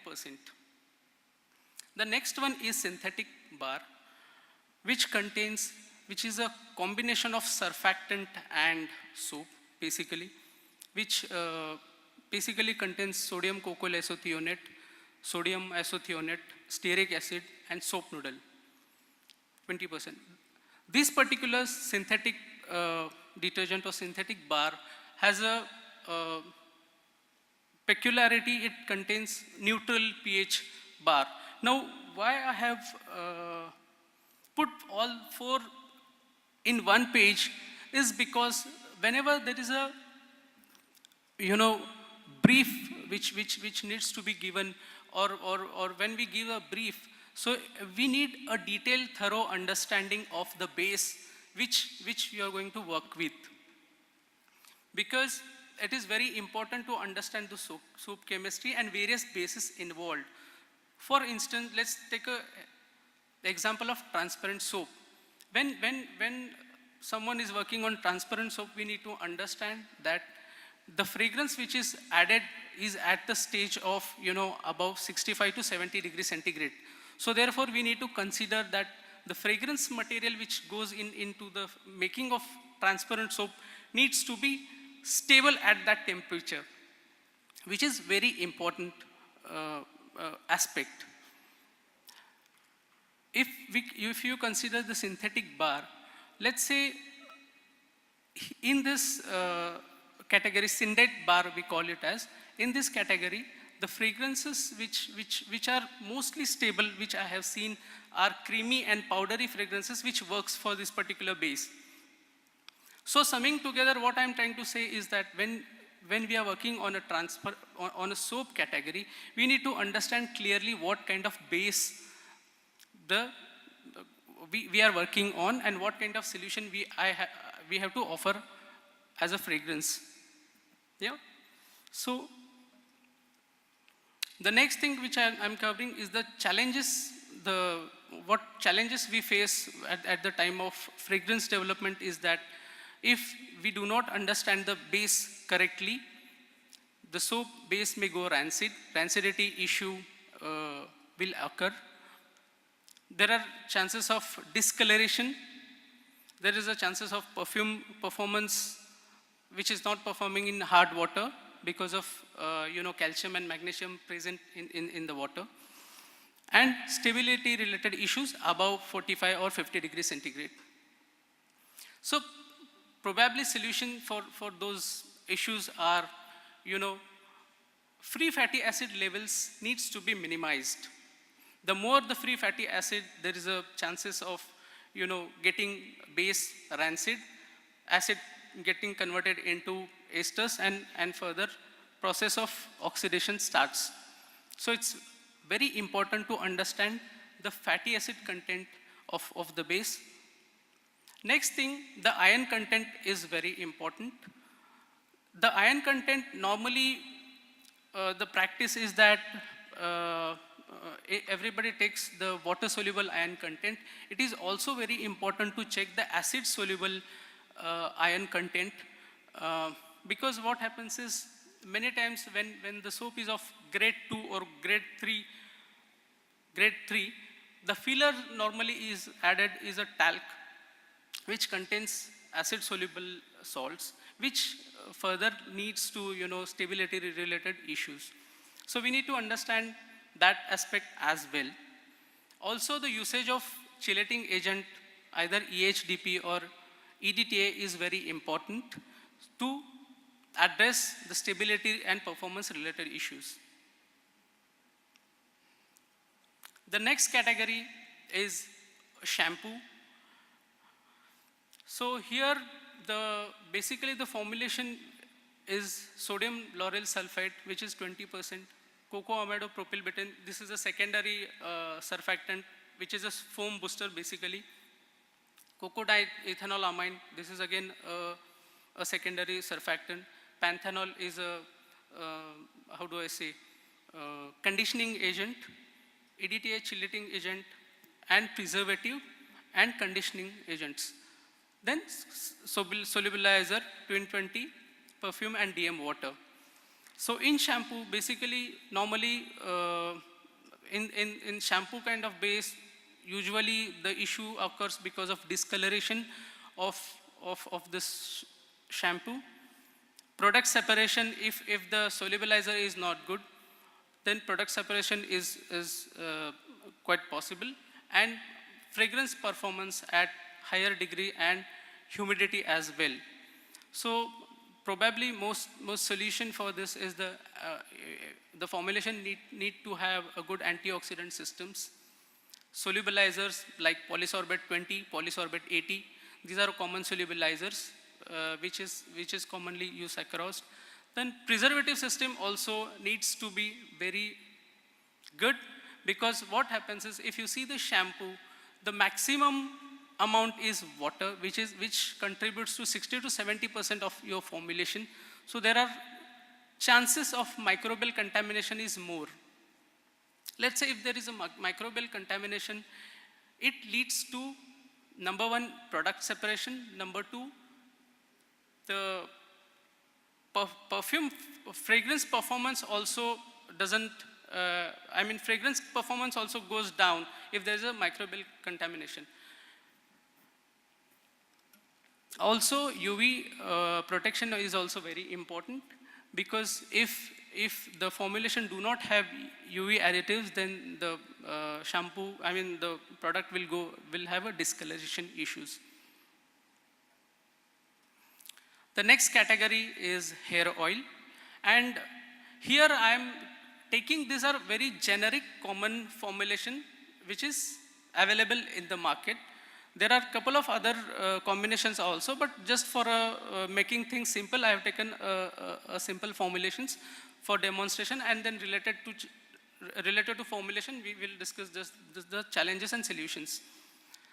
So if you see the hair oil, it contains mineral oil. Mostly it is a mineral oil.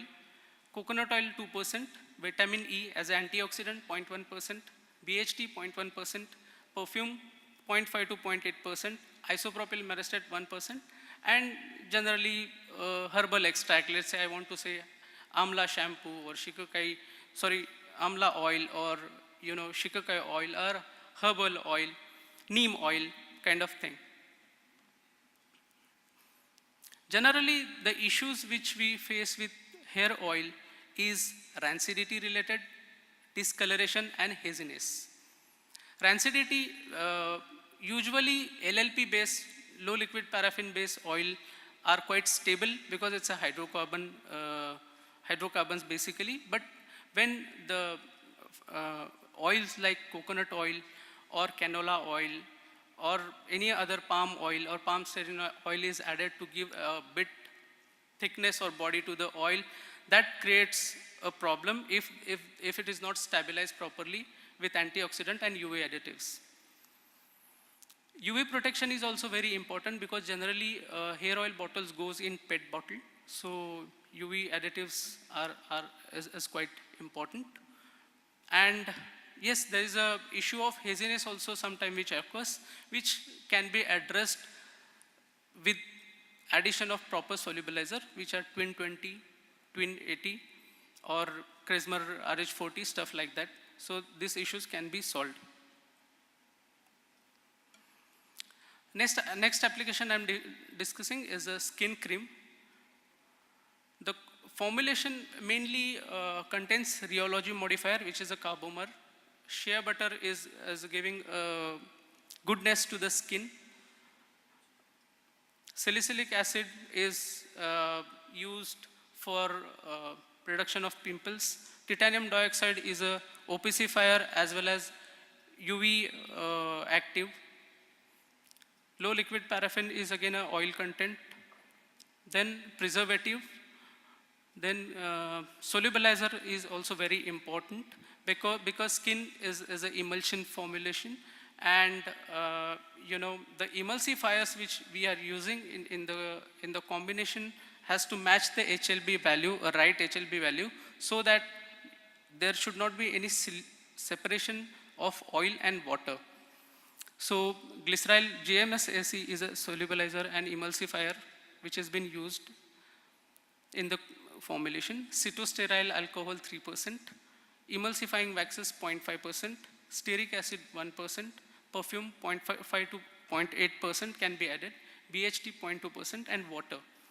Here also, if you see, water is a major component, hence the formulator needs to add good level of preservative and good level of antioxidant and UV additives so that the formulation remains intact. Mostly with skin creams, emulsion stability is the issue. So fragrance also needs to be added along with a proper solubilizer and proper HLB balance so that the cream stability is not disturbed at higher temperature and higher humidity. Discoloration is a common phenomenon in skin creams, because if you see, most of the creams are white in nature. So whenever we form, the emulsion is formed automatically, it takes a white color. So it is very important that we stabilize the emulsion. And third thing is a product separation. So product separation is also, we need to guard our formulation with proper emulsifiers and proper oil and water combination as well as process, which has been followed for the emulsions. The next category, I am moving to oral care, which is toothpaste. In oral care, if you see the types of toothpaste, there are different types of toothpaste. Broadly, I have taken two categories to make things simple. There is a calcium carbonate based toothpaste and silica based toothpaste. Silica based toothpaste can be gel or can be make opaque also. Then mouthwash is next another form, and tooth powder. Let's again for the simplicity and understand formulation, what is different in different formulation. I have put all the formulation in one page so that you can able to correlate and identify what is the difference between those formulation and different type of paste. Calcium carbonate based toothpaste, the main ingredient is calcium carbonate, which is 45%, silica is 5%, total humectant, either glycerin, sorbitol 20%, xanthan gum, rheology modifier 1%, SLS, foam booster and cleaning is 2%, flavor 1%, water 20%, and generally sweetener 0.2% is added. Calcium carbonate based toothpaste, for here the challenge is because the calcium carbonate percentage is more. If you don't appropriate add flavor properly and don't stabilize the formulation well, you will end up with having the chalky taste, and also product separation is another phenomenon. The next one is a silica based toothpaste. Silica is 8%, total humectant 70%, xanthan gum 1%, SLS 1%, flavor 1%, and water 15%. Now the same silica-based toothpaste, if I want to convert it into opaque toothpaste, it can be done by adding titanium dioxide by roughly 1 to 1.5%. Okay.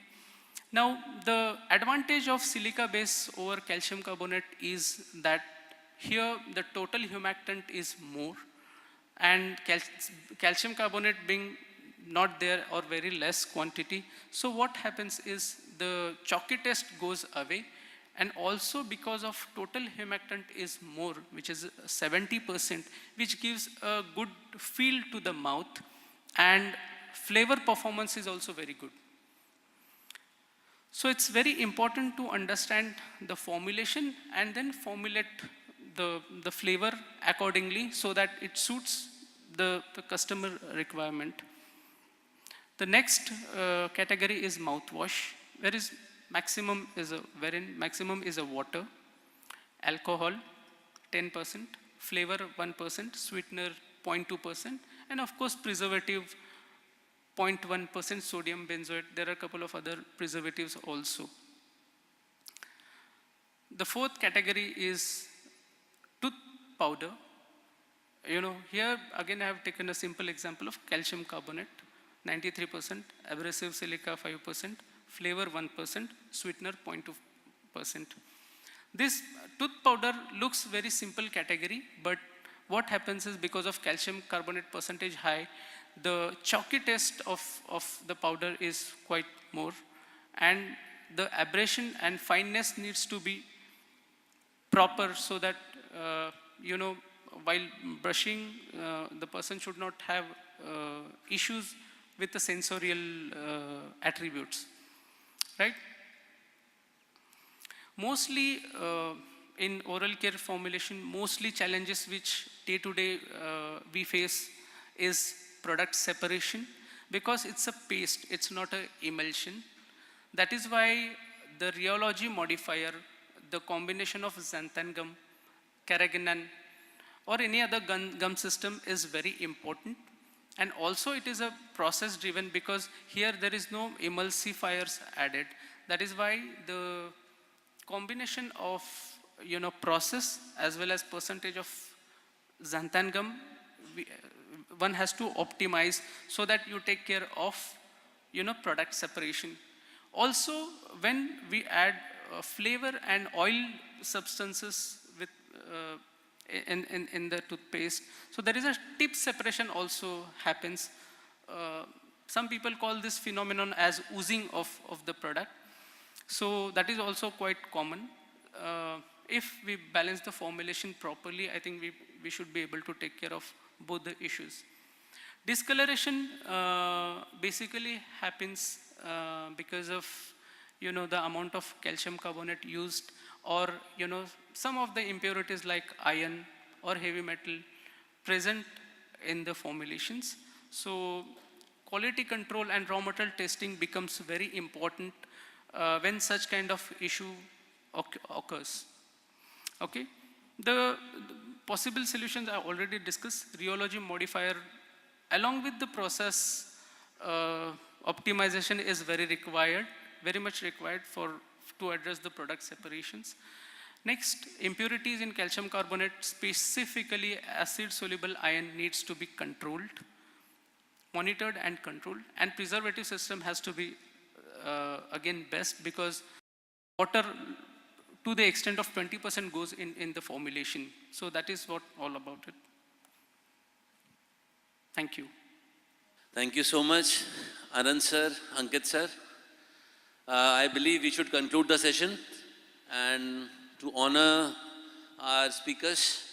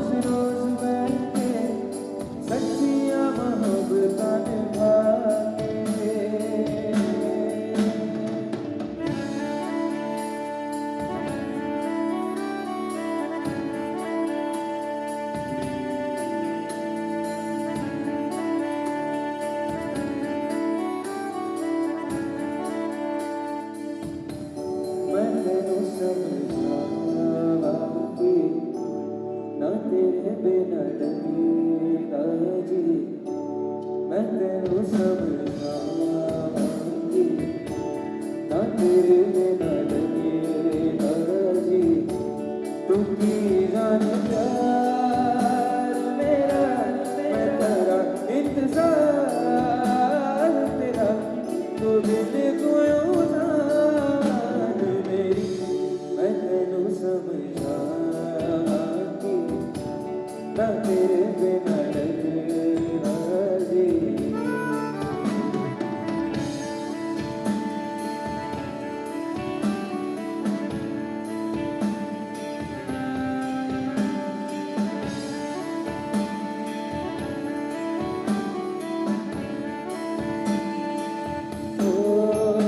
मेरे दिल ने चुन लिया है तेरे दिल दिया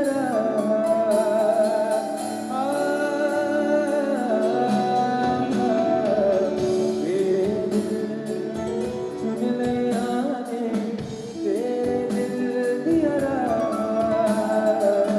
तू जो मेरे नाल तू रहता तुल पे मेरी आशा जीना मेरा है तू है तेरा कि मैं करा तू कर एतबार मेरा मैं करा इंतजार तेरा तू दिल को जान मेरी मैं तेनू समझावांगी ना तेरे बिना लगेगा जी ओए मैं तेनू समझावांगी ना तेरे बाजू लगेगा जी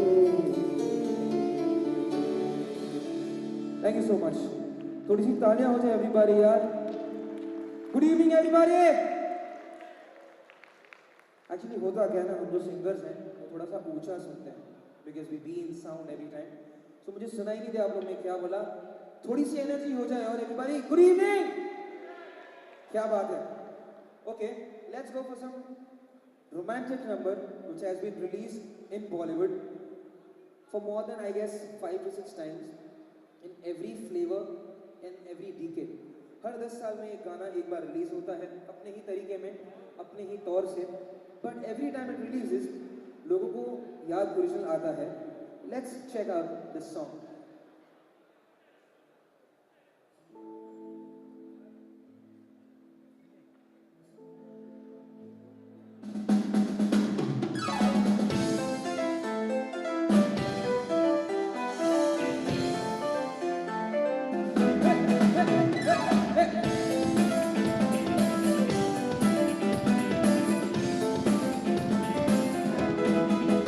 गुलाबी आंखें जो तेरी देखी शराबी ये दिल हो गया गुलाबी आंखें जो तेरी देखी शराबी ये दिल हो गया संभालो मुझको ओ मेरे यारो समझना मुश्किल हो गया गुलाबी आंखें जो तेरी देखी शराबी ये दिल हो गया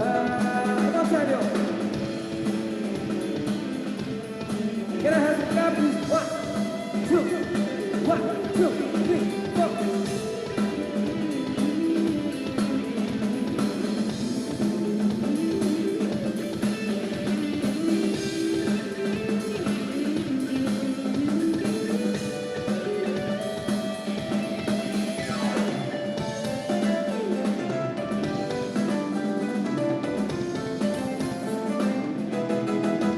दिल में मेरे अब तेरे तस्वीर जैसे वो दीवार पे कुछ पे फिदा मैं क्यों हुआ आता है गुस्सा मुझे प्यार से मैं लुट गया मर के दिल का कहा मैं कहीं का ना रहा क्या तुमको दिल हुआ बुरा ये जादू तेरी आंखों का तुम्हारा कातिल हो गया गुलाबी आंखें जो तेरी देखी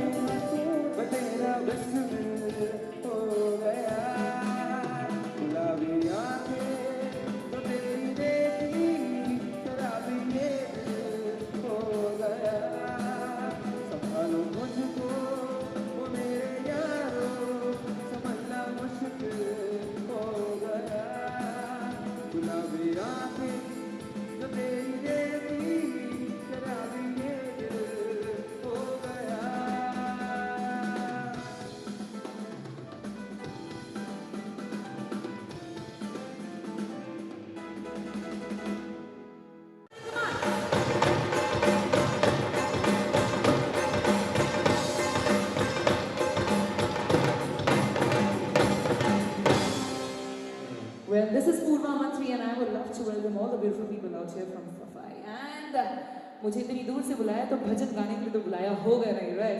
So let's party harder. Everybody on the floor यार बचा दो.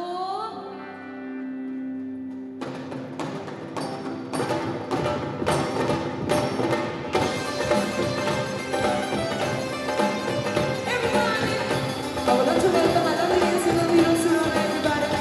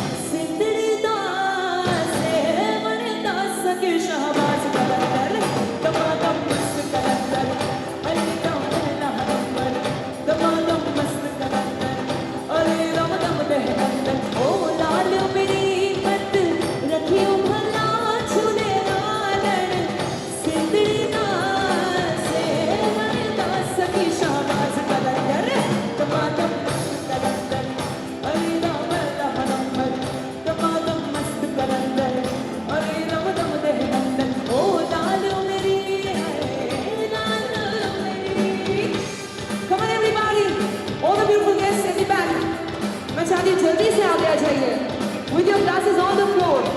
Everybody, oi, oi, oi, oi. That's the way it is, I love that. Oi, oi. Oi, oi, oi, oi. चार चराग तेरे पर हमेशा. Hitesh sir.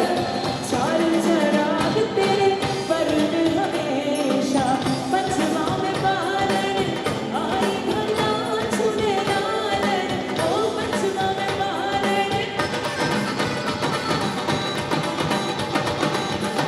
पंचमा में बालन आया भला छुने लालन सिंदरी दास से मन दास के शहबाज कलंदर कमाल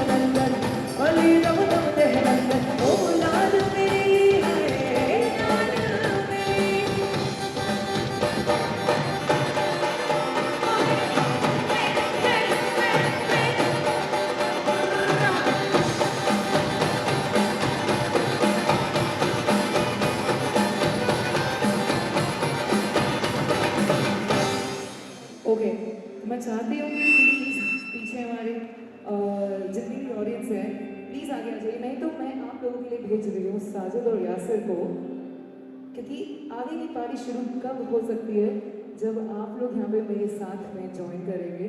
मज़ा तभी आने वाला है, क्योंकि जो नेक्स्ट गाना है वो हमारी सारी सुंदर सी ब्यूटीफुल सी लेडीज़ के लिए है. साजिद भाई मैं चाहती हूँ ज़रा यार थोड़ा सा पीछे जाइए. मैं चाहती हूँ सबको लेके आइए और सभी के हाथ ऊपर चाहिए यार. Everybody come on come on come on, hands up in the air. Guys हाँ ऐसे बैठ के पार्टी नहीं करते हैं. जरा मेरे साथ में कैलोरीज बर्न करेंगे तो अगले 6 दिन एक्सरसाइज करने की जरूरत नहीं है. Okay, so I'm setting Sajid Bhai, and he's gonna play some crazy dhol for you. क्योंकि पार्टी तभी शुरू होगी जब आप लोग मुझे यहाँ पे ज्वाइन करेंगे. So all the seniors, all the beautiful guests.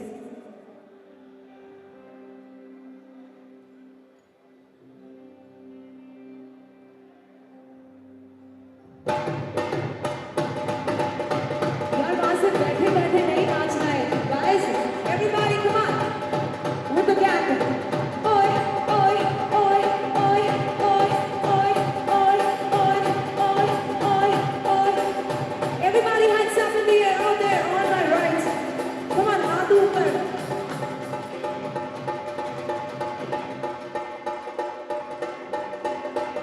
Everybody come on the dance floor. It's party time.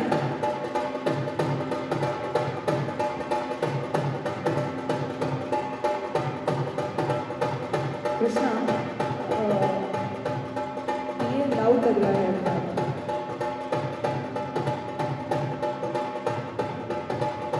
Everybody यार यहाँ पे आ जाइए. ऐसा लग रहा है कि आप लोग कोची में हैं और मैं मुंबई में हूँ. इतना दूर का डिस्टेंस समझ में नहीं आ रहा है. Everybody come on.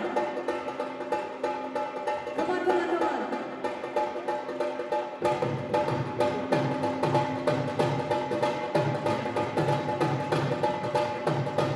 Sajid.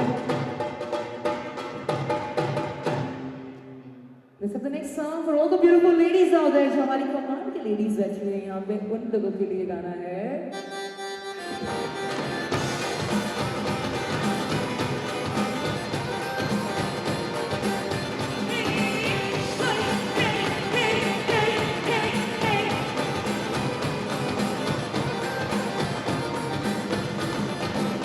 कजना मोहब्बत वाला अखियों में ऐसा डाला. कजना मोहब्बत वाला अखियों में ऐसा डाला. कजरे ने ले लिए मेरी जान. आए रे मैं तेरे कुर्बान. कजना मोहब्बत वाला अखियों में ऐसा डाला. कजरे ने ले लिए मेरी जान. All the ladies out there, हाथ ऊपर, ladies. कुर्बान आपके लिए है. दुनिया है मेरे पीछे लेकिन मैं तेरे पीछे. दुनिया है मेरे पीछे लेकिन मैं तेरे पीछे. बना बना ले मेरी जान. हाय रे मैं तेरे कुर्बान. कजरा मोहब्बत वाला अखियों में ऐसा डाला. कजरे ने लगी मेरी जान. हाय रे मैं तेरे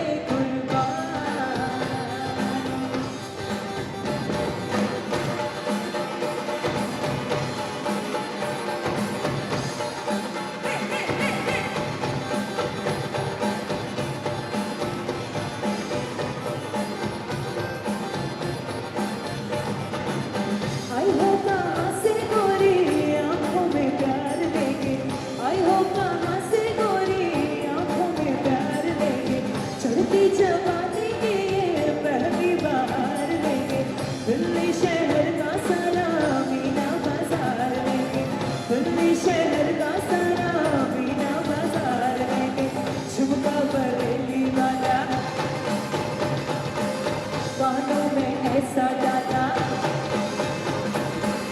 झुमका बरेली वाला कानों में ऐसा डाला.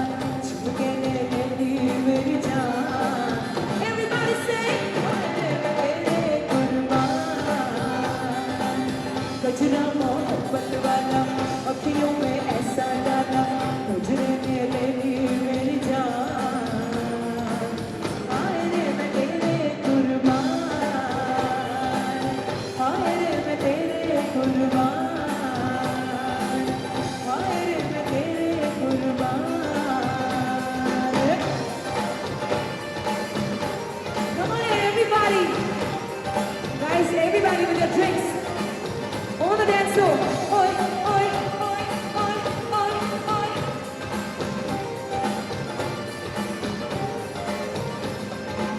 पीछे आंदा मेरी चाल पे आए. पीछे आंदा मेरी चाल पे आए. पीछे आंदा मेरी चाल पे आए. पीछे आंदा मेरी चाल पे आए. चुरा ले खुदा है. मेरा लोग बच्चा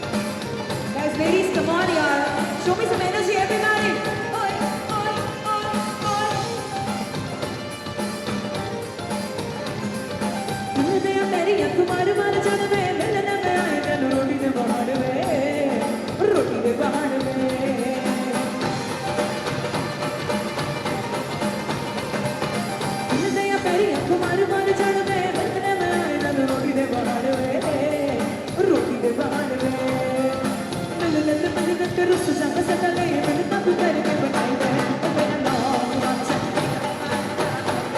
मेरा नाम अच्छा तेरा मार ना आई दे मेरा नाम अच्छा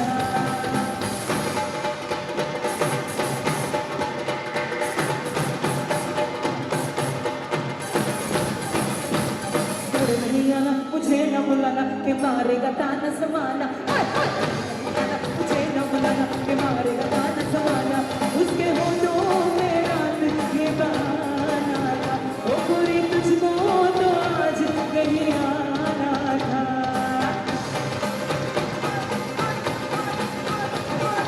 तू चली आई दुहाई हो क्या बात हो गई तू चली आई दुहाई हो क्या बात हो गई ओ तूने काजल लगाया दिल में रात हो गई तूने काजल लगाया दिल में रात हो गई काजल लगाया दिल में रात हो गई तूने काजल लगाया दिल में रात हो गई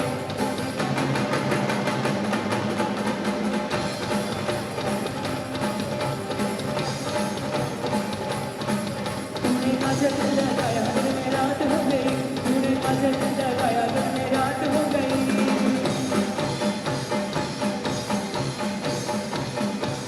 So everybody, let's have Punjabi in the house. Thank you so much. Harish पर मुझे बोला गया कि पूर्वा आपको स्लो सॉन्ग्स नहीं लेने हैं कोई प्यार भरे नगमे नहीं क्योंकि सबको यहाँ पे धमाल करनी है डांस करना है so everybody thank you so much for all your appreciation and support that really means a lot to me but मजा जब आएगा जब आप लोग प्लीज आ जाओगे डांस फ्लोर पे everybody all the beautiful guests let's have some Punjabi in the house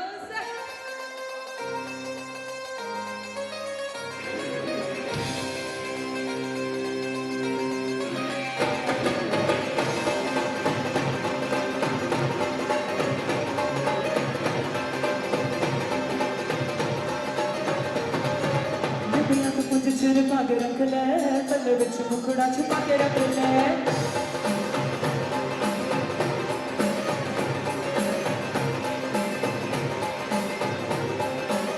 निबिया को कुछ छिपा के रख ले पल्ले विच मुखड़ा छुपा के रख ले अरे करे ना किसी दे नाल प्यार मुटिया तू बच के रही ओए होए होए मुटिया तू बच के रही अरे करे ना किसी दे नाल प्यार मुटिया तू बच के रही कृष्णा ड्रम का किक चाहिए थोड़ा सा व्हाट ट्राई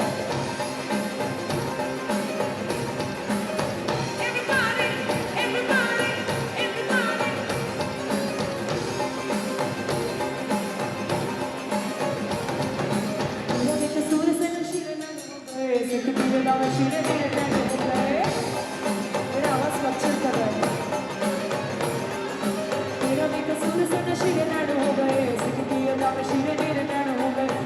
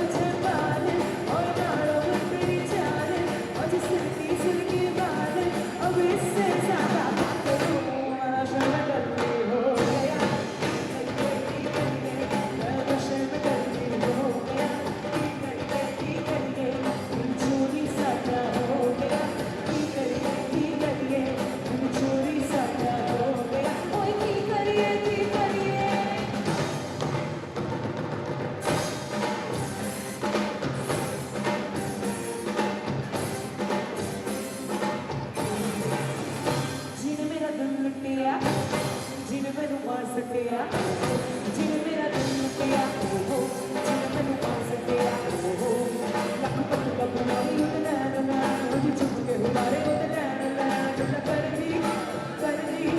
करदी शहर सब दुनिया जिने मेरा दिल लुटिया जिने मैनू पा सटिया जिने मेरा दिल लुटिया जिने मैनू पा सटिया लख पत कबूली उते नैन नैन उते चुप के हुलारे उते नैन नैन जिन्ना करदी शहर सब दुनिया जिने मेरा दिल लुटिया जिने मैनू पा सटिया जिने मेरा दिल लुटिया. This song is for all the classes, huh? All your classes. Whiskey and rums.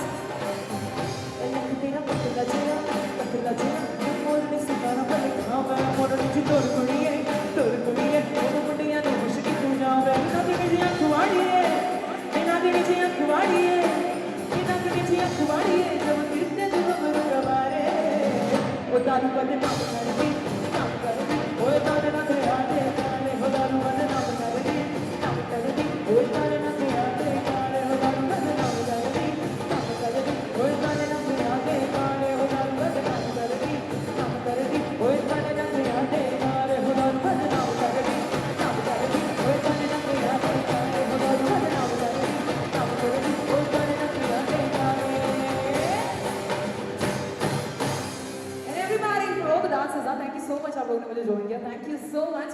और आपके moves के लिए next song. Can we have the party lights, brother? Only dancing lights. Disco lights on stage. No white lights. Thank you.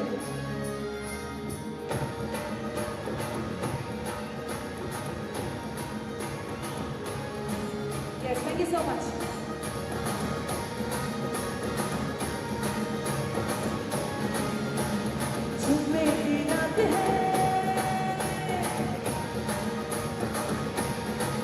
Side पे मैं थोड़ा सा sample झूमे की रात है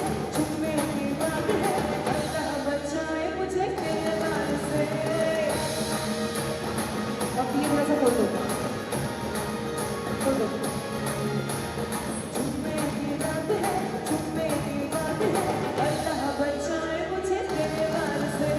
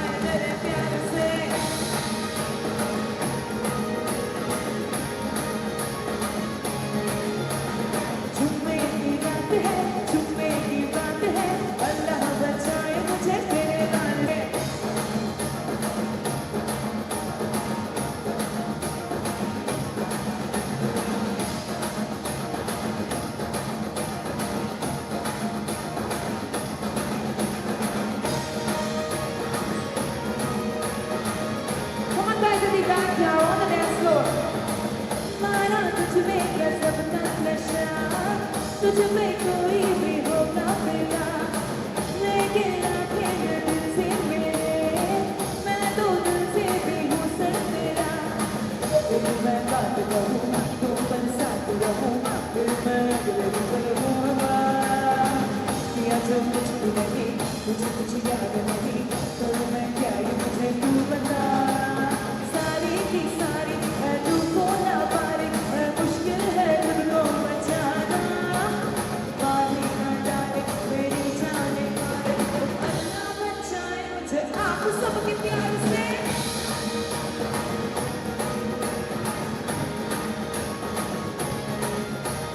झूमे की रात है अल्लाह बचाए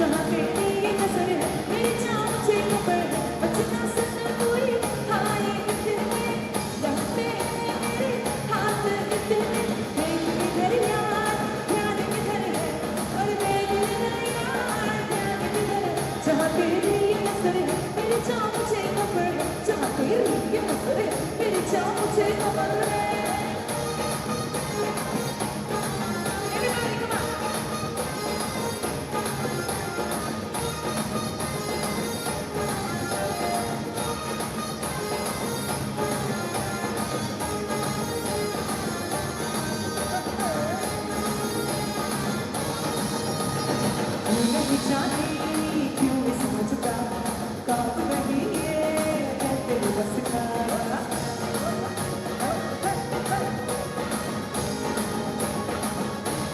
नहीं जाने क्यों ये समझता काम नहीं है तेरे बस का होश में आता ध्यान किधर है अरे होश में आता ध्यान किधर है जहाँ तेरी ये नजर है मेरी जान मुझे खबर है जहाँ तेरी ये नजर है मेरी जान मुझे खबर है This song is for all the bachelors in the house और जो लोग वापस से बैचलर बनना चाहते हैं उनके लिए स्पेशली मेरे अंगने में तुम्हारा क्या काम है मेरे अंगने में तुम्हारा क्या काम है जो है नाम वाला वही तो बदनाम है मेरे अंगने में तुम्हारा क्या काम है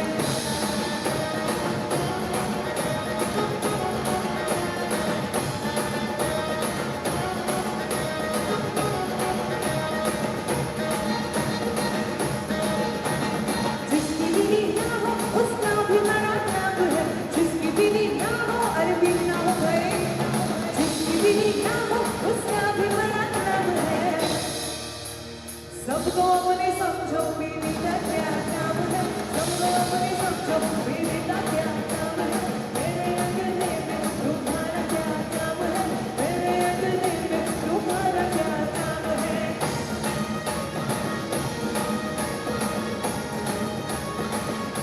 Come on here, everybody, open the door.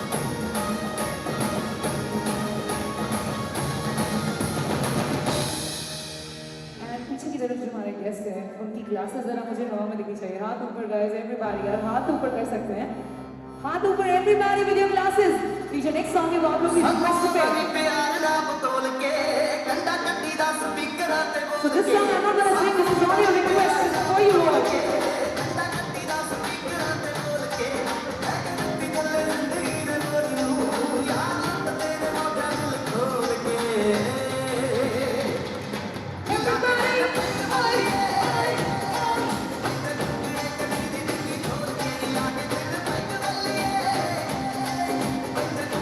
Special request है जरा हाथ ऊपर कर दो यार पंजाबी है यारो everybody glasses are very on the floor Baji with the red flower I can see your red flower come on everybody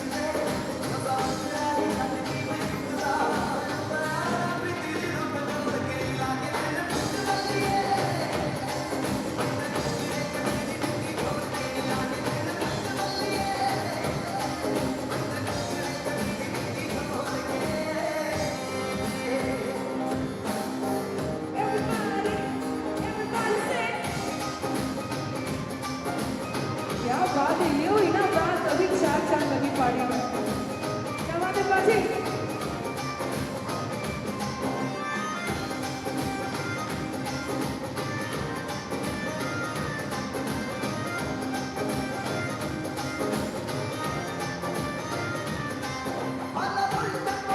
The song is on your request, everybody.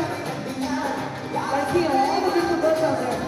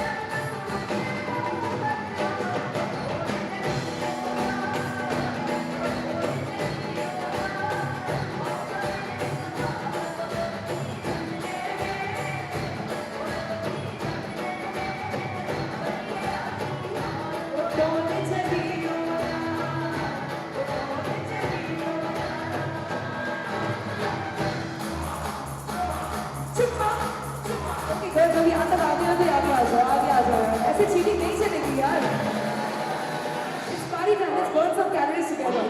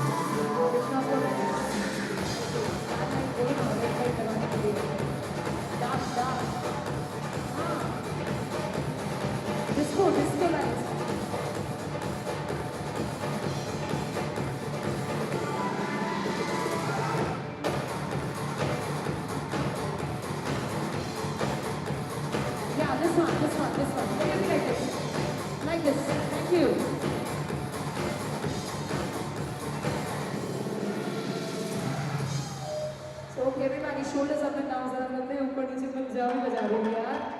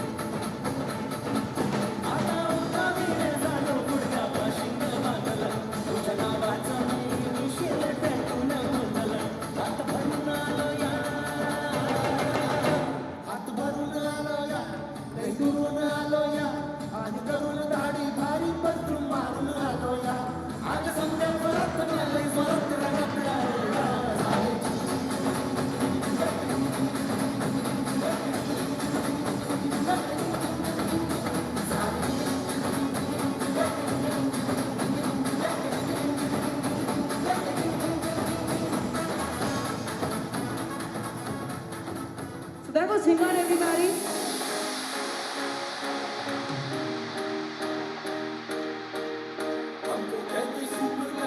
Okay, तो जो लोग बैठ चुके हैं मैं चाहती हूँ प्लीज डांस फ्लोर पे आ जाइए क्योंकि आखिरी के 10 मिनट है यार. Everybody please on the floor. Everybody on the floor.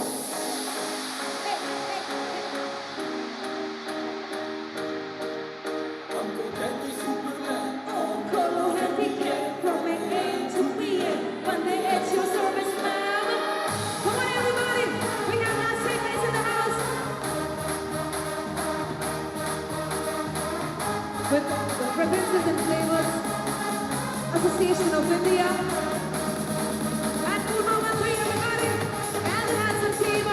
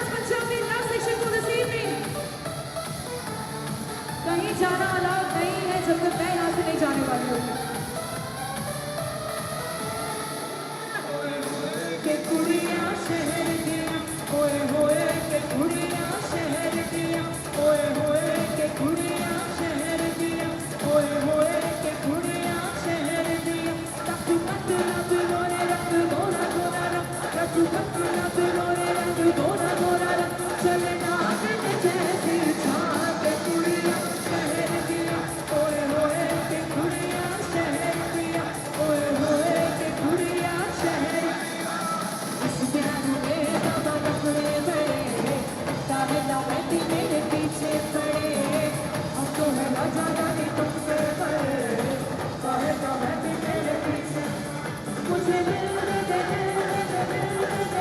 ऐसे जितना करो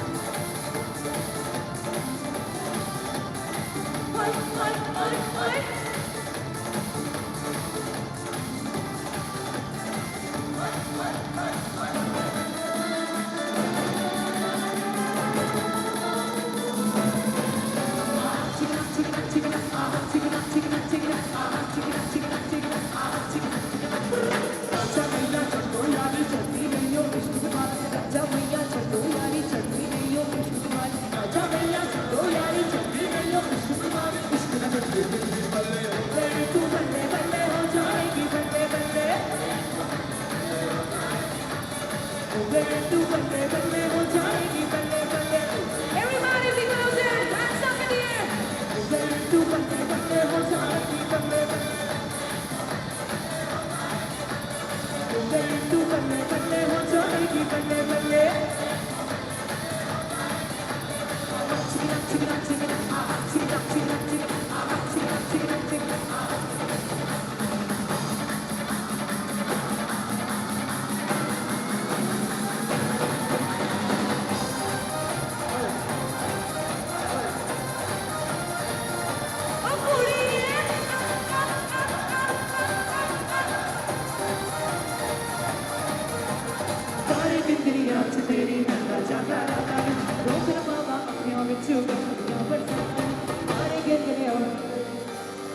जो ब्यूटीफुल गर्ल्स जो लोग यहाँ से जा रहे हैं 2 लड़कियाँ प्लीज यार आखिरी गाने पे आ जाओ यार क्या कर रहे हो इस गाने में कोई जा सकता है क्या पानी आंखों में जल्दी से थैंक यू सो मच इस गाने में तो लोग जो पीछे हैं वो आगे आ जाने चाहिए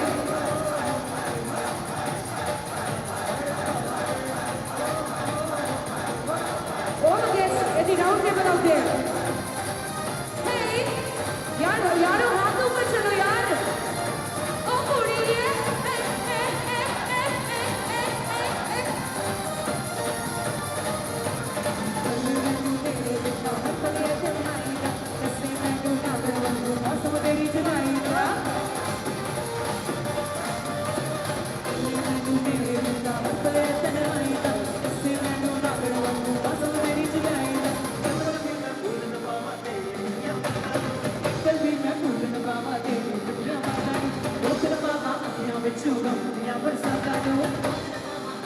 One more last time. Please आ जाइए यार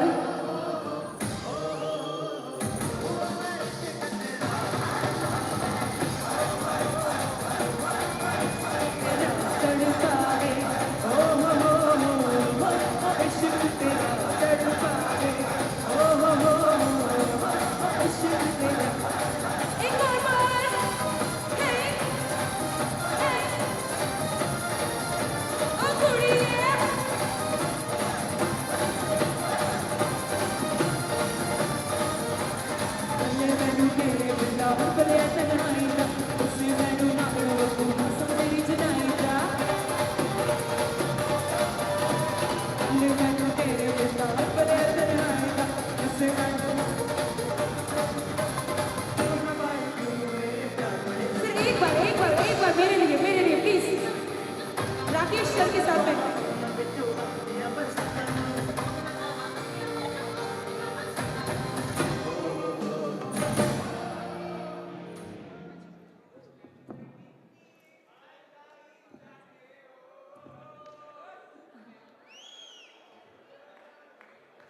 मिस्टर योगेश दुबे आपकी स्पेशल रिक्वेस्ट कर रही है। मैं कब से 2 घंटे से देख रही हूँ कि आप लोग वहीं पे बैठ के एंजॉय कर रहे हैं। ये अच्छी बात है कि आप लोग एंजॉय कर रहे हैं, बट मैं चाहती हूँ प्लीज आखिरी गाना है, अपनी बॉटल्स लेके प्लीज डांस फ्लोर पे आ जाइए। Come on come on come on come on, जल्दी everybody, come on, last song है यार। Thank you so much, that's the way. Everybody in the front row, guys.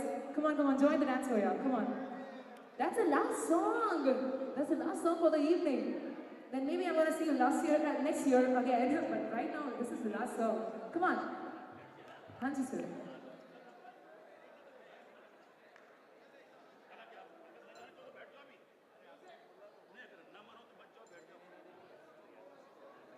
Sir वहाँ पे जो बैठे हुए प्लीज आ जाइए, आखिरी गाना है आज की शाम का, last song for this evening.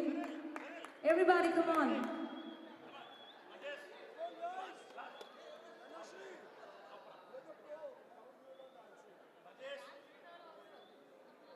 Everybody, come on. So I'm going to play the song. Let's have the song, please.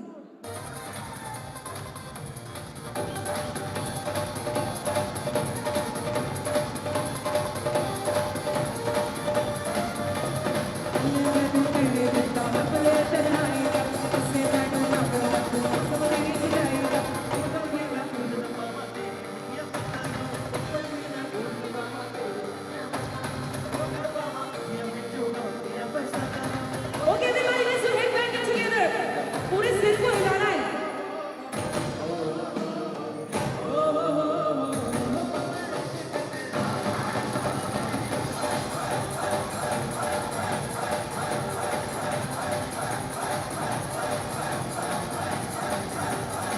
Everybody, yes sir. Hey, hey. Oh, booty.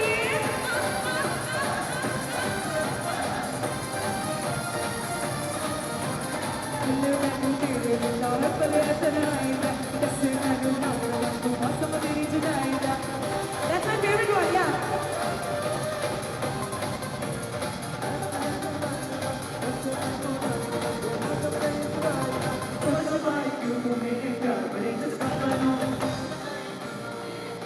Okay, just together, let's do some headbanging together, okay? सिर पूरा हिलाना है, लड़कियों बाल बिगड़ जाने चाहिए यार वो।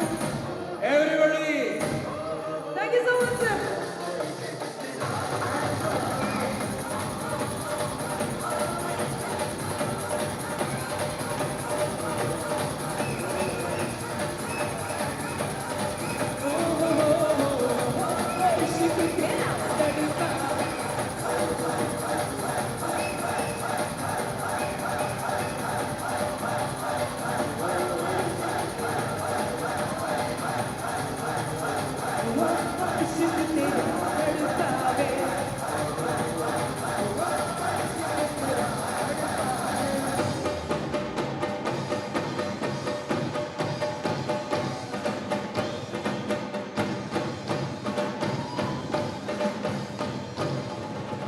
Everybody, thank you so much. This is Purva Mantri, P-U-R-V-A-M-A-N-T-R-I signing off.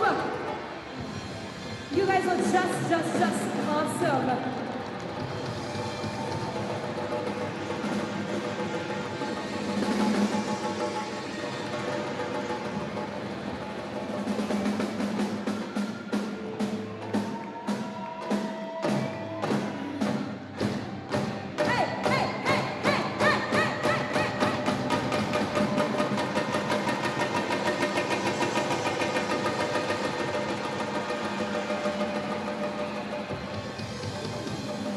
Come on, everybody! This is Purva Mantri with the handsome team signing off. और अगर पूर्वा स्टाइल में बोला जाए तो बॉस फाड़ दिया रामचे को यारो। Thank you so much. I'm gonna see you all very soon. Thank you so much, Hitesh sir. इतनी कमाल की आपकी फैमिली में बुलाने के लिए. Thank you so much. And Rakesh sir, Yogesh sir, thank you so much for everything. You were amazing. Thank you sir. Thank you so much for all the respect, all the love and support. Thank you so much. Thank you.